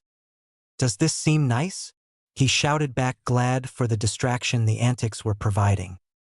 Haku giggled again, and the burning question of male or female was still branded in Naruto's skull. At any rate, both our teams should be going. She tapped Kimimaro on the shoulder. They're starting to do the listings to see who's present and who's not. Naruto stood up on his tiptoes to see a dozen Chunin had filed in to one side of the warehouse and were checking teams off the list as they filed closer towards them. Looks like the Chunin exams had begun. You and I have been playing this game for years, he said. We've done this over and over and over again ever since I took on my responsibilities. It has to end already. This is unhealthy and one of us will end up killing the other if it doesn't stop. So how about a truce? Onoki-sama. Someone called. The diminutive Kage turned, glaring at the Chunin at the door. What? The young man blinked. Who are you talking to? And why are you standing on your desk? The Kage looked down at his feet standing on polished mahogany. Directly across from him was a stack of paperwork that, even with him standing at the same level, was still taller than him. He narrowed his eyes menacingly at it. He reached up, picked up a chunk of it and plopped it down on the desk, leaving the main stack at just below his chin. Nodding to himself in satisfaction, he turned back to the Chunin. Never mind that, he dismissed. What VE you got for me? The man fully opened the door, revealing more paperwork in a cart. Chunin application forms, border entry requests, and a few other dash. The Tsuchikage slapped his forehead, dragging his hand down his face as he droned him out. He turned to glare at the stacks he already had. He blinked when he realized that the main stack was taller than him. They're breeding. Somehow he had a feeling that this was going to be a long day. Tired face. For the group of children, especially Ryoko, the novelty of riding a horse vanished rather quickly. Horses sucked. They stunk, they bounced, they chafed, left you sore for 3 days after you got off, and they stole your ramen. That last part held true only for one of them, but the point still stood. Horse riding was not faring well with them. Given the fact, however, that they needed to travel with the daimyo, they couldn't run at ninja speed and walking would just slow everyone down, so they were stuck with this. They were on the last leg of their trip, only a few hours from Iwagakure after nearly 4 hours' ride already.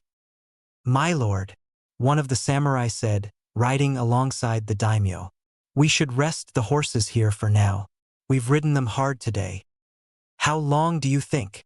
The man asked, patting his beast affectionately. Until noon at least, the samurai responded. All right then. He seemed ready to dismount when a ghostly pale rider marched up beside him. That wouldn't be wise, Orochimaru commented. We're already here, every second we delay is a second longer for word to reach Inoki, or more likely the Umbu and Chunin patrols that can converge around our position for a swift attack. We should get through this as quick as possible to reach the neutrality of an official Chunin exam invitation. The daimyo considered. All right then. He looked at the samurai. It's noon now.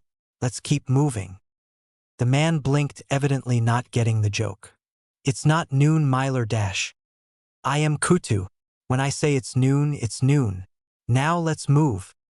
The horses trotted forward. The teenagers groaned miserably. I'm never getting on another horse again, Kyofu growled. I'm never leaving the village again, Ryoko offered. I'm going to eat them, Naruto promised. Chop them up, put them in ramen and eat them. The two girls tossed him a look. Evidently Naruto could get violent if you stole his ramen. They rode through the woodlands. Where Konoha's forest was dense with oaks and other such trees, the colder climates of Iwagakure's mountains in the north were thick with prickly pine trees whose heavy scent was like a heady mist in the air. They're here already, Orochimaru hissed towards the daimyo, and Naruto's ears twitched 2 horses behind. Turning his eyes towards the trees, he searched, finding nothing but the rustling of leaves in the wind to indicate a shinobi. He spread out his nature-enhanced senses, feeling the chakra signatures around him. His teammates first, Orochi's stronger presence second, the strongest here. In the trees, though, he found 6 others. Very close. He trailed his eyes straight upwards. He still couldn't see anything. Jounin then. Jounin or Umbu. They rode on through the day, and more ninja, all in various states of fatigue or lack thereof, gathered around the column as it progressed, all staying out of sight, though some less experienced members slipped and let themselves be seen by him. The men could actually feel the pounding of their horses' hearts and their winded breaths against their shins by the time the walls of the village came into view. By that time Naruto could count 22 at their backs. And 100 more in front. Tired face. "Come on. Hurry up," she demanded, pulling on his arm to help him get a grip and then running to the other side to help haul up the leg he was trying to hook up over the edge. "We're cutting class, Kuro-chan." The boy huffed and puffed, struggling to climb over the edge of the roof that was connected to the walls. "Come on. What would you rather do? Sit and listen to Mabuki-sensei talking about Shodame, or see what's coming this way that has everyone in such a fuss? We'll get in trouble." Akatsuchi grunted, finally pulling himself up and over the edge. "Not if you hurry up. Come on." Tired face. No. "Get out." "I refuse." "Sir, you can't refuse.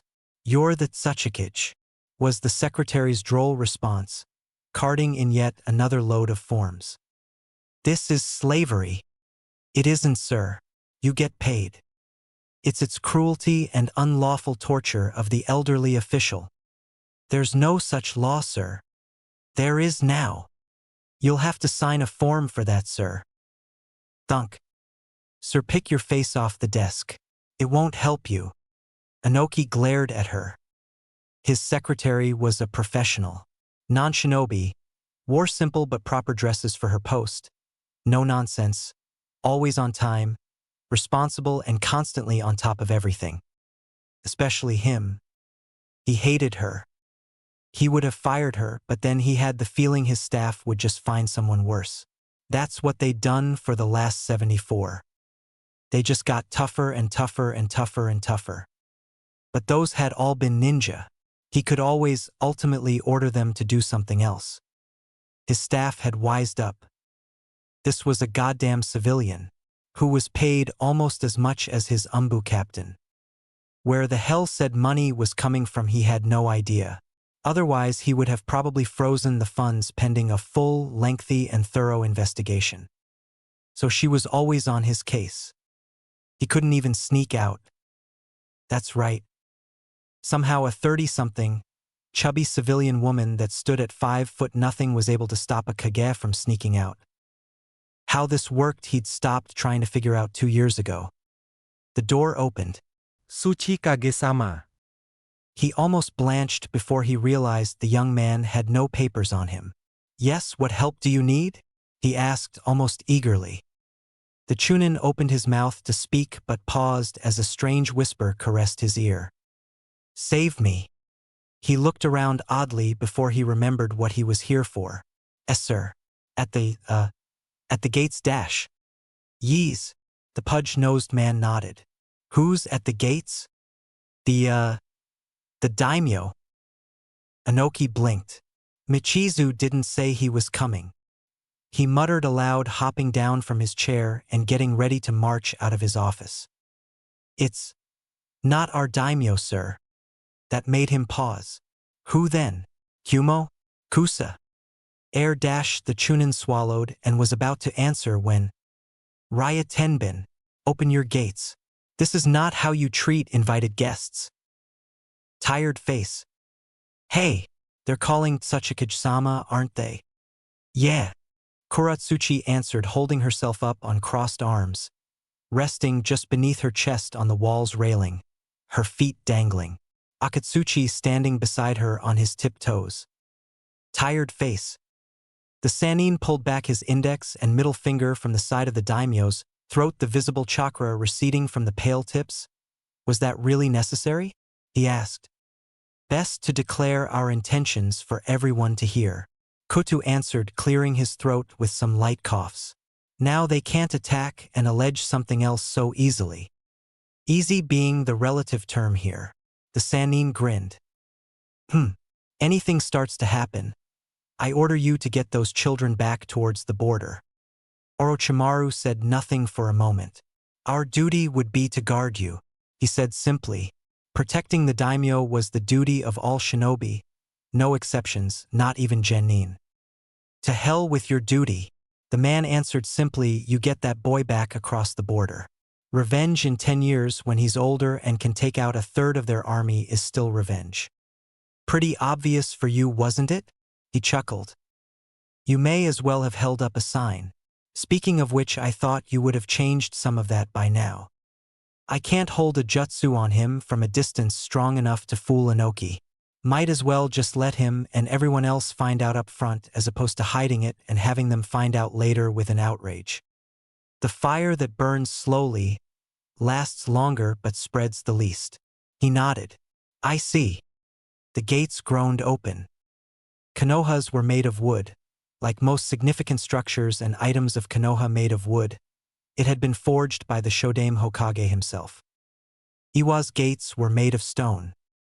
Black as midnight, obsidian glinted in the afternoon sun, the village symbol carved proud into the singular southern village gate. They said it couldn't be broken. Forged by some mysterious art of the Enidame, its magnificence was even greater than Konoha's. It was also heavier. So when the doors finally opened fully, it was no surprise to see that, at the other side were two massive elephant summons pushing both respective gate. Armored and ready for battle as well. There also seemed to be quite a few helpers, ones with glinting forehead protectors, and a short 3-foot-nothing old man marching right towards them. Come on, the daimyo laughed. Let's get off. Wouldn't want him to feel worse, he whispered. Orochimaru's smile grew a little wider as he, the daimyo, and the head of the man's guard, dismounted. He saw his students do the same behind them and refrained from saying anything. They'd just make things more interesting. The Sannin marched at the daimyo's side, placing the most subtle of genjutsu over his own face to make his rather distinctive features more bland. They stood directly across from the old Kage, 2 Iwa jounin at the man's side, him staring up at the daimyo and the daimyo staring down. Being the guest, Kuta bowed his head first, hand and fist meeting between the two of them. Raya Tenbin, he greeted through use of his long-standing title. It has been a long time. Inoki bowed, if only just. Your visit is rather early, Magajiro Dano, he said. The spectator open portion of the exam is nearly 2 months away as of yet. We're competing. Orochimaru chose to speak up, dropping the subtle illusion, his pale face morphing out of the shadow of the genjutsu. The jounin flinched. Inoki's face grew severe, hard as chiseled stone. You, he growled. Tired face. Kuro-chan, that's Orochimaru of the Sannin. No way, can't be. She narrowed her eyes. Grandpa would kill him if it was. It is, Akatsuchi insisted. Mabuki-sensei said he was all pale like a ghost and had black hair. There are probably plenty of people in Konoha like that, she countered, knowing that her grandfather, the strongest ninja in the whole village, would wipe the floor with the Sannin if he ever came here and didn't hide like he was so famous for. Tired face. The Sannin plastered on the sickening smile that still haunted the nightmares of IWA veterans. Me, he laughed. Me. Remind me, what was that splendid name your brave elites gave me after the night raids of rice fields? It does me so good to hear it from time to time. It brings back the memory of their screams. He turned his eyes toward one of the jounin, the youngest one.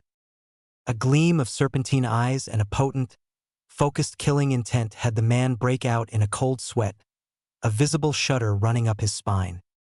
His smile grew a bit. Ah yes, that was it. The death dealer. Enough!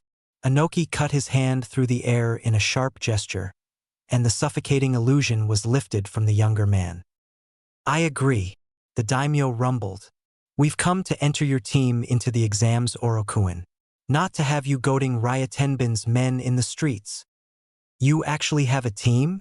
Inoki raised an eyebrow. He'd heard rumors, but the thought of this twisted creature with students was beyond his belief. The Sannin turned to look over his shoulder. Your eyes must be going in your old age, Ryatenbin. He stepped aside, allowing the elder man the full view of the three kids. Inoki ignored the insult and took one look. Then he froze, his face contorted in a seething fury. Naruto felt the killing intent slam into him like a physical blow. He was almost caught off guard by it. Though there had been some hostility when they first met in his own time, it was a bucket of water compared to this ocean that was leveled out before him. Then he remembered that it had only been 7 years or so since the end of the war. It had been 16 by the time he met the man the first time. 16 years is time enough for tempers to cool and memories to dull. 7 evidently was a whole different story.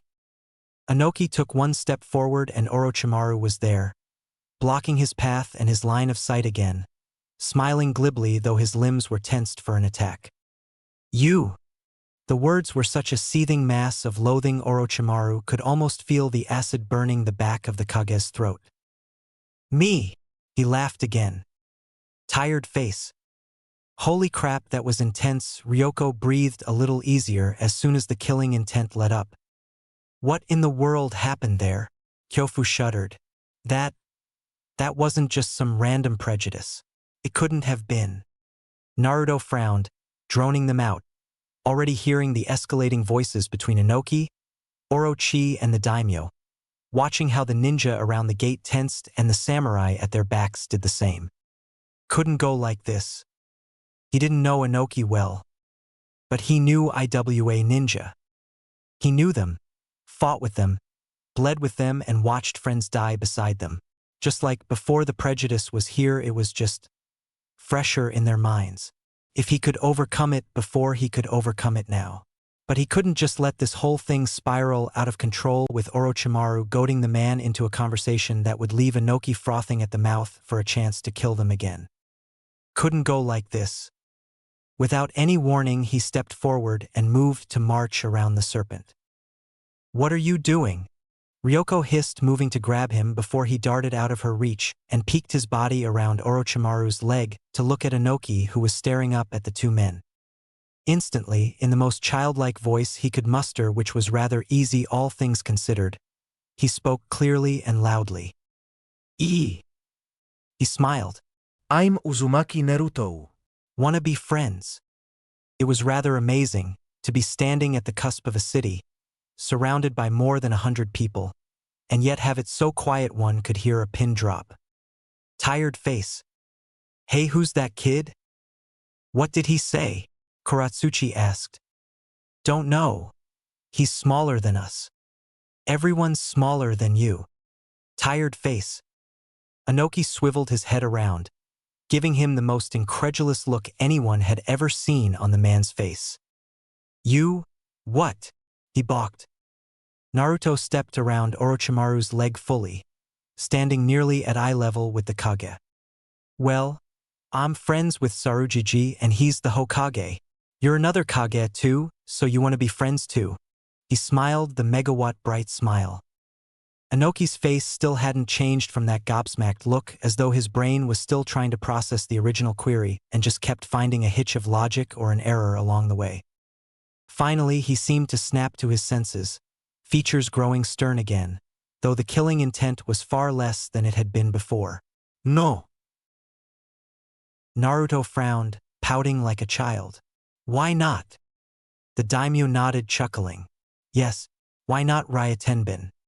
He seems to be a good enough boy. The Kage looked like he was about to curse the man out when he bit his tongue. We'll make the arrangements for your stay. Give us 1 hour. Then he turned and marched away. Orochimaru watched the small man leave before drawing his gaze down towards the top of Naruto's head. He hadn't said anything.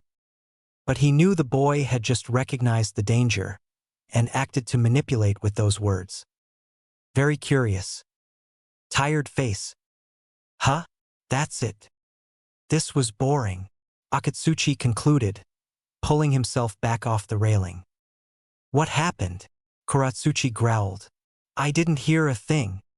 Come on, the bigger student insisted, plucking her off the railing. Sensei's gonna come out and find us. No, she's not, she's just gonna dash. Ahem. Both children paused, turning slowly to see the stern glare of their sensei. It was all Kuro-chan's idea. It was not, she bellowed. Tired face. Down below, marching through the gates, Inoki spoke softly to his two aides. Call back Han and Rashi. He whispered to one, who nodded before gesturing towards the other. Get them set up in the fourth manse. That's right beside the tower, sir, he said, somewhat alarmed. We reserve that for when Michizu-sama arrives. If they're staying here for a month, I want to know how many times they breathe. Get them set up in the fourth manse. Michizu-sama will understand the inconvenience should he arrive for the spectator portion of the exams. The aide nodded. Tired face. By the time they themselves were riding through the gates a few minutes later, Kutu could be heard speaking to the pale Sannin as well. If he was truly looking for an excuse, that little stunt you pulled could have been it, he said. It's best they feel they should keep their eyes on me as opposed to others who will draw their attention. The Sannin responded. The man grunted, shifting in his saddle. Just remember you're not invincible or alone, and our show of force here is merely that, a show. If Inoki's pushed far enough, he can take our heads. So don't antagonize too much, he ordered. The Sannin nodded, smirking. I'll refrain from commenting on his height then. Ha! Tired face. It was already approaching night by the time there was an opportunity for him to speak with enough privacy. When Naruto was marching back to his room a little later than the rest of his team, and the daimyo and his guards were still settling into theirs with the greater luggage load. What was that back there, Naruto? The blonde stiffened in surprise, and Orochimaru saw how he remained tense, on guard. The boy never did trust him. One couldn't stay in a constant state of tension for months on end, but whenever he singled him out like he was doing now, this thing would come back, just like he was when he woke up in the hospital 2 years ago, looking at him as though for all intents and purposes he was getting ready to tear the boy's face off. What was what? He asked, turning around to look at him. Don't play dumb, he said. The normal smirking visage was nowhere to be found. Inoki, at the gates. You knew full well what you were doing. I wasn't doing anything. Just asked him if he wanted to be my friend. Naruto glared, as if daring him to keep pushing this. The serpent's gaze bore right into him. Inoki leveled enough killing intent on you specifically to have thrown a veteran ninja unconscious. Your teammates felt the fear rise in their stomachs. You didn't. Yeah, well, why did he do that anyway? What made him get so angry at me? Naruto feigned his ignorance of the circumstances, hoping to throw the serpent off the conversation. Orochimaru was having none of it, though.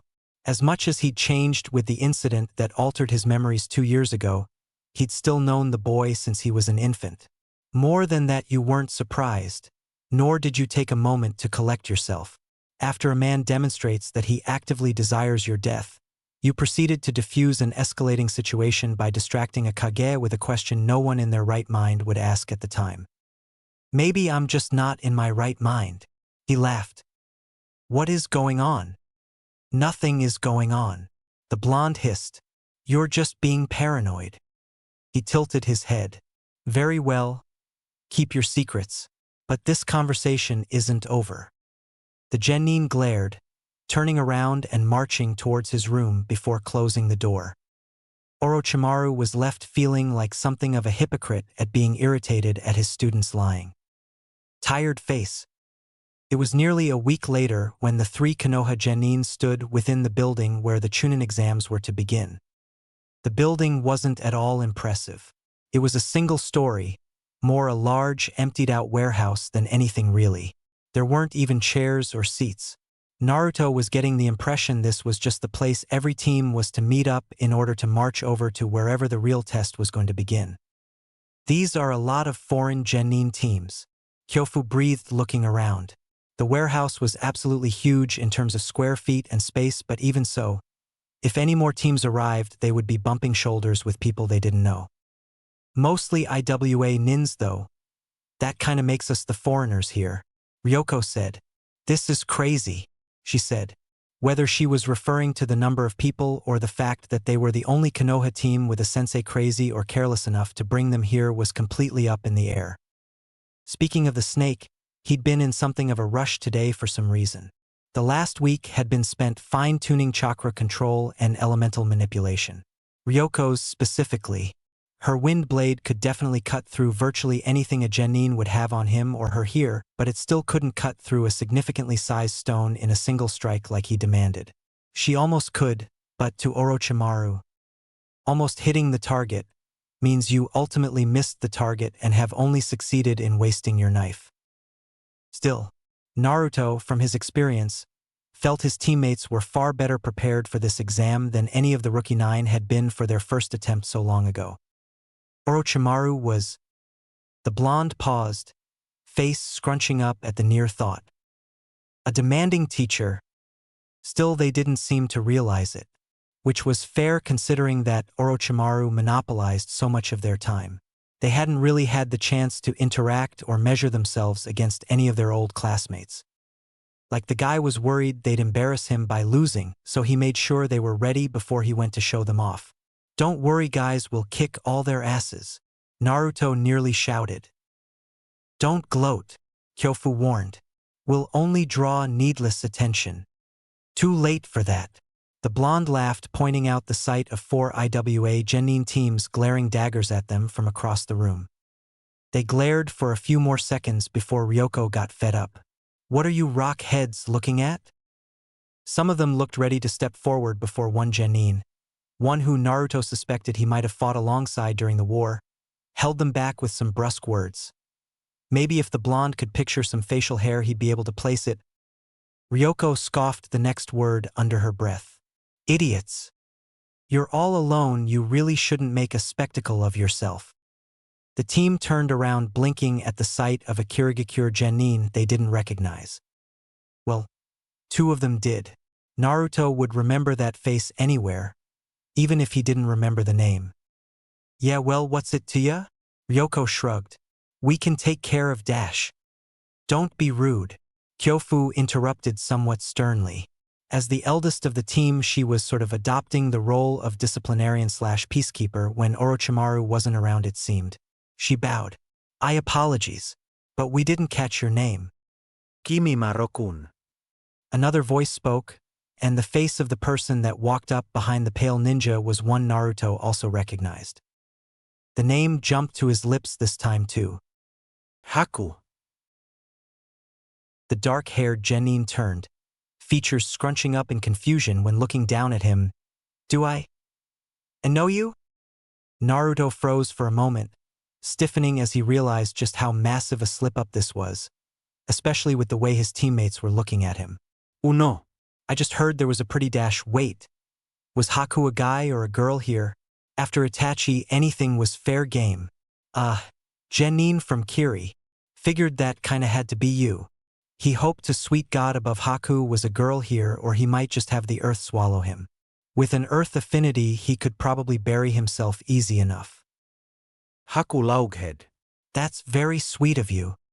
Little Naruchan has a crush, Ryoko teased, reaching down to pinch his cheeks as he swatted her hand aside.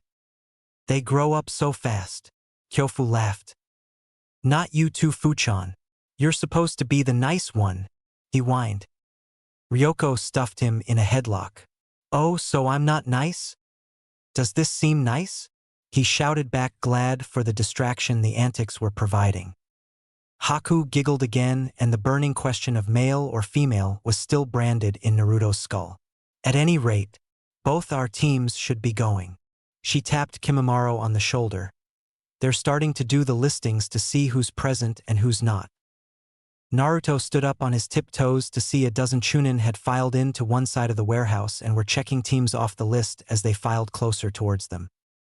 Looks like the Chunin exams had begun. The bottle was near empty. It's been sitting on that table for well over a decade. Hardly touched or even glanced at. The last time he could remember opening it was the night the Third War had been declared and all forces were marching on Konoha. Since then, he probably hadn't touched the damn thing. 1 week after the arrival of Hai no Kuni's daimyo, and it was nearing empty. Magajiro Kutu was the very last person he expected to arrive here. Even the monkey Hiruzen would have been less of a surprise. The villages, lesser and greater, held a balance of power between the daimyo and the kage. In IWA, he technically held more power than the daimyo Michizu. Iwa's rough mountain terrain did not make for good farmland or massive populations of people. So his ninja, despite still being outnumbered by the daimyo's men, could, according to calculations and scenarios, deal with the daimyo's armies with strength to spare. Suna was the same, and now it seemed the daimyo of the deserts was taking steps to remedy that by hiring out other villages as opposed to his own, hoping to weaken the Yandame Kazakage's power base enough for them to be on equal footing. He had his eyes on that to see how it would play out, and he had no doubt Michizu did as well. The Kiri ninja, however, were particularly reliant on their daimyo. The man controlled the navy, which meant he controlled all import, export, border control, and communications within the islands. Kumo and Konoha were the only villages that were truly standing on even ground with their respective daimyo. For that reason, more than anything else, the daimyo of these two nations were very well guarded and cared for. Should the daimyo die, and his heir find that the ninja in their employ did not do absolutely everything within their significant power to avoid such, it could destabilize the political and social arena of both nations. Sarutobi coming here, while surprising, would have made some sense. He could observe the Chunin exams and make sure nothing happened to the genin involved. Moreover, the man could protect himself from any shinobi in the village, even him. Kutu could not. Neither could his samurai. If Inoki truly wanted them dead, he could have it done in an eye blink. Orochimaru was powerful, but he was not an omnipotent force able to survive every ninja in an entire village bearing down on him. He knew this. But worse than that, his men knew this. Now, not only did he have to keep his eye on the man, he also had to keep himself and keep his own shinobi calm. They knew their orders, but this was a lit torch in a powder keg. One stray ember was all that would be needed to make the whole thing go to hell. One drunken brawl, one stray suggestion from one idiot to another could spark the Fourth War. Or worse, a deliberate measure. IWA and Kumo were united, only in so much as the fact that they hated Konoha more than each other. With Kumo's rapid military expansion and the fact that they were reported to hold a very powerful Jinchuriki, they might just be looking to flex some of their muscle. What better way to do it than have this thing blow up under Iwa's nose, have them take the brunt of the blame and the stigma that the neutrality of the Chunin exam, established nearly a decade ago, was first broken by them. Even by shinobi standards, the deception would stick enough to hurt them. Clients didn't trust in people who were known for violating agreements. With the lack of adequate guards the man himself had brought, the situation was only exacerbated. He had to order his ninja, many if not all of whom had lost family and friends during the Third War, to both Hai no Kuni's ninja and samurai, that not only did they have to leave them alone, but that they had to actively try to protect them. Needless to say, it was not sitting well, if at all. Konoha had dropped a bomb on his front door, all to nominate that little Namikaze spawn. Yes, Namikaze. Uzumaki my ass. He snorted. That was Namikaze Minato's son, or he was the daimyo's wife. His lips curled. He would never forget the face of the man that had slaughtered well over 300 men in a single night. It was a face he dreamed of slicing to ribbons. He'd celebrated for a month after he heard of his death. Everyone in the village did. That damn monkey. He wanted to make a statement, show the whole world that they lost once to Minato and they'll lose just as easily to his infant son. that Minato Namikaze would soon come a second time onto the world and he would still be a Konoha ninja. He took another drink. Evidently, the god of shinobi forgot that accidents happened all the time at these exams. The Namikaze brat might just find that out the hard way. Tired face. When your team number is called, please walk up here. One of the Chunin examiners spoke. From here you will follow one of our proctors to your examination area. Clearing his throat as he began to call up the names on his clipboard, Naruto turned to his teammates. What do you guys think is gonna happen? He scrunched up his nose in feigned ignorance. I heard they gave written tests before anything. Sometimes. Kyofu shook her head. But not all the time. I guess with so many teams here they believe a written test will be a waste of time since they don't have the proctors to look out for cheating, or the time to grade the exams quickly enough. My guess is they're heading straight for the phase that cuts down the teams down to half the number at least. Naruto nodded. It made sense. There were a lot of teams here. He'd spotted nearly 10 from IWA and 7 from Kumo. Beside Haku and that bone guy, he'd also spotted at least 2 more from Kiri, at least 1 from Suna and another half dozen from the minor villages. And those were the only ones he was or could keep some semblance of track of. All in all, there were at least 100 genin here, maybe more. He couldn't blame them for wanting to cut down teams. What do you think the test is going to be about though? Ryoko asked, crossing her arms. I've heard it can be anything from survival to capture flag missions, defend the target, or combat. It can be, the mocha-skinned girl answered. I think they just make it up a week before the exam or just recycle old ideas. No way to really guess till they tell you. Well, that sucks, the silver-haired preteen muttered. Think they'll rig it to get us kicked quick? It's a distinct possibility. That's one reason why Konoha never nominates teams for the exams here and IWA never nominates teams for the exam there. The mistrust is too deep, no matter what the treaties say. Hey, it doesn't matter. Naruto grinned. We'll beat whatever they throw at us. Ryoko smirked. Kyofu ruffled his hair, to his slight irritation. It was minutes later that the Chunin's voice finally called them. Team 8 of Konohagakure no Sato under Orochimaru. No surname offered. Please step up. A slight hush fell over the crowd, the bulk of which were still IWA genin. And, even though the teams had all been called in a similar fashion, they couldn't help but feel the target being painted on their backs as they marched up to the front of the room. The Chunin tossed them a carefully neutral look. Please follow one of our proctors, he said, and the children found another Chunin stepping forward to lead them out the back door. Tired face. It wasn't long after that they were transported, via Shunshin, onto the peaks of a mountain. Now, IWA had many mountains, but he highly doubted that many of them could have them looking down at bloody clouds. Holy hell! You will begin your exam here, the proctor stated crisply before pulling out a folder from under his arm and handed it to Kyofu. These are your targets. The purple-haired girl opened the folder curiously, her 2 teammates crowding around her with Naruto standing on his toes to get a proper look. It was a Kusagakure genin team. Each team the proctor continued, will carry one of these. A coin was produced from his vest, one with the number 42 on its face with the other holding the leaf symbol. The coin will have a number and the respective village symbol. Each coin is unique. You must arrive with both your own coin and that of your targets to pass this portion of the exam. So this is a mock package mission combined with search and destroy? Kyofu asked.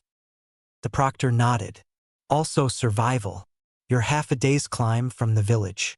You're expected to find your way down the mountain and return by the 4th day. Time to track your targets and return if you're capable.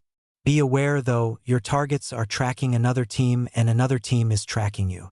If your targets find their targets first and get back to the village then there's no way to pass.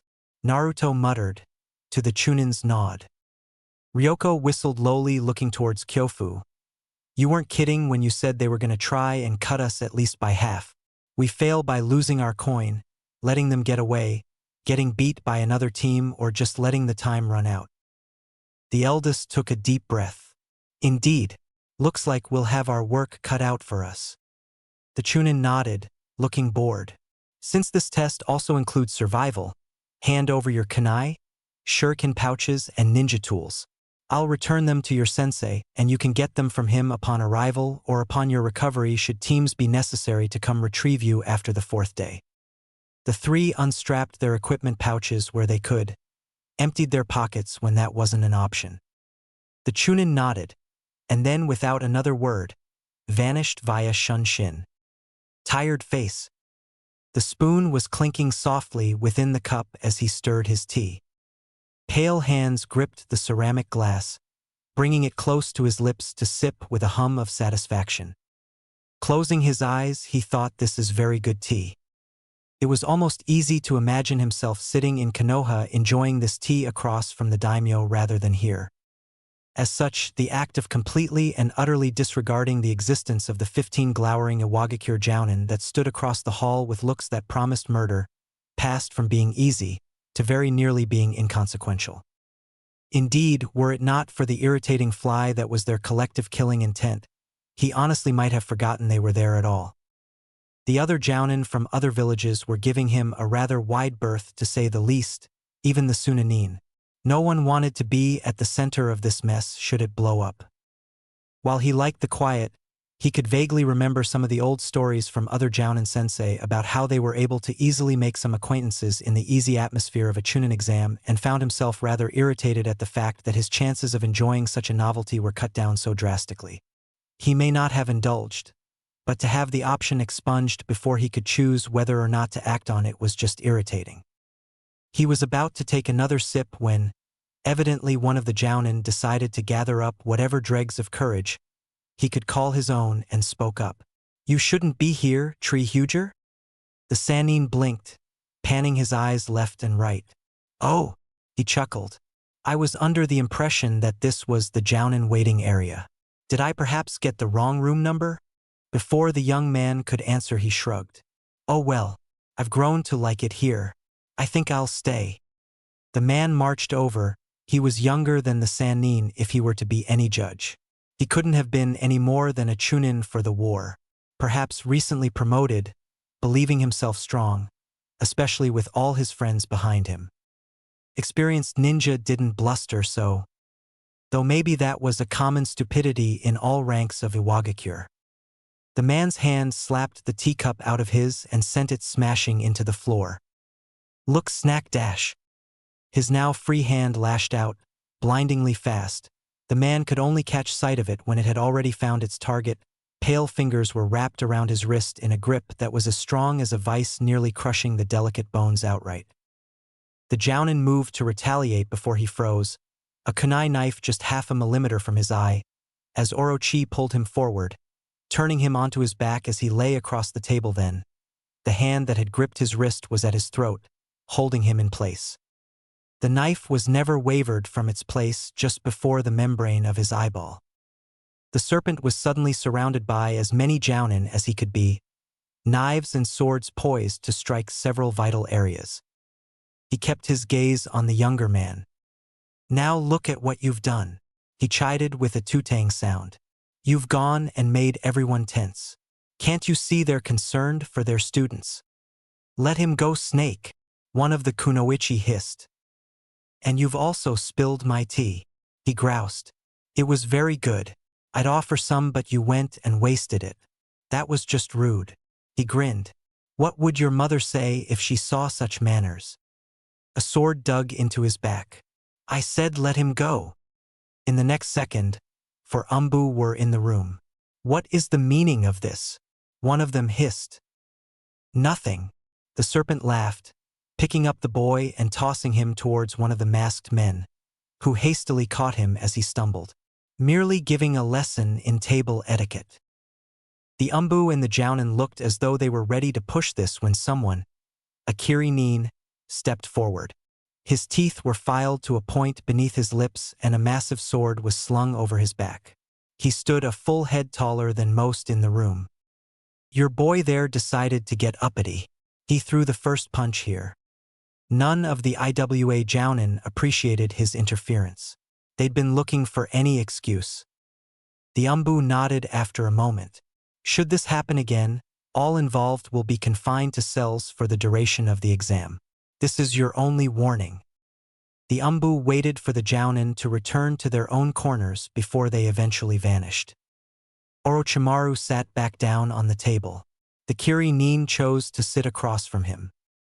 You're either brave or stupid for coming here, Leaf, he muttered. The Sannin smirked. Perhaps, but more's the fool who paints a target on his back where once he had none. The man shrugged, shifting the blade on his shoulder. Not like they'll do anything to me when you're the real slice of meat they want. The Sannin snorted a laugh. True enough. He eyed the man up and down. I assume you've got your own students here. Heh, the best Kiri has to offer.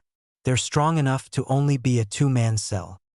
Orochimaru raised an eyebrow, lacing his hands in front of his mouth as he leaned forward. Really? Rumor has it Kiris suffered some recent unrest. Could it perhaps be less a case of their strength and your village's lack of it? He chuckled as the man said nothing. Need to put on a show to give some reassurances, yes? At length, the swordsman snorted. If we were to go on believing rumors, Konoha's on its last legs with your Hokage dead, that kitsune biting off your faces and those clans of yours having no bloodlines in forever. Achin. Good thing we don't strive on rumors then, he chuckled. I do believe I recognize you from my bingo books. I recognize you, Orochimaru of Konohagakure, the so-called death dealer. You held the lines against IWA with that teammate of yours before that Yondaime cut Iwa's balls and dick off. He grinned. You're just lucky your daimyo's navy was able to hold off the bulk of our forces at sea. Otherwise.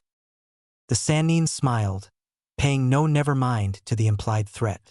An apt description of Minato's effects on IWA. He laughed quietly at how some of the other IWA ninja seethed where they stood.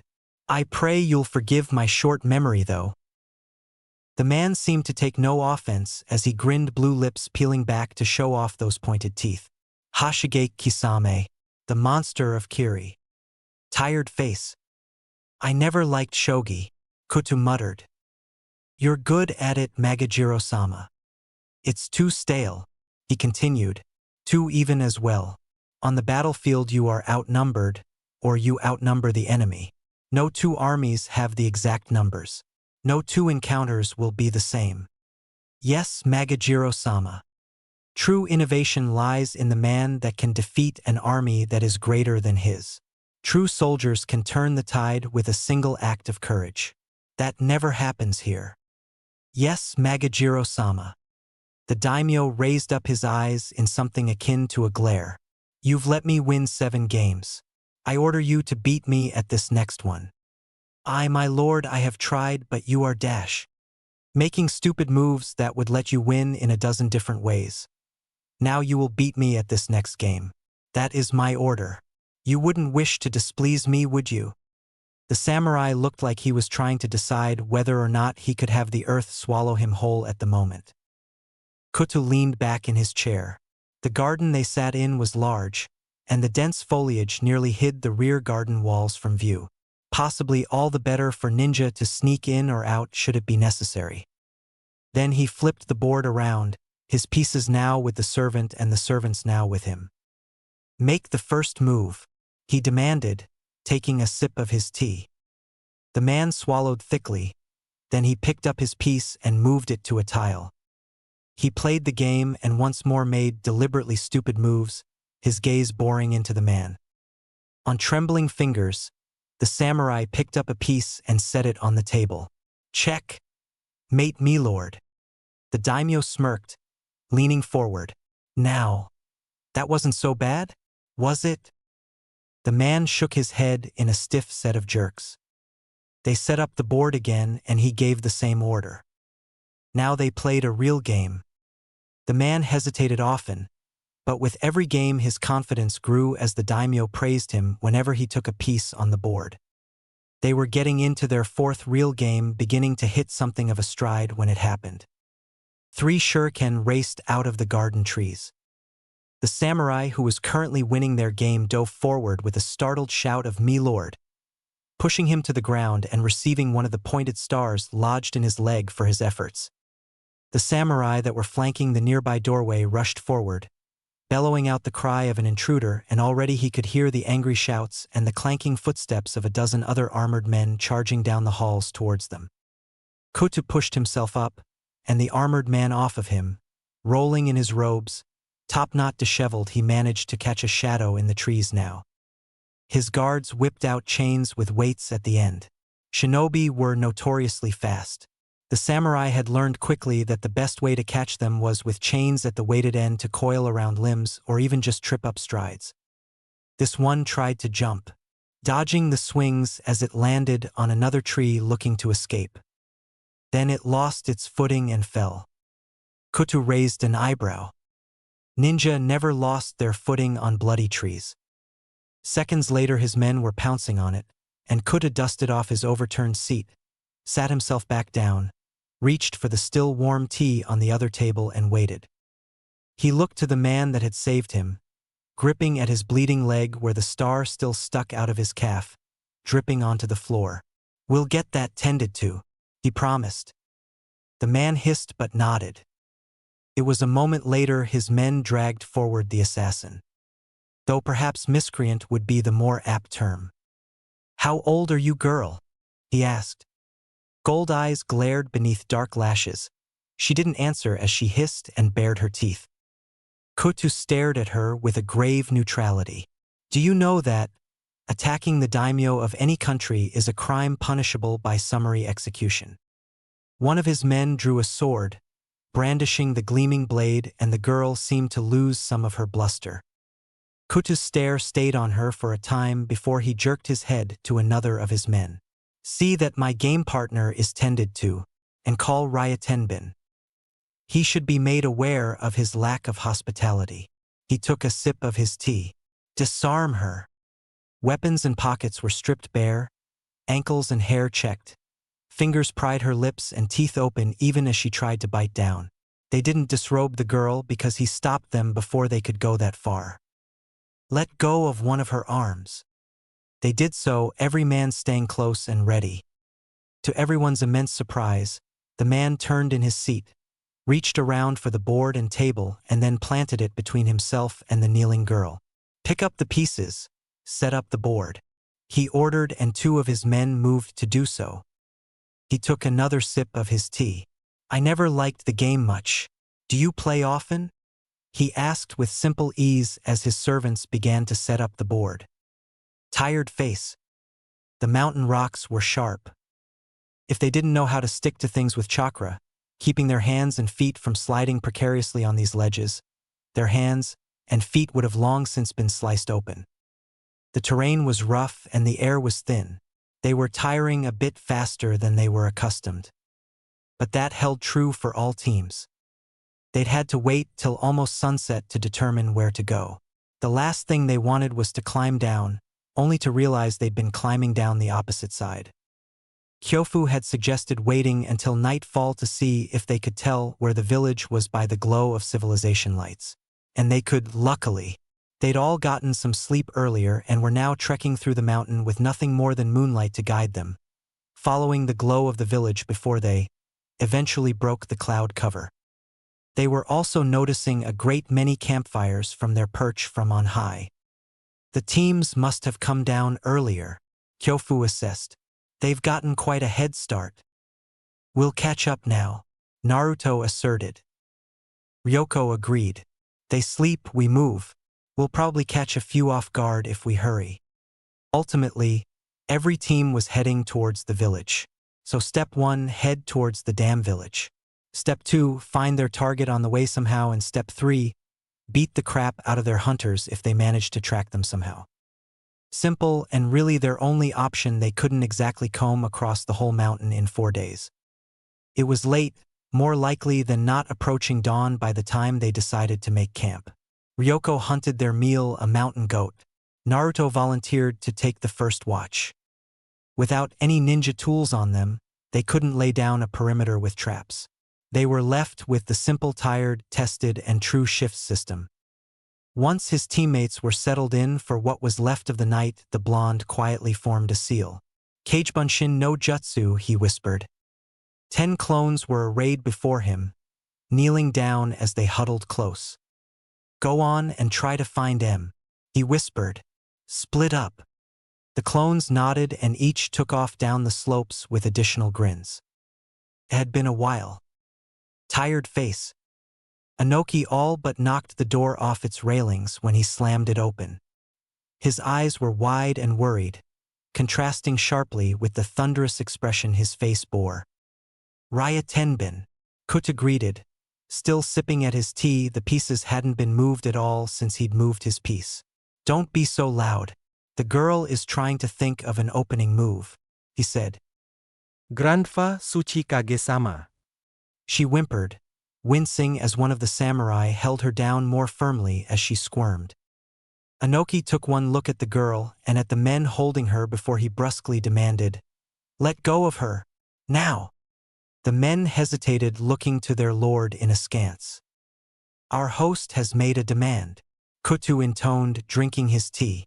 "Respect it." They let go. The girl rubbed at her shoulder but seemed otherwise unharmed. She turned towards her grandfather and opened her mouth to speak before he held up a hand. "We will have words about this later," he said, and with a wave of his hand an umbu was at the girl's side, shimmering into existence before they were both gone in a wisp of smoke, leaving the sandaime with the daimyo. The younger man blew at his tea, cooling it before he spoke. "You've been standing around for well over an hour," he said towards his men. "Go get some rest. You've earned it." The men hesitated, but slowly began to file out of the gardens, leaving their lord alone with the enemy commander in dusk's twilight. "Do you play often?" he inquired. Inoki bowed stiffly, working his jaw as he tried to pull the words free of his throat. "On behalf of Iwagakure, I must offer my most sincere dash." "Raya Tenbin," the man interrupted firmly, keeping his eyes on the board as he spread his hands out in a welcoming gesture. "Play a game with me. You're not responsible for children acting foolish." The small man's jaw was tense, and anyone with the mind to look could have seen his teeth grinding together before he bowed stiffly and marched forward, taking a seat across from him. He set his piece down on the tile with a sharp crack. Kuta took in a breath, taking up his own piece and settling it down with a much more gentle touch, the tile leaving only a small clicking sound. "I didn't realize she was your granddaughter." Crack. "Do not feign." He stopped himself before uttering the careless insult. "You didn't kill her." Click. "I didn't come here to kill children," he answered drolly. "I will see that my men secure your residence better. I will reprimand them accordingly for their carelessness, and it was carelessness, I assure you." Crack. "I would hope so," he answered. "If you've resorted to sending your non-graduated granddaughter as an actual attempt on my life, I'd worry for the girl's sake." The older man looked at the board. Then he stood up off of his seat. "I'm sorry, but I must be going. Your security must be seen to immediately." Kutu kept staring at the board, speaking just before Inoki crossed the threshold to leave. He kept moving the pieces. "She was brave, Raya Tenbin. Praise her for it." Crack. "Also," click, "I've done you a kindness. One day I will expect one in return." Crack.